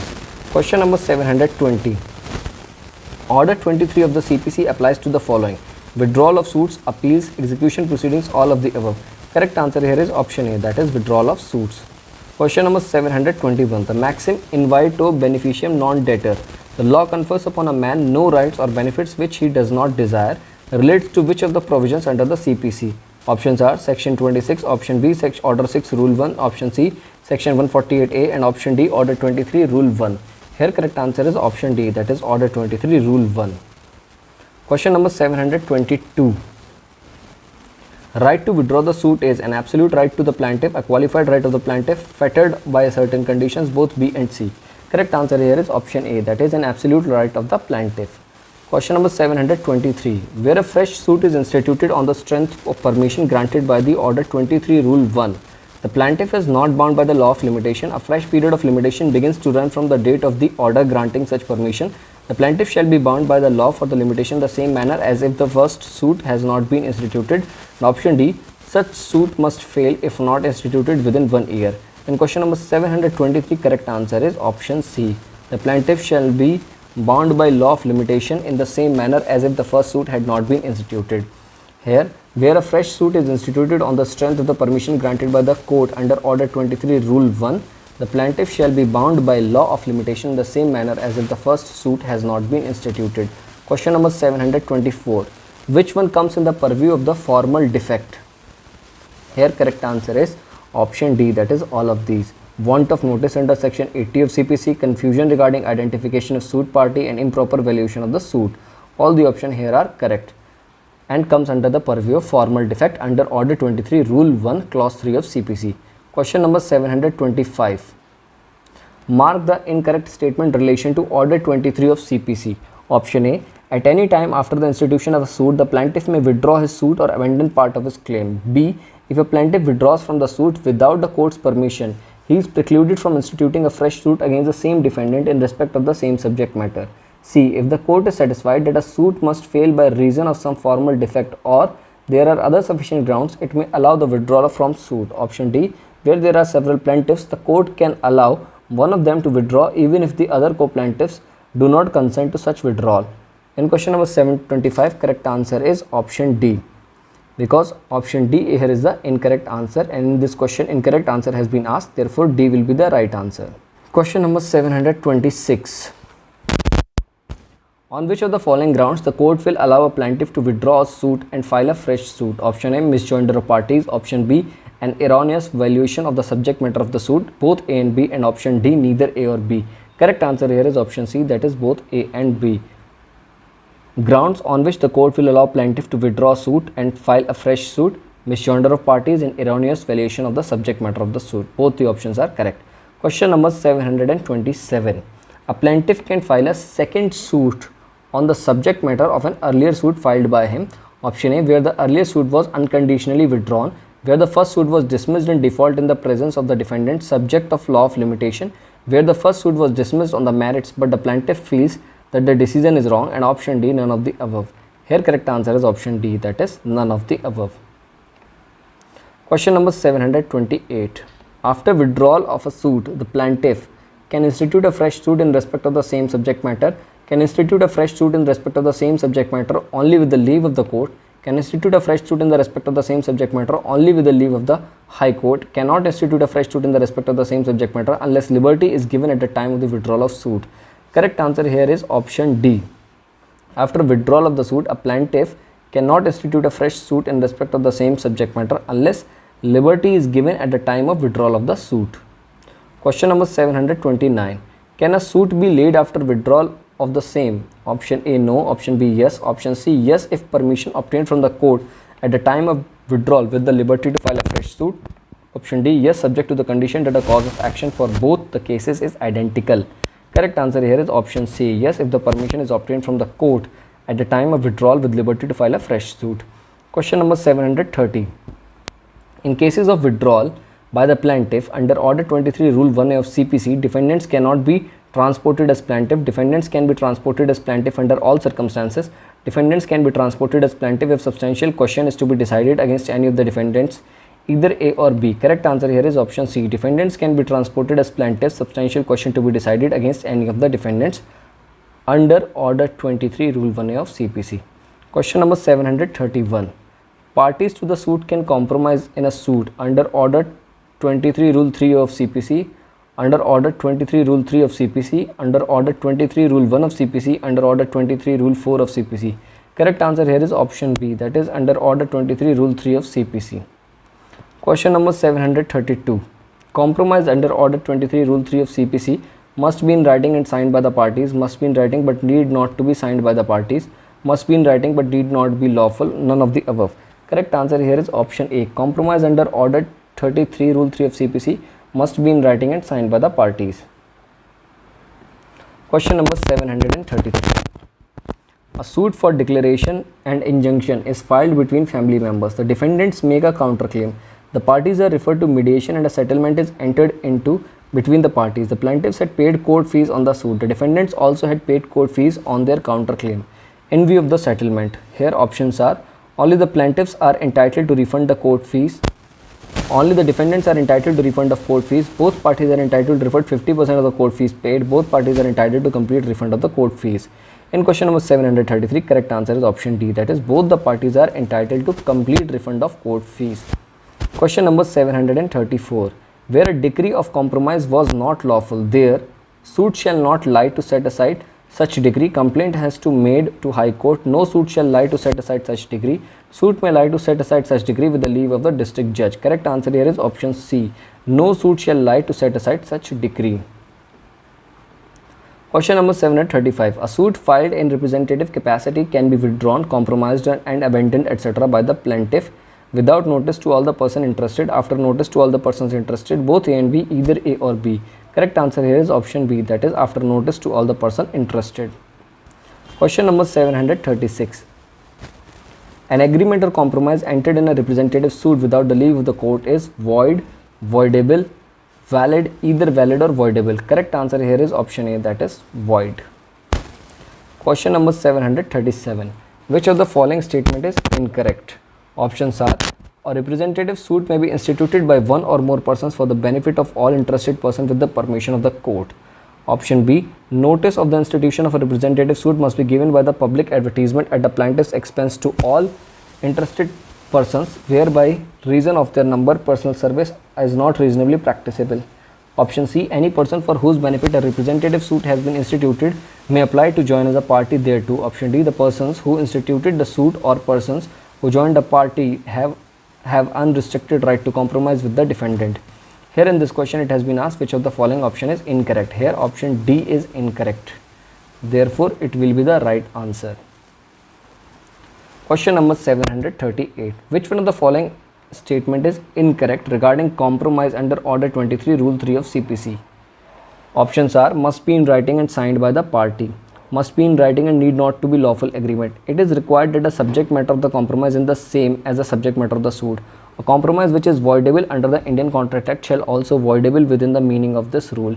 Here in this question incorrect has been asked. Here option C is the incorrect, that is it is required that subject matter of the compromise is the same as the subject matter of the suit is incorrect.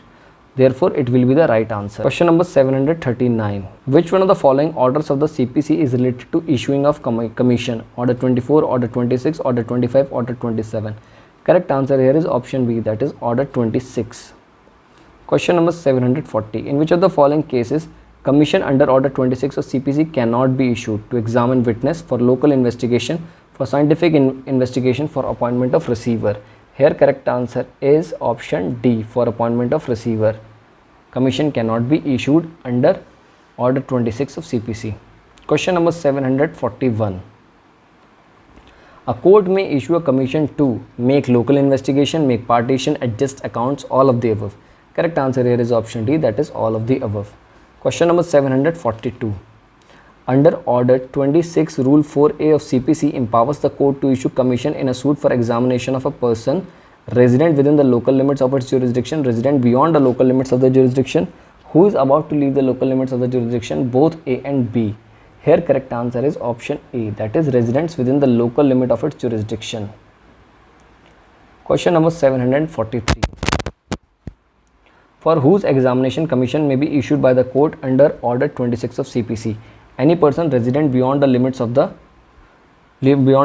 its jurisdiction, any person who is about to leave such limits of its jurisdiction, and option C, any person in service of the government who cannot attend the court without the determinant of the public service. Option D, all of the above.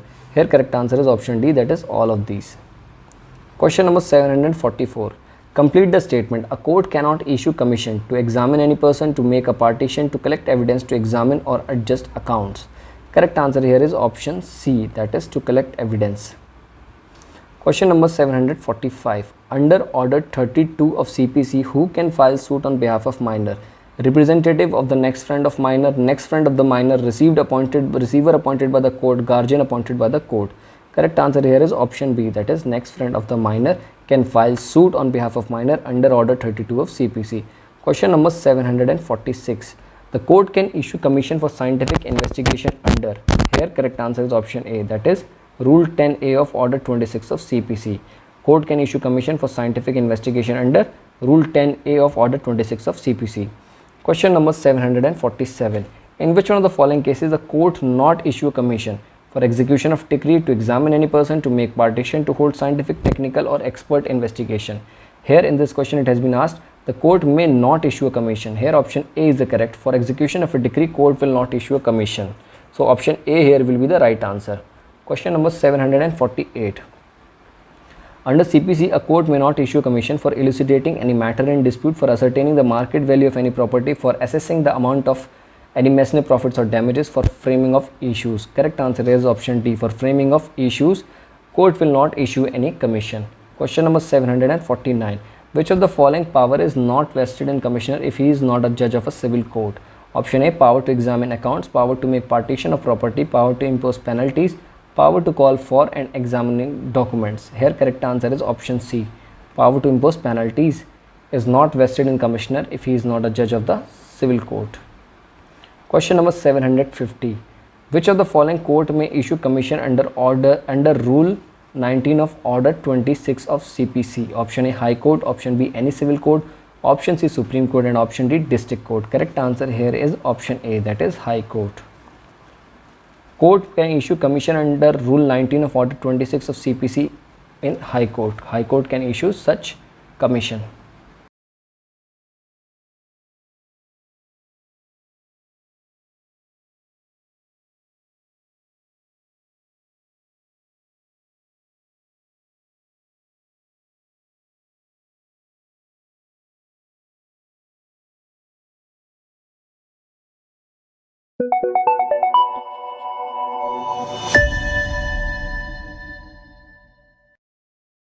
Question number 751. Order 32 of the CPC is related to option A, suit by or against minors and persons of unsound mind, suit by or against trustees, executors and administrators, suit related to the matters concerning family, none of the above. Here correct answer is option A.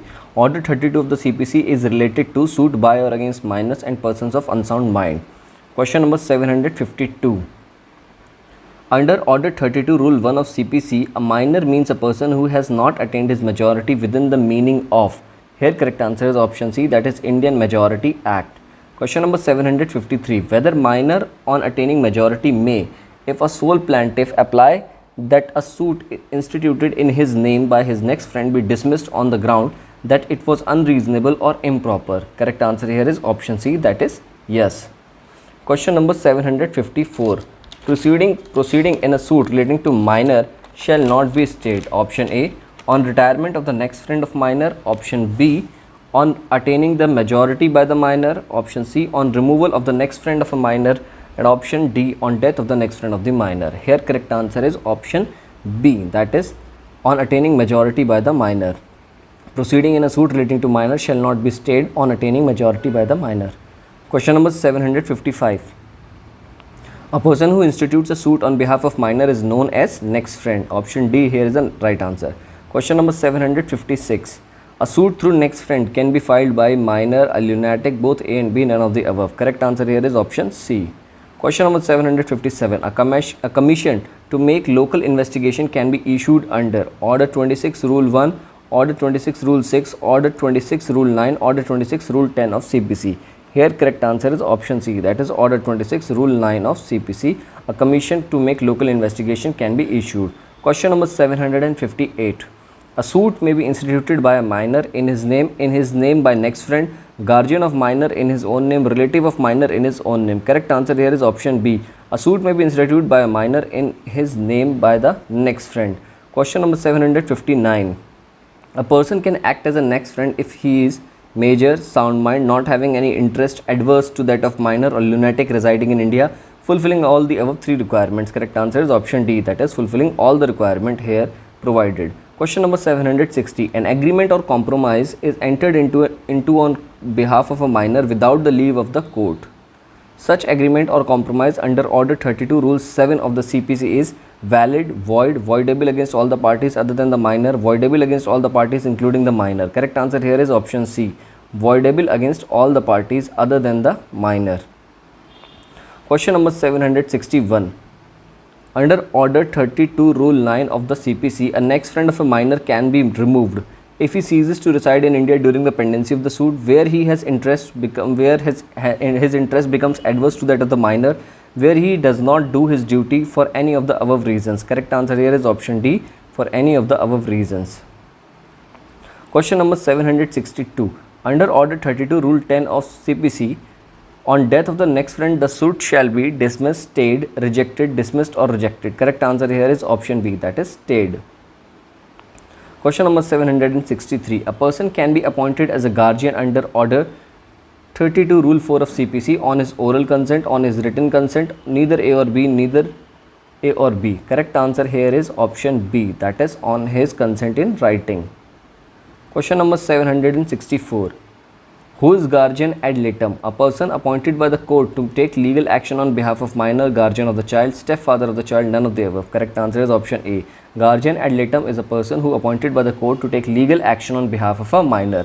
Question number 765. The court is required to appoint a guardian ad litem for a minor plaintiff only, for a minor defendant only, for plaintiff and defendant both, none of these. Correct answer here is option B, for minor defendant only. Question number 766. A minor can be legal representative of a deceased person, but in any legal proceeding, such minor must be represented by his next friend or guardian. Here, both these statements and explanations are true is the right answer. Question number 767. Where are the provisions relating to cases of indigent persons given in the CPC? It is provided in under Order 33 of the CPC. So option A here is the right answer. Question number 768. A person is an indigent person within the meaning of Order 33 Rule 1 of CPC if he is not possessed of sufficient means to pay the fee payable on the plaint, any means to pay the fee payable on the plaint, sufficient means for his livelihood, none of the above. Correct answer here is option A, sufficient means to pay the fee payable on the plaint. Question number 769. In connection with the suit by an indigent person, the suit is deemed to be instituted on the date when the application for the leave to sue as a pauper is made, when such application is admitted, when such application is rejected, none of the above. Correct answer here is option A. In connection with the suit by an indigent person, a suit is deemed to be instituted on the date when the application for leave to sue as pauper is made. Question number 770. Where an indigent person succeeds, the court fee shall be recovered by the state government. Option B here is the right answer. Question number 771. In case the application for permission to sue as pauper is rejected, the suit is deemed to have been instituted under Order 33 Rule 15A of CPC. Options are on the date on which the permission to sue as a pauper refused, on the date on which the court fee is paid, on the date on which the application for permission to sue as pauper is presented, either A, B or C directed by the court. Correct answer here is option C, on the date on which the application for permission to sue as pauper was presented. Question number 772. In which circumstances the court can withdraw permission to sue as an indigent person? If he is guilty of improper conduct in the course of the suit, it appears that his means are such that he ought not to continue the suit as an indigent person. If he entered into an agreement with any other person who has obtained an interest in the subject matter of the suit, all of these. Correct answer here is option D, that is all of these. In all of these circumstances, court can withdraw permission to sue as an indigent person. Question number 773. Under which section or order of the CPC a provision made to provide free legal services to indigent persons? Correct answer here is option C, that is Order 33 Rule 18 of CPC. Question number 774. Rejection of an application for permission to sue as an pauper bars a fresh suit on the same cause of action, does not bar fresh application on the same cause of action if moved along with the amended schedule of property, does not bar a fresh application on the same cause of action with the leave of the court, does not bar a fresh application at all. Correct answer here is option A. Rejection of an application for permission to sue as an pauper bars a fresh application on the same cause of action. Question number 775.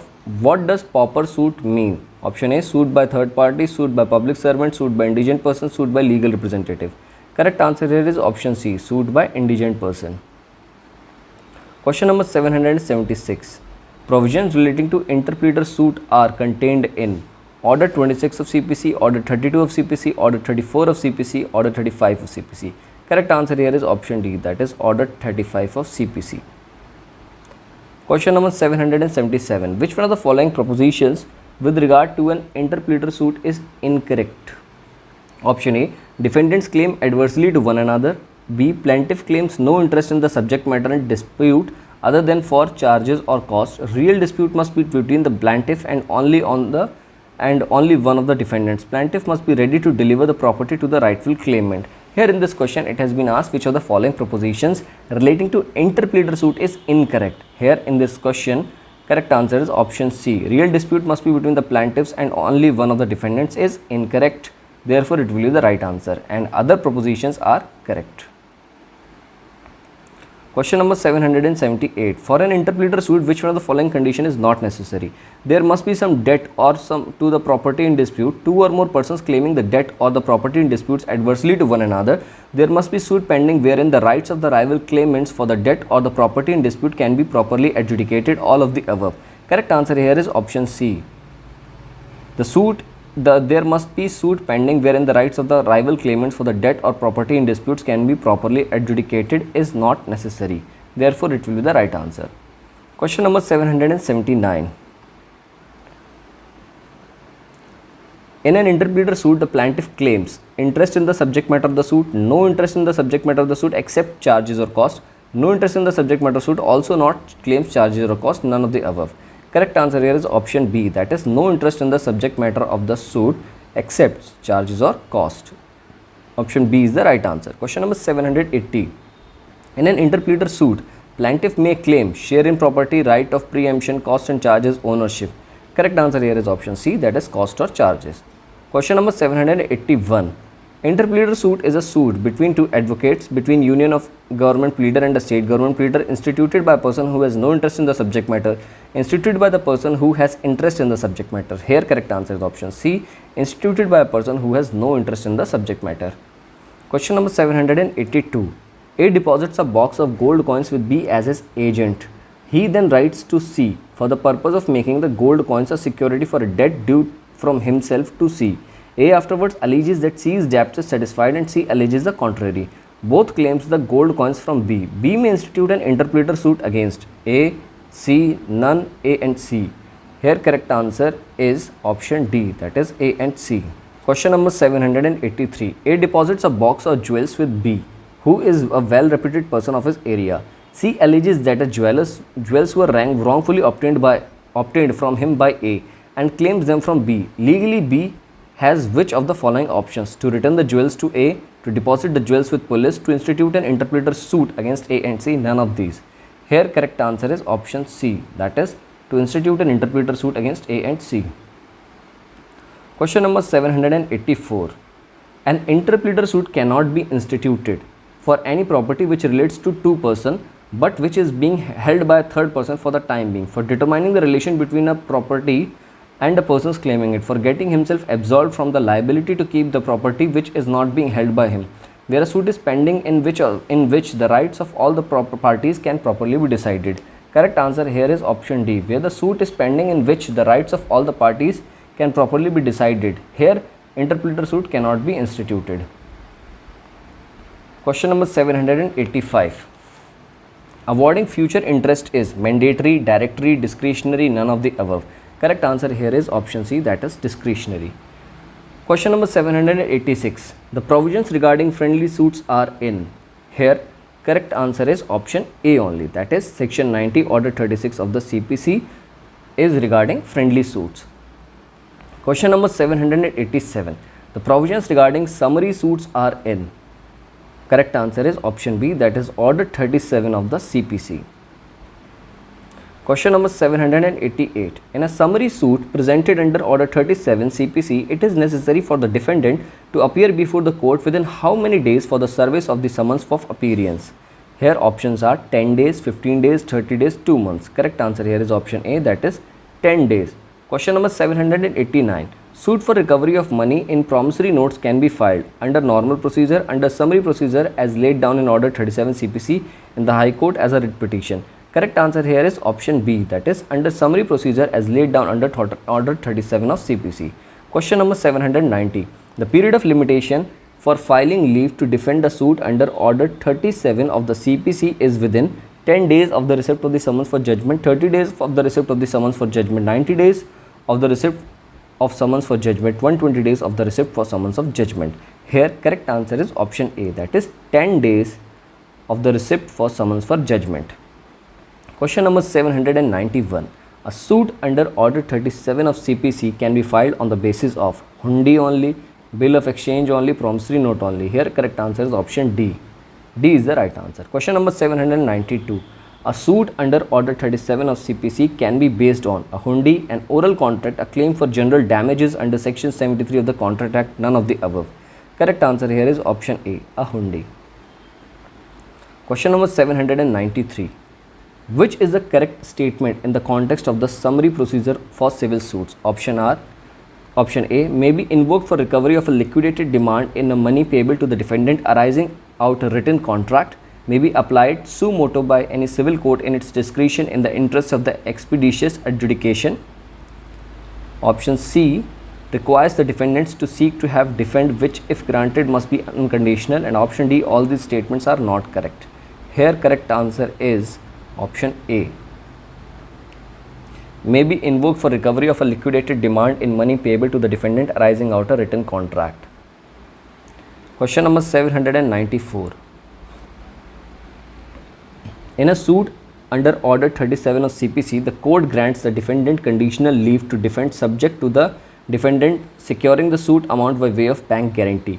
The defendant fails to furnish the bank guarantee in the prescribed period. The court shall permit the defendant to file its written statement, convert the suit into an ordinary suit, decree the same suit against the defendant, decree the plaintiff to elude the evidence. Correct answer here is option C, that is decree the suit against the defendant.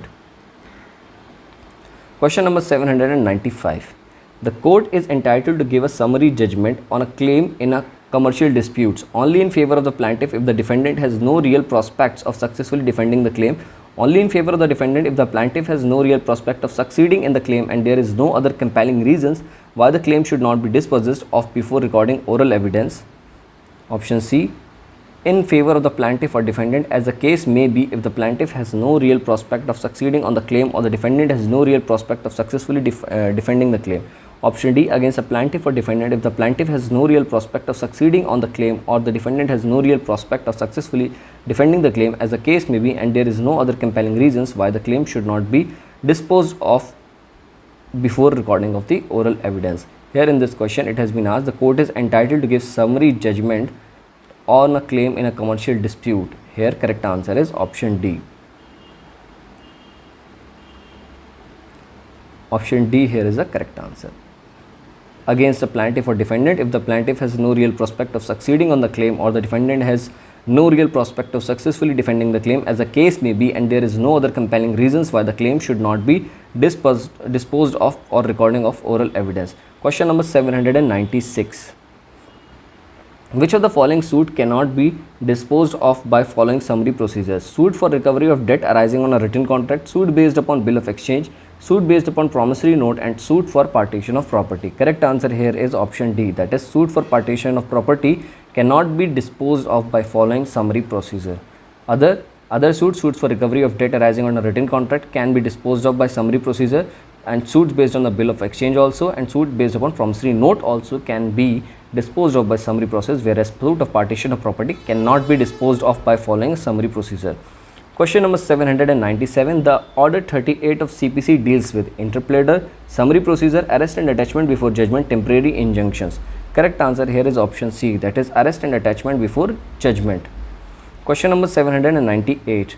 Under which provision of CPC attachment before judgment is provided? Options are Order 29, Rule 1 and 2, Order 40, Section 96, Order 38, Rule 5 to 13. Here correct answer is option D, that is Order 38, Rule 5 to 13. Question number 799. If the defendant enters on appearance in a suit instituted under Order 37 of the CPC, what shall the plaintiff serve on the defendant in the form of 4A in the Appendix B? Summons for temporary injunction, summons for settlement of issues, summons for judgment, summons for order. Correct answer here is option C, that is summons for judgment. Question number 800. In the Code of Civil Procedure, a civil court can direct attachment before judgment in respect of any property in a proceeding pending before it in accordance with the provisions which are contained in. Correct answer here is Order 38.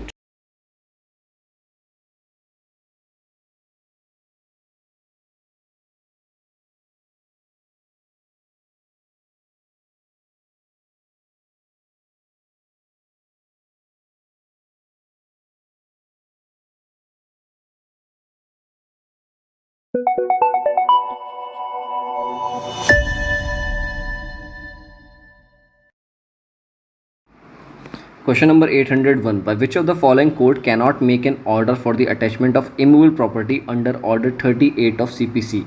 Option A, Senior Civil Court, Court of Small Causes, District Court, High Court. Here correct answer is option B, that is Court of Small Causes.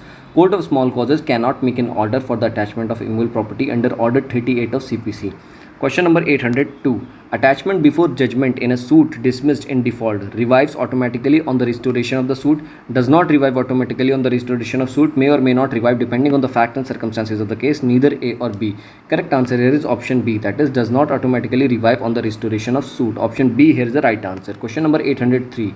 When defendant may be called upon to furnish a security for appearance left the local limits of the jurisdiction of the court, option B is about to abscond, C he has disposed of his property from the local limits of the jurisdiction of the court, and option D all of these. Correct answer here is option D, all of these. Question number 804. The provisions regarding the temporary injunctions are contained in Order of the CPC. Here correct answer is option A, that is Order 39 of CPC. Provisions regarding temporary injunctions are contained in. Question number 805. Injunction is granted under which provision of the CPC? Correct answer here is option B, that is Order 39 Rule 1 of CPC contained provisions relating to injunction. Question number 806. Interlocutory orders are issued by the civil court during pendency of the civil proceedings to summon the person for execution of decree for attachment of property. Correct answer here is option A, that is during pendency of civil proceedings. Question number 807. Temporary injunctions may be granted to restrain any election, to restrain disposition from property, to restrain any intended disciplinary action against a public servant, to restrain the result of any adverse entry against the public servant. Here correct answer is option B, that is to restrain disposition from property, temporary injunctions can be granted. Question number 808. Under CPC, defendant can ask for temporary injunction against the plaintiff if there appears to be a danger that plaintiff would waste or alienate the suit property, the plaintiff threatened to dispose of the property with a view to defrauding his creditors, plaintiff threatens the defendant to dispossess his from the suit property, and option D all of these. Correct answer here is option D all of these. Question number 809. Which of the following grounds is not an appropriate ground for the temporary injunctions under the CPC?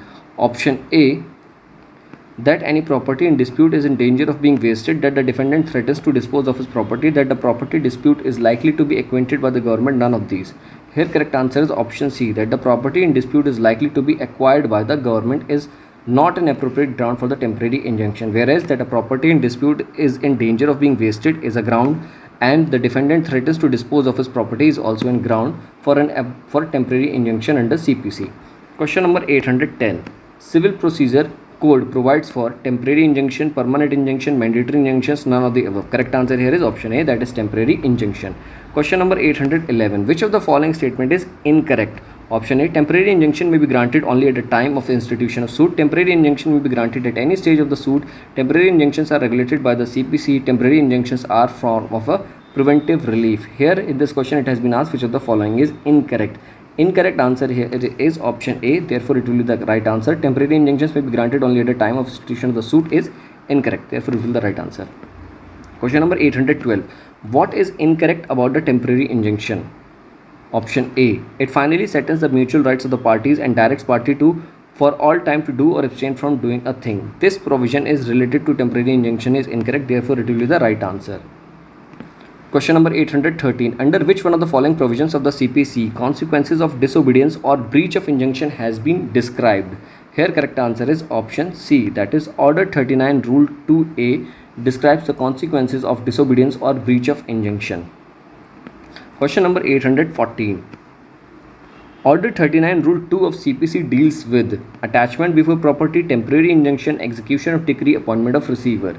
Correct answer here is option B, that is temporary injunctions. Order 39 Rule 2 of CPC deals with temporary injunction. Question number 815. According to Order 39 Rule 2A, which of the following is the consequences of the breach of injunction? Attachment of the property, detention of the person in civil prison up to 3 months, sale of the attached property after 1 year, all of the above. Correct answer here is option D, that is all of the above. Question number 816. In case of breach of terms on which the injunction was granted under CPC, the court may pass an order of attachment and sale of property, attachment of property and detention in civil prison, arrest and detention in civil prison for 3 months, A and C both. Here correct answer is option D, that is A and C both. A and C here is the right answer, that is attachment of sale of property and arrest and detention in civil prison for 3 months. Question number 817. In case of breach of any terms on which the temporary injunction was granted, the court may order option A, the person in breach to be detained in civil prison for an indefinite period but not after the breach has ceased. Option B, attachment of the property of the person in breach, and if the breach continues for more than 1 year, sell the attached property and award the entire sale proceeds to the injured party as compensation. Both A and B are incorrect, and option D, both A and B are correct. In question number 817, correct answer here is option C, that is both A and B are incorrect. Question number 818. Attachment of property attached shall remain operative under Order 39 Rule 2A of CPC for a period of 6 months, 3 months, 1 year, 7 years. Correct answer here is option C, that is 1 year. Question number 819. Period of detention in civil imprisonment as a consequence of disobedience or breach of any injunction shall not exceed 1 month, 3 months, 6 months, 1 year. Correct answer here is option B, that is 3 months. Question number 820. Where any injunction is passed without giving notice to the opposite party, the court will try to decide the application within 7 days, 15 days, 21 days, 30 days. Correct answer here is option D, that is 30 days. Question number 821. Morgan Stanley Mutual Fund versus Karthik Das case related to which of the following? Issuance of commission, attachment before judgment, interim injunctions, affidavits. Correct answer is option C, that is interim injunction. Question number 822. Where an interim injunction has been granted without notice to the opposite party, the plaintiff fails to comply with the provisions of Order 39 Rule 3 CPC. Options are the separate injunction lapse of the expiry of the time for compliance. The ex parte injunction would necessarily be liable to be vacated. The court can extend the time for compliance of Order 39 Rule 3 CPC even after the defendant has appeared and filed written statement. The ex parte injunctions would be vacated if the non-compliance is prejudicial to the defendant. Here in question number 822, the correct answer is option B, that is the ex parte injunction would necessarily be liable to be vacated. Question number 823. Rules 6 to 10 of Order 39 of CPC deals with attachment of property, arrest of persons, plaints, interlocutory orders. Correct answer here is option D, that is interlocutory orders. Rule 6 to 10 of Order 39 of CPC deals with interlocutory orders. Question number 824. Under which provision of CPC an order for temporary injunctions may be discharged, varied or set aside? Option R, or Rule 7 Order 39, Rule 2A of Order 39, Rule 9 of Order 39, Rule 4 of Order 39. Correct answer here is option D, that is Rule 4 of Order 39. Question number 825. Which rule of Order 39 of the court provides that an injunction directed to the corporation is binding not only to the corporation but also on all the members and the officers of the corporation whose personal action it seeks to restrain? Here correct answer is option D, that is Rule 5. Under Order 39 Rule 5 of CPC, it is provided that injunction directed to the corporation is binding not only to the corporation but also on all the members and the officers of the corporation whose personal action it seeks to restrain. Question number 826. If a party commits breach of an order of temporary injunction, A, it would be punished for the contempt of court, it would be fined, its property may be attached, none of the above. Correct answer here is option C, its property may be attached. Question number 827. A temporary injunction can be granted to a party establishing a prima facie case in his favor, balance of convenience in his favor, irreparable injury to him in the event of non-grant of injunctions, all of the above. Correct answer here is option D, that is all of the above. A temporary injunctions can be granted to a party establishing a prima facie case in his favor, balance of convenience in his favor, irreparable injury to him in the event of the non-grant of an injunction. Question number 828. In a civil suit coming up for admission, if the court does not have subject jurisdiction to grant relief in the suit, the court, option A, cannot grant interim relief under Order 39 of CPC, can still grant interim relief under Order 39 CPC, has to nevertheless issue summons of the suit, has to frame questions of law and refer it to the High Court. Here in question number 828, correct answer is option A, that is cannot grant interim relief under Order 39 CPC. Question number 829. In a suit for permanent injunction against the defendant company, the plaintiff sought an interim injunction restraining the defendant from prosecuting the suit in a foreign court. Options are: temporary injunctions can be granted restraining the foreign court from proceeding the suit. A temporary injunction restraining the foreign court can be granted if there is a prior pending suit in India, irrespective of where the defendant resides or carries on business. Option C, a temporary injunction restraining the defendant for prosecuting the foreign suit can be granted if the defendant is amenable to the jurisdiction of the court, and all of these. Here in question number 829, correct answer is option C. A temporary injunction restraining the defendant from prosecuting the foreign suit can be granted if the defendant is amenable to the jurisdiction of the court. Question number 830. An order passed under Order 39 Rule 1 of CPC can be challenged by filing an appeal, a writ petition, a revision petition, none of these. Correct answer here is option A, that is an appeal. An order passed under Order 39 Rule 1 of CPC can be challenged by filing an appeal. Question number 831. Under which order of CPC provision relating to appointment of receivers has been provided? Here correct answer is option A. Order 40 Rule 1, provisions relating to appointment of receivers has been provided. Question number 832. The court may order to appoint a receiver to any property before a decree where it appears to the court to be just and convenient, where the sued property is in danger of being wrongfully sold in execution of a decree, where the defendant is about to dispose of the whole or any part of the property, where the defendant has ascended the local limits of the jurisdiction of the court. Here correct answer is option A. Where it appears to the court to be just and convenient, the court may appoint a receiver for any property before a decree. Question number 833. A person who is appointed to protect the disputed property is known as, options are a judgment debtor, commissioner, receiver, pauper. Here correct answer is option C, receiver. Question number 834. A receiver is an officer of the court, agent of the plaintiff, agent of the defendant, either agent of the plaintiff or defendant. It depends on the circumstances. Here correct answer is option A. A receiver is an officer of the court. Question number 835. Appointment of receivers of any property can be made when? Before decree, after decree. Only appellate court can made order. It appears to the court to be just and convenient whether before or after decree. Here correct answer is option D. It appeared to the court to be just and convenient whether before or after decree. Appointment of receivers any property can be made. Question number 836. Under which provisions of the Code of Civil Procedure a collector may be appointed as a receiver? Here correct answer is option A. That is under Order 40 Rule 5, collector may be appointed as receiver. Question number 837. In how much time respondent may file cross objections for the day of service of notice of the hearing and appeal? Here correct answer is option B, that is in 1 month. Question number 838. Every appeal shall be preferred under the Code of Civil Procedure in the form of dash signed by the appellant or his pleader. Here correct answer is option C, that is memorandum signed by the appellant or his pleader. Question number 839. If in an appeal from a decision by the trial court, the appellate court finds that certain necessary evidence was not taken by the trial court, the appellate court, option A, can only remand the matter to the trial court for taking additional evidence, shall decide the matter only on the basis of the evidence before it, shall presume that the missing evidence would have adversely impacted the case of the property who should have brought that evidence, make additional evidence itself. In question number 839, correct answer is option D, that is may take additional evidence itself. Question number 841. Which one of the following statement is not true in relation to the power of appellate court under Code of Civil Procedure? Option R. it can determine a case finally, it can remand a case, it cannot take additional evidence, it can frame issue and refer them for trial.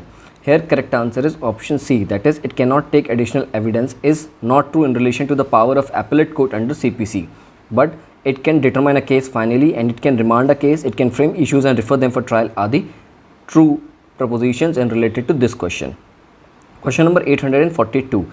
Order 42 of the CPC deals with appeal to Supreme Court, appeal by indigent person, appeal against orders, appeal from appellate decrees. Here correct answer is option D, that is appeal from appellate decrees. Question number 843. Under order 43 of CPC, against which order and appeal shall not lie? Option A, an order to set aside or refusing to set aside a sale. Option B, an order rejecting an application for permission to sue as an indigent person. Option C, an order on an objection to the draft of a document. And option D, when the subordinate court has exercised its jurisdiction illegally or with the material irregularity. Here in this question it has been asked under order 43 of CPC, against which an order and appeal shall not lie. Here correct answer is option D, when the subordinate court has exercised its jurisdiction illegally or with material irregularity, then on this order an appeal will not lie. Question number 844. Against which of the following order an appeal shall not lie under CPC? Option A, an order for return of plaint under Rule 10 of Order 7 where the procedure of Rule 10A of Order 7 has been followed. B, an order in interpleader suit under Rule 3 of Order 35, an order of refusal under Rule 19 of Order 41 to readmit an appeal. And option D, an order under Rule 4 of Order 47 granting an application for review. Here in question number 844, correct answer is option A, an order of return of plaint under Rule 10 of Order 7 where the procedure of Rule 10A of Order 7 has been followed. In this case, the appeal shall not lie in CPC. Question number 845. An appeal under Order 43 of CPC shall lie from which of the following orders? Rule 11 of Order 7 rejecting the plaint, Rule 9 of Order 22 refusing to set aside the abatement or dismissal of the suit, Rule 1 of Order 8 not permitting the defendant to present the written, Rule 5 of Order 14 refusing to strike out the issues at the instance of either of the party. Here correct answer is option B, that is Rule 9 of Order 22 refusing to set aside the abatement or dismissal of the suit is the correct answer. Question number 846. Pauper appeals have been provided under.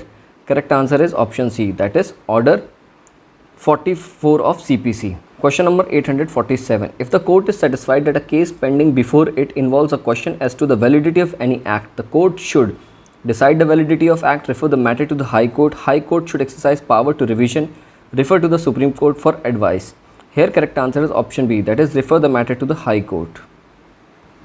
Question number 848. Section 114 of CPC should be read with. Options are Order 46 Rule 1, Order 47 Rule 1, Order 47 Rule 3 and Order 41. Here correct answer is option B, that is Order 47 Rule 1. Section 114 of CPC should be read with Order 47 Rule 1. Question number 849. The grounds for review have been provided under. Option A, Order 47 Rule 1 of CPC, Order 42 Rule 1 of CPC, Order 43 Rule 1 of CPC, Order 44 Rule 1 of CPC. Here correct answer is option A, that is Order 47 Rule 1 of CPC. The grounds of review has been provided under Order 47 Rule 1 of CPC. Question number 850. Under the CPC, when application for review is dismissed, appeal can file against the order. No appeal lies. With the permission of the court, appeal can be filed against the order. None of them. Here correct answer is option B, that is no appeal lies. When application for review is dismissed, no appeal will lie.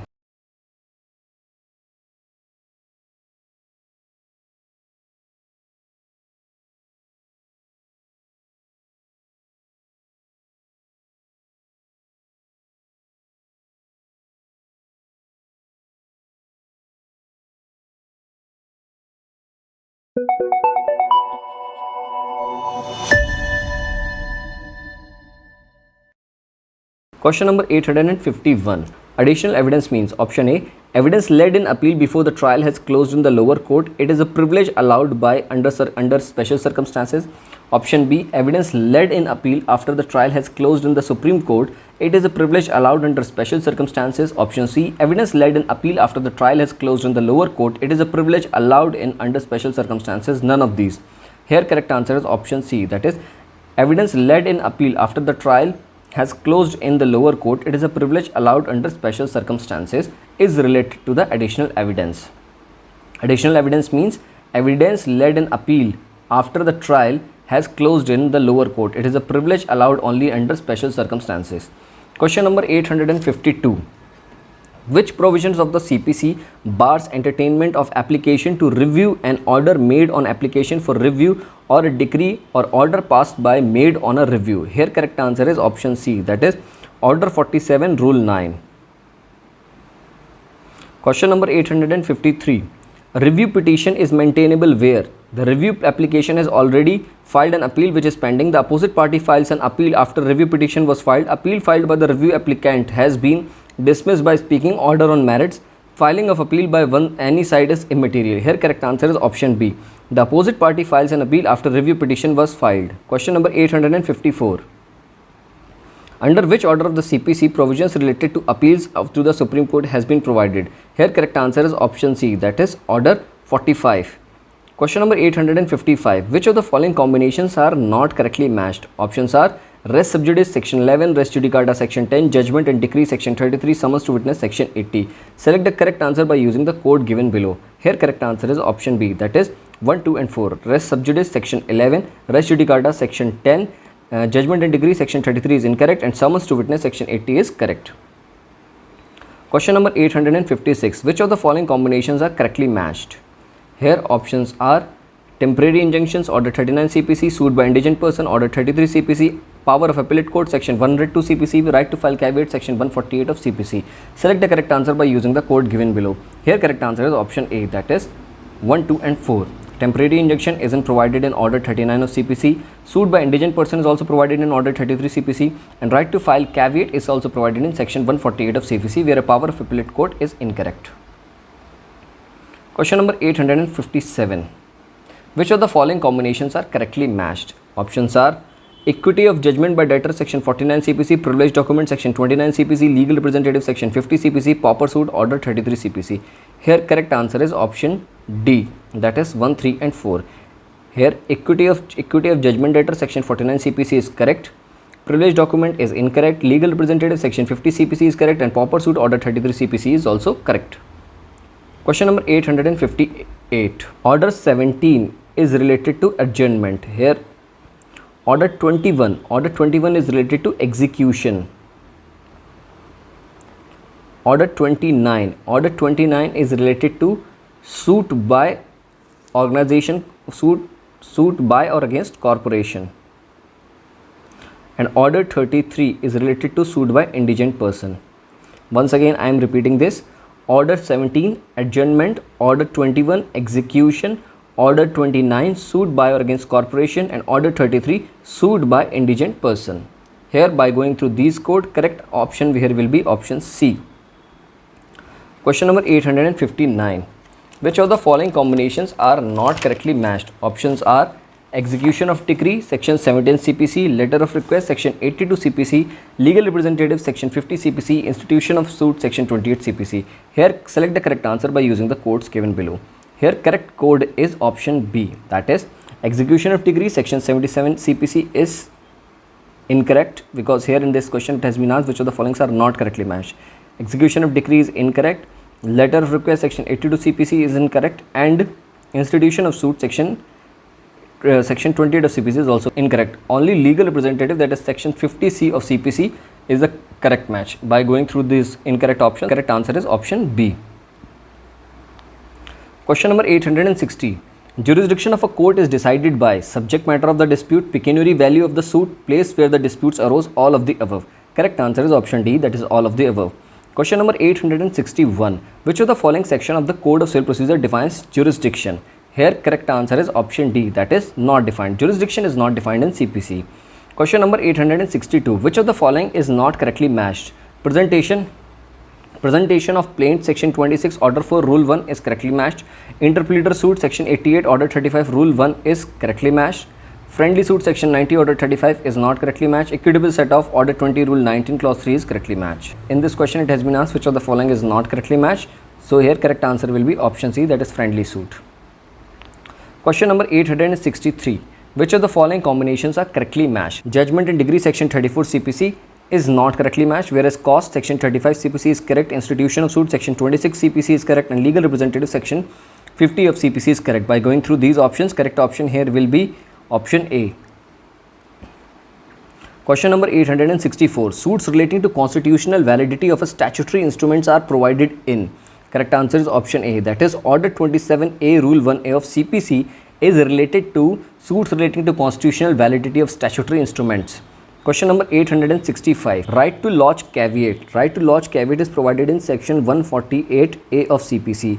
Restitution. Restitution is provided in section 144 of CPC. Inherent power of court. Inherent power court is provided in section 151 of CPC, and suits of civil nature is provided in section 9 of CPC. By going through these matches, the correct code here will be option A. Question number 866. Procedure for suits relating to matters concerning family is given in. Here correct answer is option A, that is order 32A of CPC. Question number 867. Judgment and decree passed by the court which lacks inherent jurisdiction is a nullity, would never operate as res judicata, can be challenged in a subsequent suit. All of these are correct. Here correct answer is option D, that is all of these are correct. Question number 868. Consider the following statements. Where the High Court calls for the record of any case in its revisional jurisdiction, it operates as a stay of such case before the subordinate court. No second appeal shall lie in the money suits where the value of the subject matter does not exceed rupees 25,000. A plaintiff cannot be allowed by the court to sue afterwards for any relief omitted by him in the suit. A plaintiff may relinquish any portion of his claim in order to bring the suit within the jurisdiction of any court. Here, which of the following statements are correct? In this question, correct statement is option C, that is 1 and 3 are incorrect. That is no second appeal shall lie in money suits where the value of subject matter does not exceed 25,000 is correct statement. A plaintiff may relinquish any portion of his claim in order to bring the suit within the jurisdiction of any court is also correct. Question number 869. A. Women who due to customs and manners of the country ought not to be compelled to appear in public are exempted from personal appearance in the court.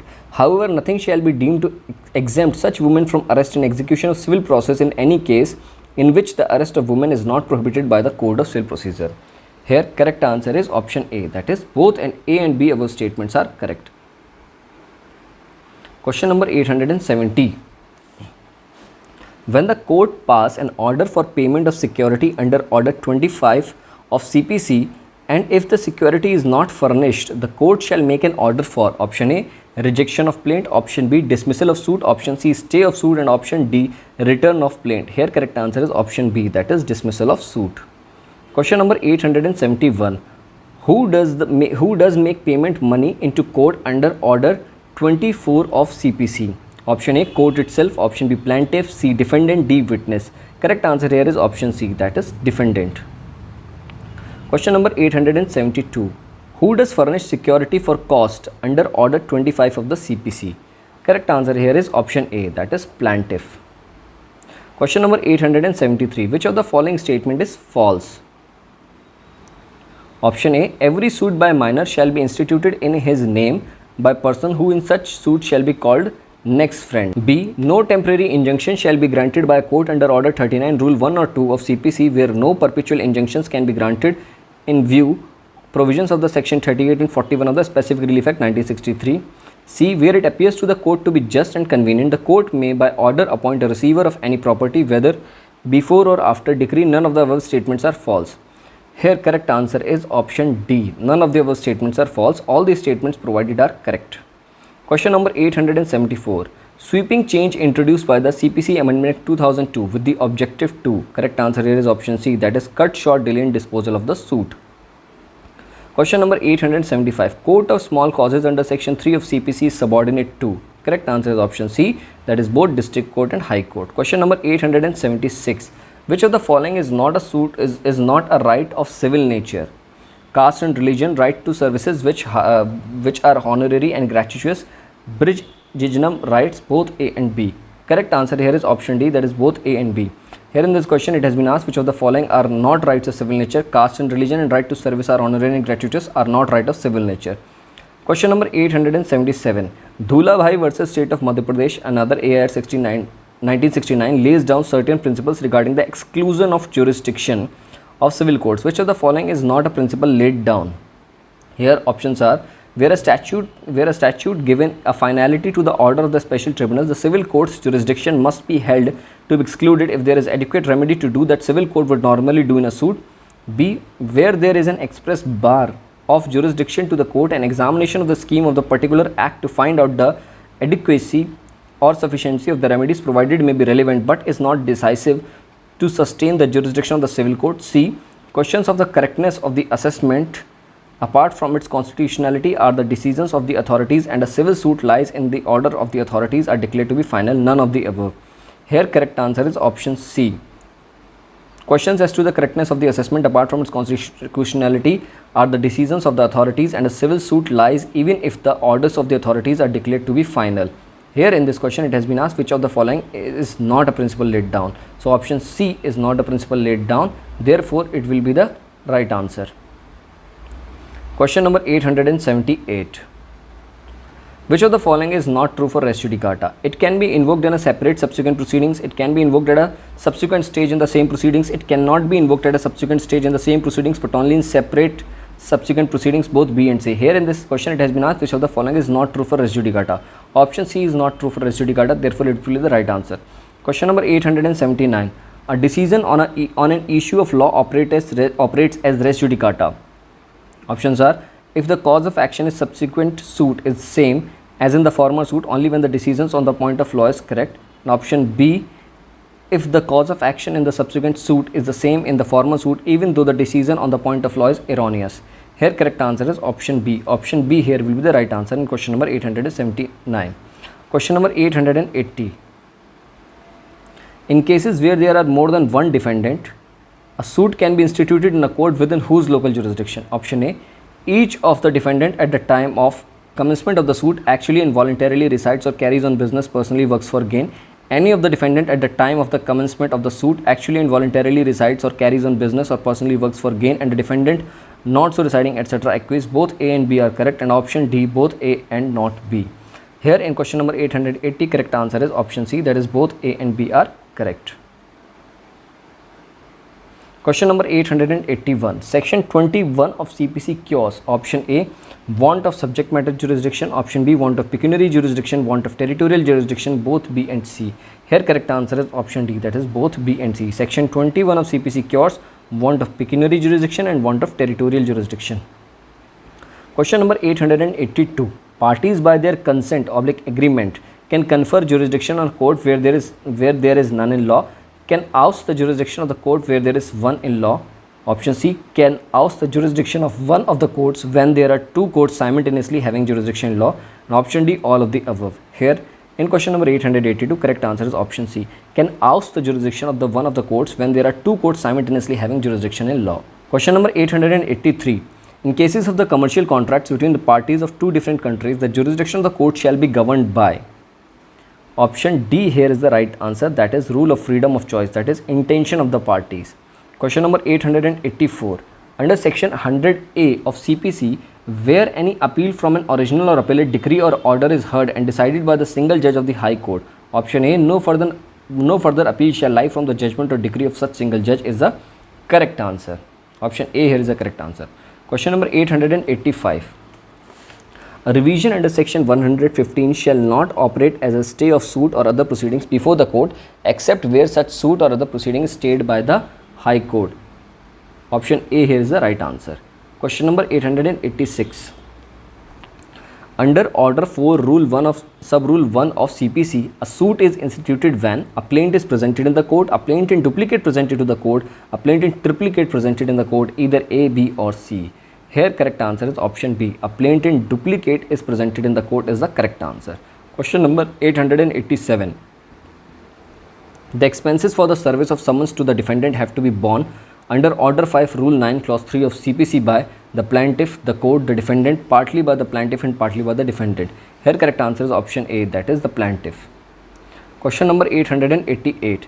A prayer for extension of time beyond the period of 90 days prescribed under Order 8, Rule 1 of CPC for filing the written statement is to be option A, granted just as a matter of routine, granted ordinarily, granted on sufficient cause being shown by the defendant, granted only for the exceptional circumstances occasioned by reasons beyond the control of the defendant. Here correct answer is option D, granted only for exceptional circumstances occasioned by reasons beyond the control of the defendant. Question number 889. For the purpose of section 39 CPC, the court is of competent jurisdiction if at the time of making the application for the transfer of decree to it, such court would have jurisdiction to try the suit in which such decree was passed, in which such decree has been transferred from the other court, such decree was pending, none of the above. Here correct answer is option A, in which such decree was passed. Question number 890. The rule of ratable distribution of the proceeds of execution sale amongst the decree holder is contained in. Correct answer here is option A, that is section 73 of CPC. Question number 891. The power under Order 7, Rule 11 of CPC can be exercised before registering the plaint, after issuance of the summons to the defendant, at any stage before the conclusion of the trial, either A, B or C. Correct answer here is option D, that is either A, B or C. That is before registering the plaint, after issuance of the summons to the defendant, at any stage of the conclusion of trial. Question number 892. A suit is bad for non-joinder of a necessary party as provided. Option A, under Order 1, Rule 10 of CPC, under Order 1, Rule 9 of CPC, under Order 1, Rule 10A of CPC, and option D, under Order 1, Rule 11 of CPC. Here correct answer is option B, that is under Order 1, Rule 9 of CPC. Question number 893. A person can be made a party in the suit either as a plaintiff or a defendant. Here correct answer is option B, that is under Order 1, Rule 10 of CPC. Question number 894. The word acts in Order 3, Rules 1 and 2 of CPC, option A, is confined only in respect of acts done by the power of attorney holder in exercise of power granted by the instruments and would not include deposing in place and instead of the principal. B, is not confined only in the respect of acts done by the power of attorney holder in exercise of the power granted by the instrument and includes deposing in place instead of principal. C, is not confined only in respect of the acts done by the power granted by the instrument but includes appearance as a witness on behalf of the party in the capacity of that party, is confined only to the deposing in a place instead of the principal. Here in question number 894, correct answer is option A. The word acts in Order 3, Rule 1 and 2 of CPC is confined only in respect of the acts done by the power of attorney holder in exercise of the power granted by the instrument and would not include disposing in place or instead of the principal. Question number 895. Consequent to failure of conciliation, the presiding officer of the conciliation forum can refer the matter again to the court under. Here correct answer is option B, that is under Order 10, Rule 1C of CPC. Question number 896. Order 2nd, Rule 2 of CPC does not apply to application for execution writ petitions both A and B, neither A or B. Here correct answer is option C, that is both A and B. Order 2nd, Rule 2 of CPC does not apply to application for execution and writ petition. Question number 897. Under Order 16, Rule 1, Sub-Rule 4, summons may be obtained by the parties within of presenting the list of witnesses 5 days, 7 days, 9 days, 10 days. Correct answer here is option B, that is 7 days. Question number 898. Which of the following in respect of set-off is correct? Set-off can be claimed in a suit for recovery of money. The amount claimed must be ascertained amount. The amount claimed to be set off must be legally recoverable and not barred by limitation, all of the above. Here correct answer is option D, that is all of the above. In the respect of set-off, all the options are correct. That is, set-off can be claimed in a suit for recovery of money. Amount claimed must be ascertained amount. The amount claimed to be set off must be legally and recoverable and not barred by limitation. Question number 899. Where a plaintiff fails to pay the court fee or postal charges for service of summons to the suit on the defendant, the suit can be dismissed under. Here correct answer is option B, that is under Order 9, Rule 2 of CPC. Question number 900. Under Order 9, Rule 2 of CPC, a suit can be dismissed when on the date fixed for hearing a suit neither of the party appears, when on the date fixed for hearing the defendants appear but the plaintiff does not appear, where the plaintiff fails to pay the court fee or postal charges for the service of summons suits to the defendants, all of the above. Correct answer here is option C. Under Order 9, Rule 2 of CPC, a suit can be dismissed when the plaintiff fails to pay the court fee or postal charges for the service of summons of the suit to the defendant. Option C here is the right answer.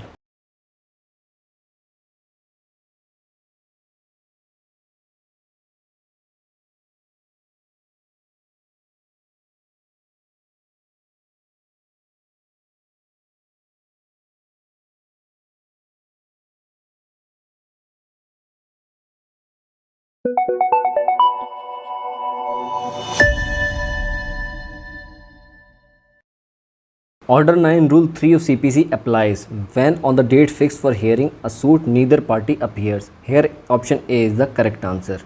Question number 902. Under Order 9 Rule 8 of CPC, a suit can be dismissed if option A, on the date of hearing only the defendant appears and the plaintiff does not appear. Here option A is the correct answer. Question number 903.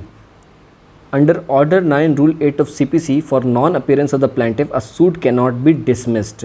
Option A, if the defendant admitted the whole claim of the plaintiff, if the defendant admitted the claim of the plaintiff in part to the extent of the claim admitted. Here option C is the right answer, that is both option A and B are correct. Question number 904. An application for restoration of the suit under Order 9 Rule 4 of CPC or under Order 9 Rule 9 of CPC must be made within 15 days of the dismissal, 30 days of the dismissal, 60 days of the dismissal, 90 days of the dismissal. Here correct answer is option B, that is 30 days of the dismissal. An application for restoration of the suit under Order 9 Rule 4 and Order 9 Rule 9 of CPC must be made within 30 days of the dismissal. Question number 905. Order 9 Rule 6 of CPC provides a procedure when only the plaintiff appears and the defendant does not appear on the date of hearing in the contingency.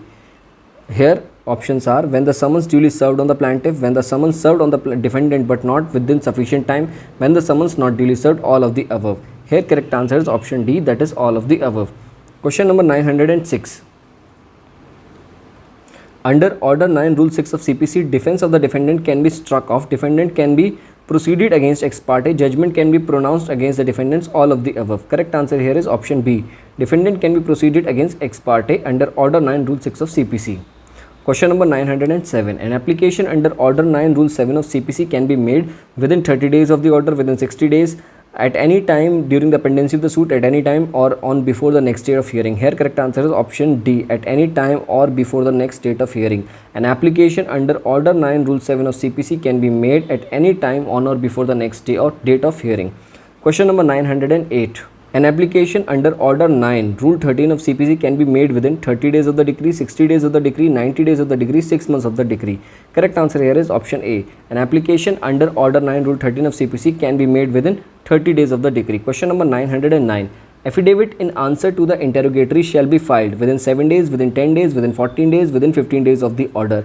Here correct answer is option B, that is within 10 days of the order, affidavit in answer to the interrogation shall be filed. Question number 910. Interrogatories can be set aside or struck off on an application under Order 11 Rule 7 of CPC made within. Correct answer is option A, that is 7 days of service of interrogatories. Question number 911. Under Order 11 Rule 21 of CPC provides for penalty on account of failure to comply with an order to answer interrogatories, failure to comply with an order for discovery and inspection of documents. C both A and B, and option D neither A or B. Correct answer here is option C, that is both A and B. Under Order 11 Rule 21 of CPC provides for penalty on account for failure to comply with an order to answer interrogatories, failure to comply with an order for discovery and inspection of documents. Question number 912. Under Order 11 Rule 21 for the non-compliance with an order of discovery by the defendant. Correct answer is option B, that is the defense of the defendant is liable to be struck off. Question number 913. The power of dismissal of a suit or striking out of defense under Order 11 Rule 21 of CPC should be exercised only when there is willful attempt to disregard the order of the court. Where there is no willful attempt to disregard the order of the court, generally without going into the questions of willful disregard as per the discretion of the court. Here correct answer is option A, that is only where there is willful attempt to disregard the order of the court. Question number 914. On the dismissal of the suit for non-compliance with an order for discovery under Order 11 Rule 21 of CPC. Options are: the plaintiff can bring fresh suit on the same cause of action as a matter of right. The plaintiff can bring a fresh suit on the same cause of action only with the leave of the court. C. The plaintiff can bring fresh suit on the same cause of action only if the court dismissing the suit has granted liberty to file a fresh suit. And D. The plaintiff is precluded from bringing any fresh suit on the same cause of action. In question number 914, correct answer is option D. The plaintiff is precluded from bringing any fresh suit on the same cause of action on the dismissal of the suit for non-compliance with the order of discovery under Order 21 and Rule 21 of CPC. Question number 915. Judgment on admission can be given. Option B here is the right answer, that is Order 12 Rule 6 of CPC. Judgment on admission can be given on or under Order 12 Rule 6 of CPC. Question number 916. A party filing affidavit in reply to interrogatories can be cross-examined upon it. The other party can adduce evidence to contradict, can neither cross-examine nor adduce any evidence to contradict it, can be cross-examined and adduce evidence to contradict as it is a non-proof fact. Here correct answer is option C, that is can neither cross-examine nor adduce any evidence to contradict it. Option C here is the right answer. Question number 917. Under Order 13 Rule 1 of CPC, all the documentary evidence in the original by the parties must be filed. Option A here is the right answer, that is at or before the settlement of issues. Question number 918. Documents which are meant for cross-examination a witness of the other party or meant to for refreshing the memory of the witness may be produced. Option A, at or before the settlement of issues, after the settlement of issues, at the time when they are required, none of the above. Correct answer here is option C, that is at the time when they are required. Question number 919. A document can be received at a later stage if the genuineness of the document is beyond doubt and is relevant to decide the real question in controversy. If the genuineness of the document is beyond doubt but is not relevant to decide the real question in controversy. If the genuineness of the document is disputed and is not relevant to the matter in controversy. And option D, all of the above. Here correct answer is option A. A document can be received at later stage if the genuineness of the document is beyond doubt and is relevant to decide the real question in controversy. Here option A is the right answer. Question number 920. During the pendency of the suit to a party producing document, the original document admitted in evidence cannot be returned. The original document admitted in evidence can be returned on producing the certified copies thereof. The original documents admitted in evidence can be returned on producing an ordinary copy thereof, either B or C. Here correct answer is option B. During the pendency of the suit to a party producing the documents, the original documents admitted in evidence can be returned or producing the certified copies thereof. Question number 921. Under Order 14 Rule 5 of CPC, issues already framed can be amended, issues already framed can be struck off, additional issues can be framed, all of the above. Correct answer here is option D, that is all of the above. Under Order 14 Rule 5 of CPC. Question number 922. List of witnesses must be filed by the parties along with the plaint or written statement before framing of issues. After framing of issues, no need to file a list of witnesses. Here correct answer is option C. List of witnesses must be filed by the parties after the framing of issues. Question number 923. Parties must file the list of witnesses within 10 days of the framing of issues, 15 days of the framing of issues, 30 days of the framing of issues, 60 days from the framing of issues. Correct answer is option B. Parties must file the list of witnesses within 15 days from the framing of issues. Question number 924. Under Order 17 Rule 2 of CPC and Order 17 Rule 3 of CPC are in conflict with each other, independently and mutually exclusive. Order 17 Rule 3 of CPC is dependent on Order 17 Rule 2 of CPC. Order 17 Rule 3 of CPC controls Order 17 Rule 2 of CPC.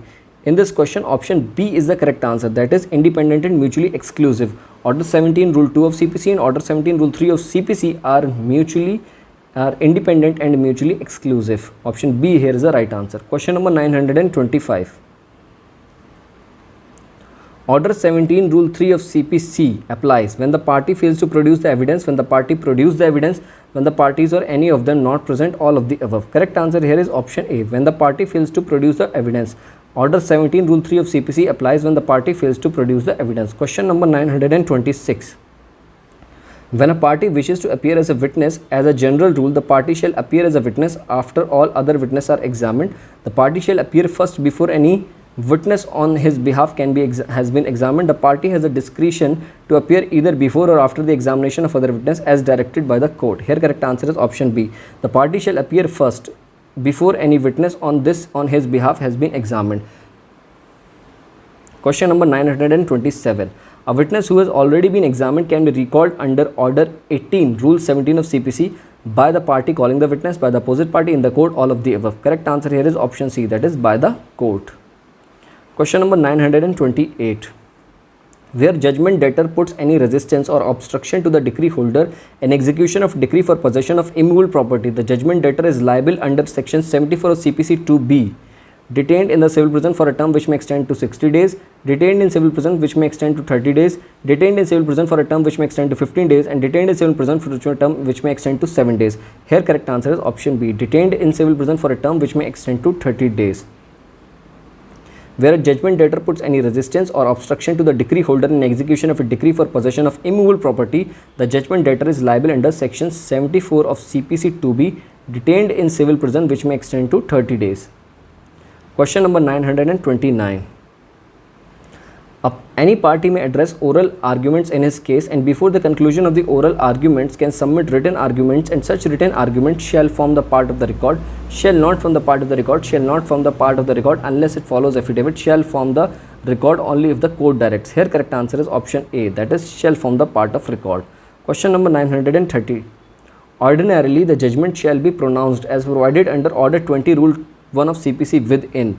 Options are 15 to 30 days of hearing, 5 to 15 days of hearing, 30 to 60 days of hearing, 30 to 45 days of hearing. Here correct answer is option C, that is 30 to 60 days of hearing. Ordinarily the judgment shall be pronounced provided under order 20 rule 1 of CPC within 30 to 60 days of hearing. Option C here is the right answer. Question number 931. Future interest, that is the date from the date of the decree till realization, can be awarded under CPC. Here correct answer is option C, at the rate 6% per annum. Question number 932. Cost under section 35A of CPC can be imposed on plaintiff, on defendant, on co-defendant, all of the above. Correct answer here is option D, that is all of the above. Question number 933. On failure for furnishing security for the payment of cost, the suit is liable to be stayed, dismissed, rejected, either A, B or C in the discretion of the court. Correct answer here is option B, that is dismissed. On failure of furnishing security for the payment of the cost, the suit is liable to be dismissed. Question number 934. Provision relating to the execution of decrees are contained in. Here option A is the correct answer, that is order 21 of CPC. Question number 935. An executing court can modify the terms of the decree, can vary the terms of decree, can modify and vary the terms of decree, can neither modify nor vary the terms of decree. Here correct answer is option D, can neither modify nor vary the terms of decree. Question number 936. A decree for execution cannot be transferred to another court, can be transferred to another court, may or may not be transferred, either A or C. Correct answer here is option B, that is a decree for execution can be transferred to another court. Option B here is the right answer. Question number 937. A decree can be transferred for execution to another court if the judgment debtor actually and voluntarily resides or carries on business or personally works for gain within the local limits of the other court, if the judgment debtor does not have sufficient property to satisfy the decree within the local limits of the court passing the decree and has property within the local limits of the other court. C, if the decree directs sale or delivery or immovable property situated outside the jurisdiction of the court passing the decree, and option D, all of the above. Here correct answer is option D, that is all of the above statements are correct. A decree can be transferred execution to another court. Option D here is the right answer. Question number 938. Words competent jurisdiction under section 39 of CPC refers to. Option C, pecuniary and territorial jurisdiction of the transferee court. Option C here is the right answer. Question number 939. Execution of a decree can be stayed on the court passing the decree under all the circumstances, be stayed by the court passing the decree before the time allowed for appeal, not be stayed by the court passing the decree under any circumstances, either A or C. Here correct answer is option B. Execution of a decree can be stayed by the court passing the decree before the time allowed for the appeal. Option B here is the right answer. Question number 940. In case of a joint decree, the execution must be applied by all the decree holders, by more than one decree holders, by one decree holder, either by one or more, or all the decree holder. Here correct answer is option D, that is either by one or more the decree holder. In case of a joint decree, the execution must be applied either by one or more or all the decree holders. Option D here is the right answer. Question number 941.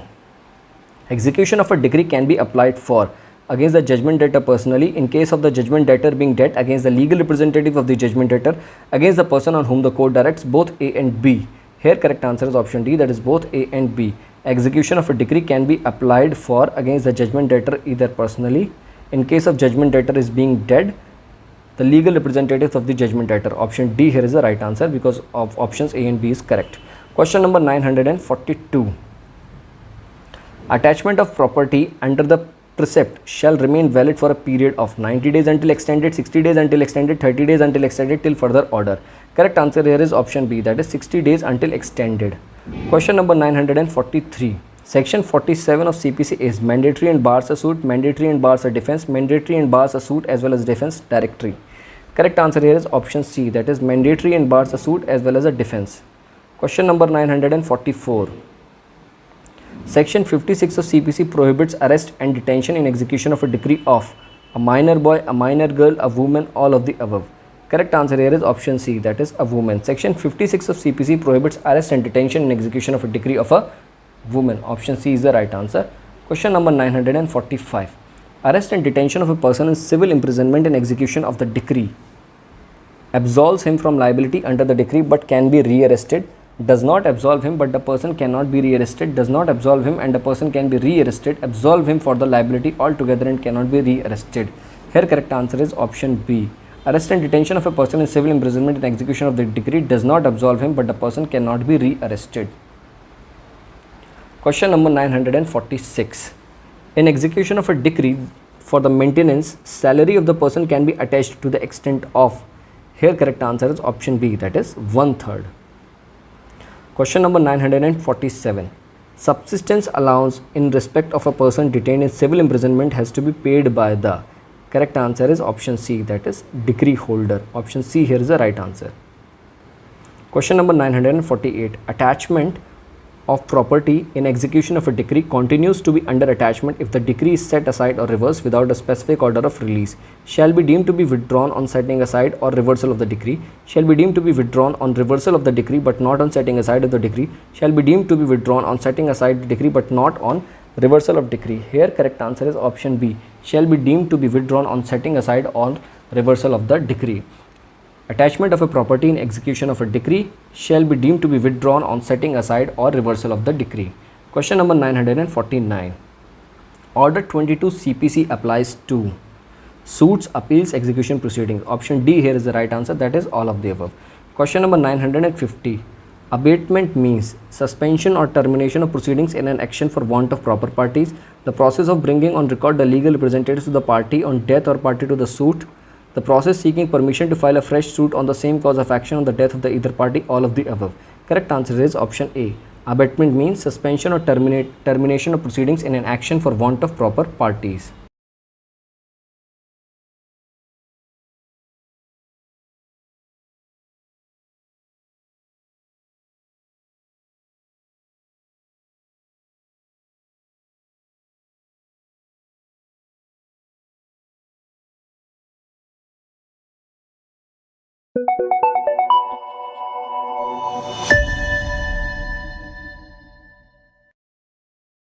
Question number 951. An application for bringing the legal representative of a party has to be moved within 30 days of the death, 60 days of the death, 90 days of the death, 15 days of the death.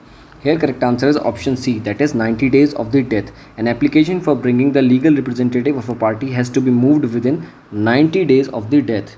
Question number 952. Procedure in case of death of one of the several plaintiffs or of the sole plaintiff has been provided in. Correct answer here is option A, that is under Order 22 Rule 2 of CPC. Question number 953. It is the sole plaintiff in a suit. If the sole plaintiff in a suit dies and no application for bringing the legal representative of the deceased plaintiff has been moved, the proceeding shall be terminated immediately. The proceeding shall be terminated on the expiry of the 90 days from the date of the death of the plaintiff. The proceeding shall not terminate. The proceeding shall appoint the court shall appoint an administrator of the plaintiff to continue the suit. Here in question number 953, correct answer is option B, that is the proceeding shall be terminated on the expiry of 90 days from the death of the plaintiff. Question number 954. An application for substitution of the legal representatives of a defendant lies under order 22 rule 3 of CPC, under order 22 rule 4 of CPC, order 22 rule 4A of CPC, and order 22 rule 5 of CPC. An application for substitution of legal representatives of the defendant lies in order 22 rule 4A of CPC. Question number 954, correct answer is option B, that is under order 22 rule 4 of CPC. An application for substitution of the legal representative of the defendant lies in order 22 rule 4 of CPC. Option B here is the right answer. Question number 955. A suit on behalf of a minor can be withdrawn at any time as a matter of right, cannot be withdrawn only with the leave of the court, either A or B. Correct answer is option C. A suit filed on behalf of the minor can be withdrawn on the leave of the court. Option C is the right answer. Question number 956. After withdrawal of the suit, a plaintiff can institute a fresh suit in the same subject matter. Can institute a fresh suit in respect of the same subject matter only with the leave of the court. Option C. Can institute a fresh suit in respect of the same subject matter only with the leave of the High Court. Cannot institute a fresh suit in respect of the same subject matter unless the liberty is given at the time of withdrawal of the suit. Here in question number 956, correct answer is option D. Cannot institute a fresh suit in respect of the same subject matter unless liberty is given at the time of withdrawal of the suit. Question number 957. Liberty to institute a fresh suit in respect of the same subject matter at the time of withdrawal of the suit is given in, as a general rule, where the suit suffers from some formal defect and is likely to fail on that account, where the court finds sufficient grounds. D, B and C is the correct. Here correct answer is option D, that is B and C options are correct, where the liberty to institute a fresh suit in respect of the same subject matter at the time of withdrawal of suit is given in the where the suit suffers from the same formal defect and is likely to fail on that account, whereon the court finds sufficient grounds. Question number 958. Compromise under order 23 rule 3 of CPC must be in writing and signed by the parties, must be in writing but need not to be signed by the parties, must be in writing but need not to be lawful, need not to be writing but must be lawful. In question number 958, correct answer is option A. Compromise under order 23 rule 3 of CPC is must be in writing and signed by the parties. Question number 959. In a representative suit, an agreement or compromise can be entered into order 23 rule 3B of CPC as a general rule without the leave of the court, only with the leave of the court, both A and B. Here correct answer is option C, only with the leave of the court. Question number 960.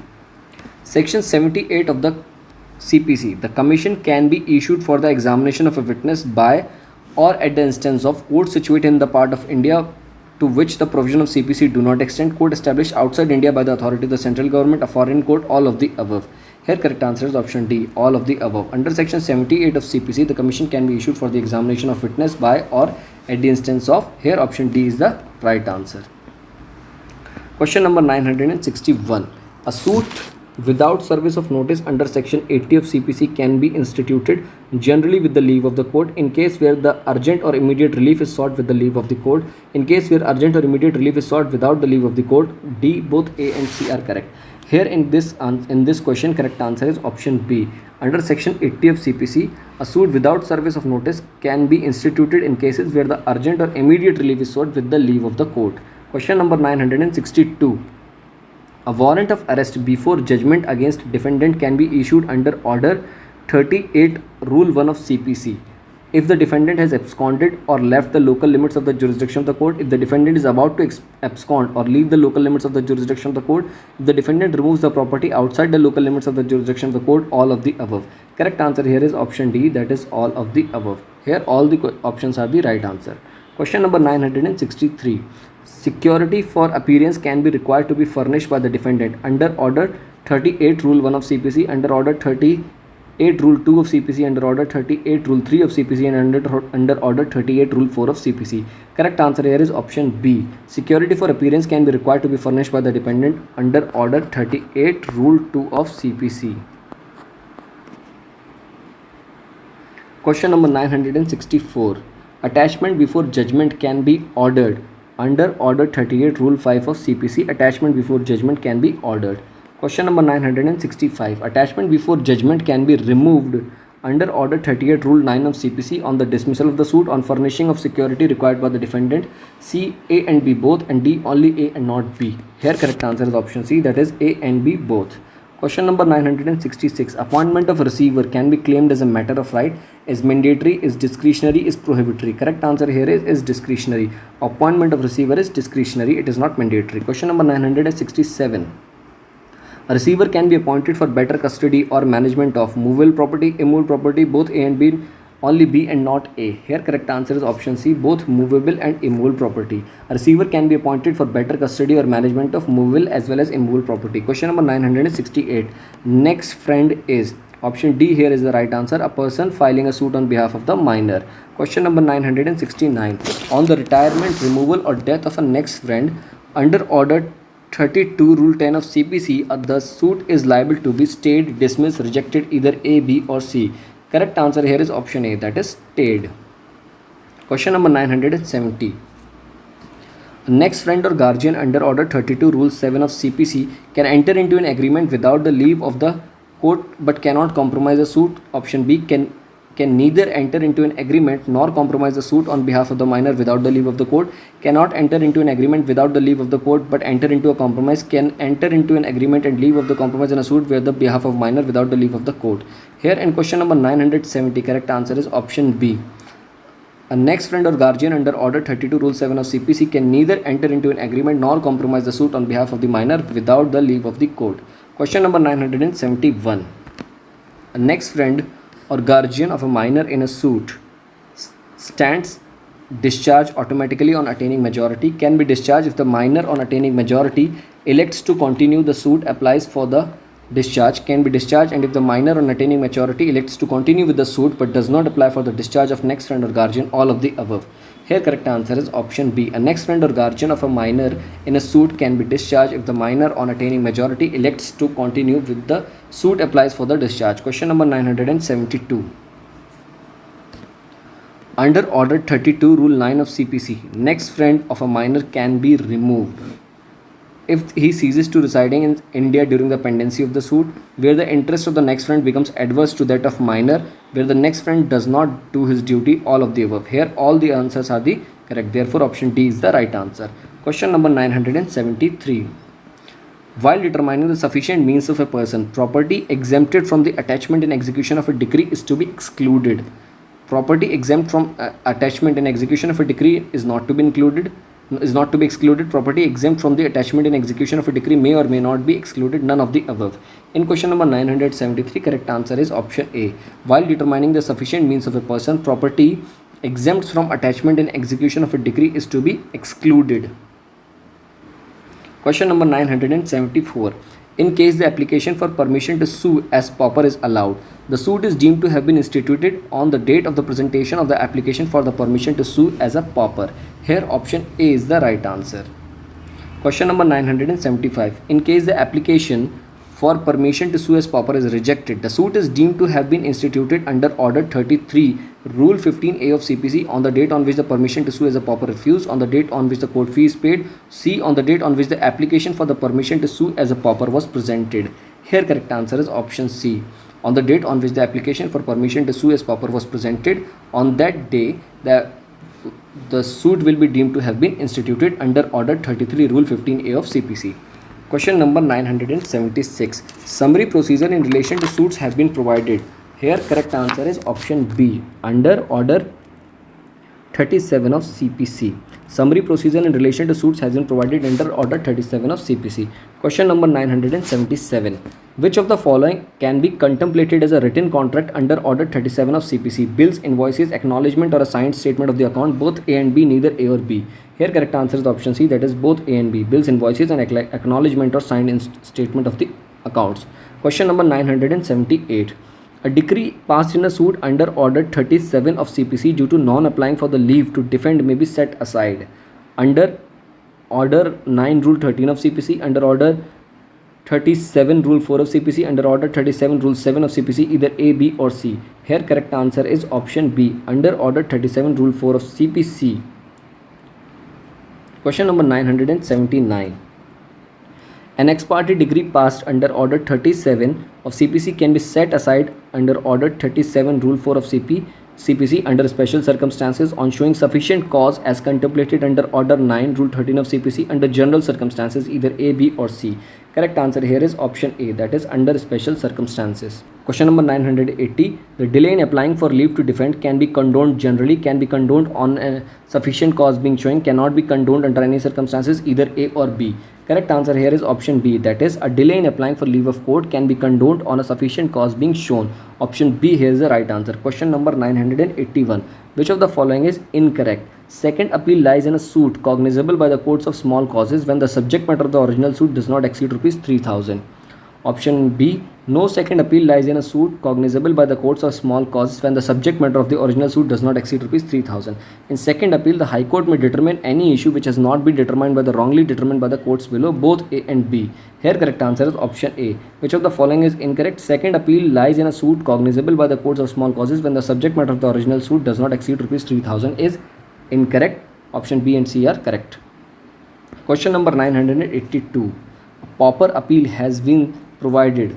Correct answer is option C, under Order 44 of CPC. Pauper appeals has been provided. Question number 983. Grounds for review has been provided under. Correct answer is option A, that is under 47 Rule 1 of CPC. Ground for review has been provided. Question number 984. A private transfer of a delivery of the property attached made in pursuance of any contract for such transfer or delivery entered into and registered before the attachment by virtue of section 64 clause 2 of CPC shall be void, voidable, valid, invalid. Correct answer here is option C, that is valid. Question number 985. If a defendant fails to file the written statement within 30 days from the date of service of summons, the court for the reasons to be recorded in writing can allow him to file the same within. Correct answer here is option A, within 90 days from the date of service of summons. Question number 986. Where the plaintiff fails to pay the court fee or postal charges or to present copies of the plaint for service of summons to the defendant, but the defendant appears in person, the suit for the plaintiff is liable to be. Correct answer here is option A, rejected under Order 7, Rule 11 of CPC. Question number 987. Under Order 10, Rule 1A of CPC, the court can direct the parties to opt for any one mode of alternate dispute resolution at any stage of the proceedings after recording of the admissions and denies, before recording the admission and denies, immediately on filing of the written statement by the defendants. Here correct answer is option B, after recording of admissions and denials. After recording admissions and denials, under Order 10, Rule 1A of CPC, the court can direct the parties to opt for any one mode of alternative dispute resolutions. Question number 989. A party can be called upon to admit any document by notice as provided under. Here correct answer is option A, that is under Order 12, Rule 2 of CPC. Question number 989. Any party to the suit for the purpose of the suit only under Order 12, Rule 4 of CPC. Correct answer is option A, that is can be called up to by the other party to admit facts. Question number 990. Under Order 13, Rule 1 of CPC, that documentary evidence in original shall be admitted, the copies of which have been filed along with the plaint or the written statement. Correct answer here is option A. Question number 991.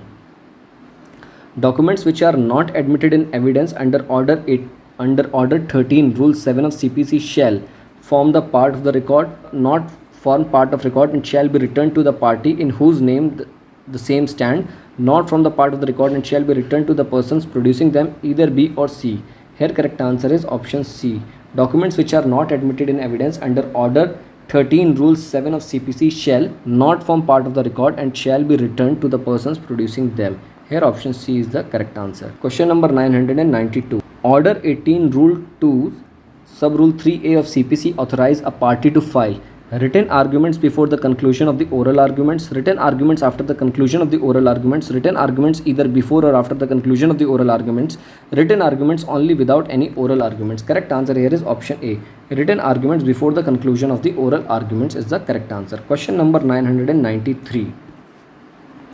The proof and admissibility of documents which are filed along with the affidavit under Order 18, Rule 4.1 of CPC shall be subjected to the agreement between the parties, be subjected to the orders of the court, stand established, be conclusive. Correct answer here is option B. The proof and admissibility of the documents which are filed along with the affidavit under Order 18, Rule 4, Clause 1 of CPC shall be subjected to the orders of the court. Option B here is the right answer. Question number 994. The commissioner appointed under Order 18 of CPC for recording of evidence is not empowered to record re-examination of witness, decide objections raised during the recording of evidence, both A and B, neither A or B. Here correct answer is option B, decide objections raised during the recording of evidence. Question number 995. Supreme Court in which among the following case observed that CPC Amendment Act 1999 and 2002 are constitutionally valid? Correct answer is option A, Salem Advocate Bar Association Tamil Nadu versus Union of India. Question number 996. Under dash, redemption of mortgage can be sought by any one of the legal representatives after the death of the mortgager. Here correct answer is option A. Under Order 34 Rule 1 of CPC, redemption of mortgage can be sought by any one of the legal representatives after the death of the mortgager. Question number 997. If a suit filed for the injunction restrains from interfering with the peaceful possession of property and amendment sought at the stage of the cross-examination is contradictory with original pleadings, it will nullify advantage already accrued to the plaintiff and prayer for the amendment of written statement. Option A can be allowed, option B cannot be allowed, option C can be allowed after cross-examination, D can be allowed after cross-examination. In question number 997, correct answer is option B, that is cannot be allowed. Question number 998. In which case Supreme Court held that Section 100A of CPC, which is substituted by CPC Amendment Act 2002, will not have retrospective effect even though it brings within its fold those appeals preferred prior to the coming into force of the said Amendments Act. Correct answer here is option D, that is Kamala Devi versus Kushal-Kanwar, AIR 2007 is the correct answer. Question number 999. In which of the following cases it was held that the second appeal is permissible only if finding is perverse? Here correct answer is option A, Dinesh Kumar versus Yusuf Ali, AIR 2010. Question number 1000. In which of the following cases Supreme Court held that delay in pronouncing the judgment amounts to denial of justice? Correct answer is option B, that is Anil Rai versus State of Bihar is the right answer. Question number 1001. In which of the following cases Supreme Court of India held that foreign judgment is recognized in India on consideration of justice, equality and good conscience? Here correct answer is option C, Satya versus Teja Singh, AIR 1975. Question number 1002. A decree for injunction, if not obeyed, is not executable, is executable by detention of the judgment debtor in civil prison or by the attachment of his property, is executed by filing a petition under Order 39 Rule 2A of CPC, is executable by filing a fresh suit. Correct answer is option B, is executable by detention of the judgment debtor in civil prison or by attachment of his property. Question number 1003. A decree for restitution of conjugal rights is executable. Option B is the right answer, by attachment of property. Question number 1004. In which of the following is a leading case on counterclaim? Correct answer is option B, that is Lakshmi Das Dayabhai versus Nana Bhai Chunilal is the correct answer.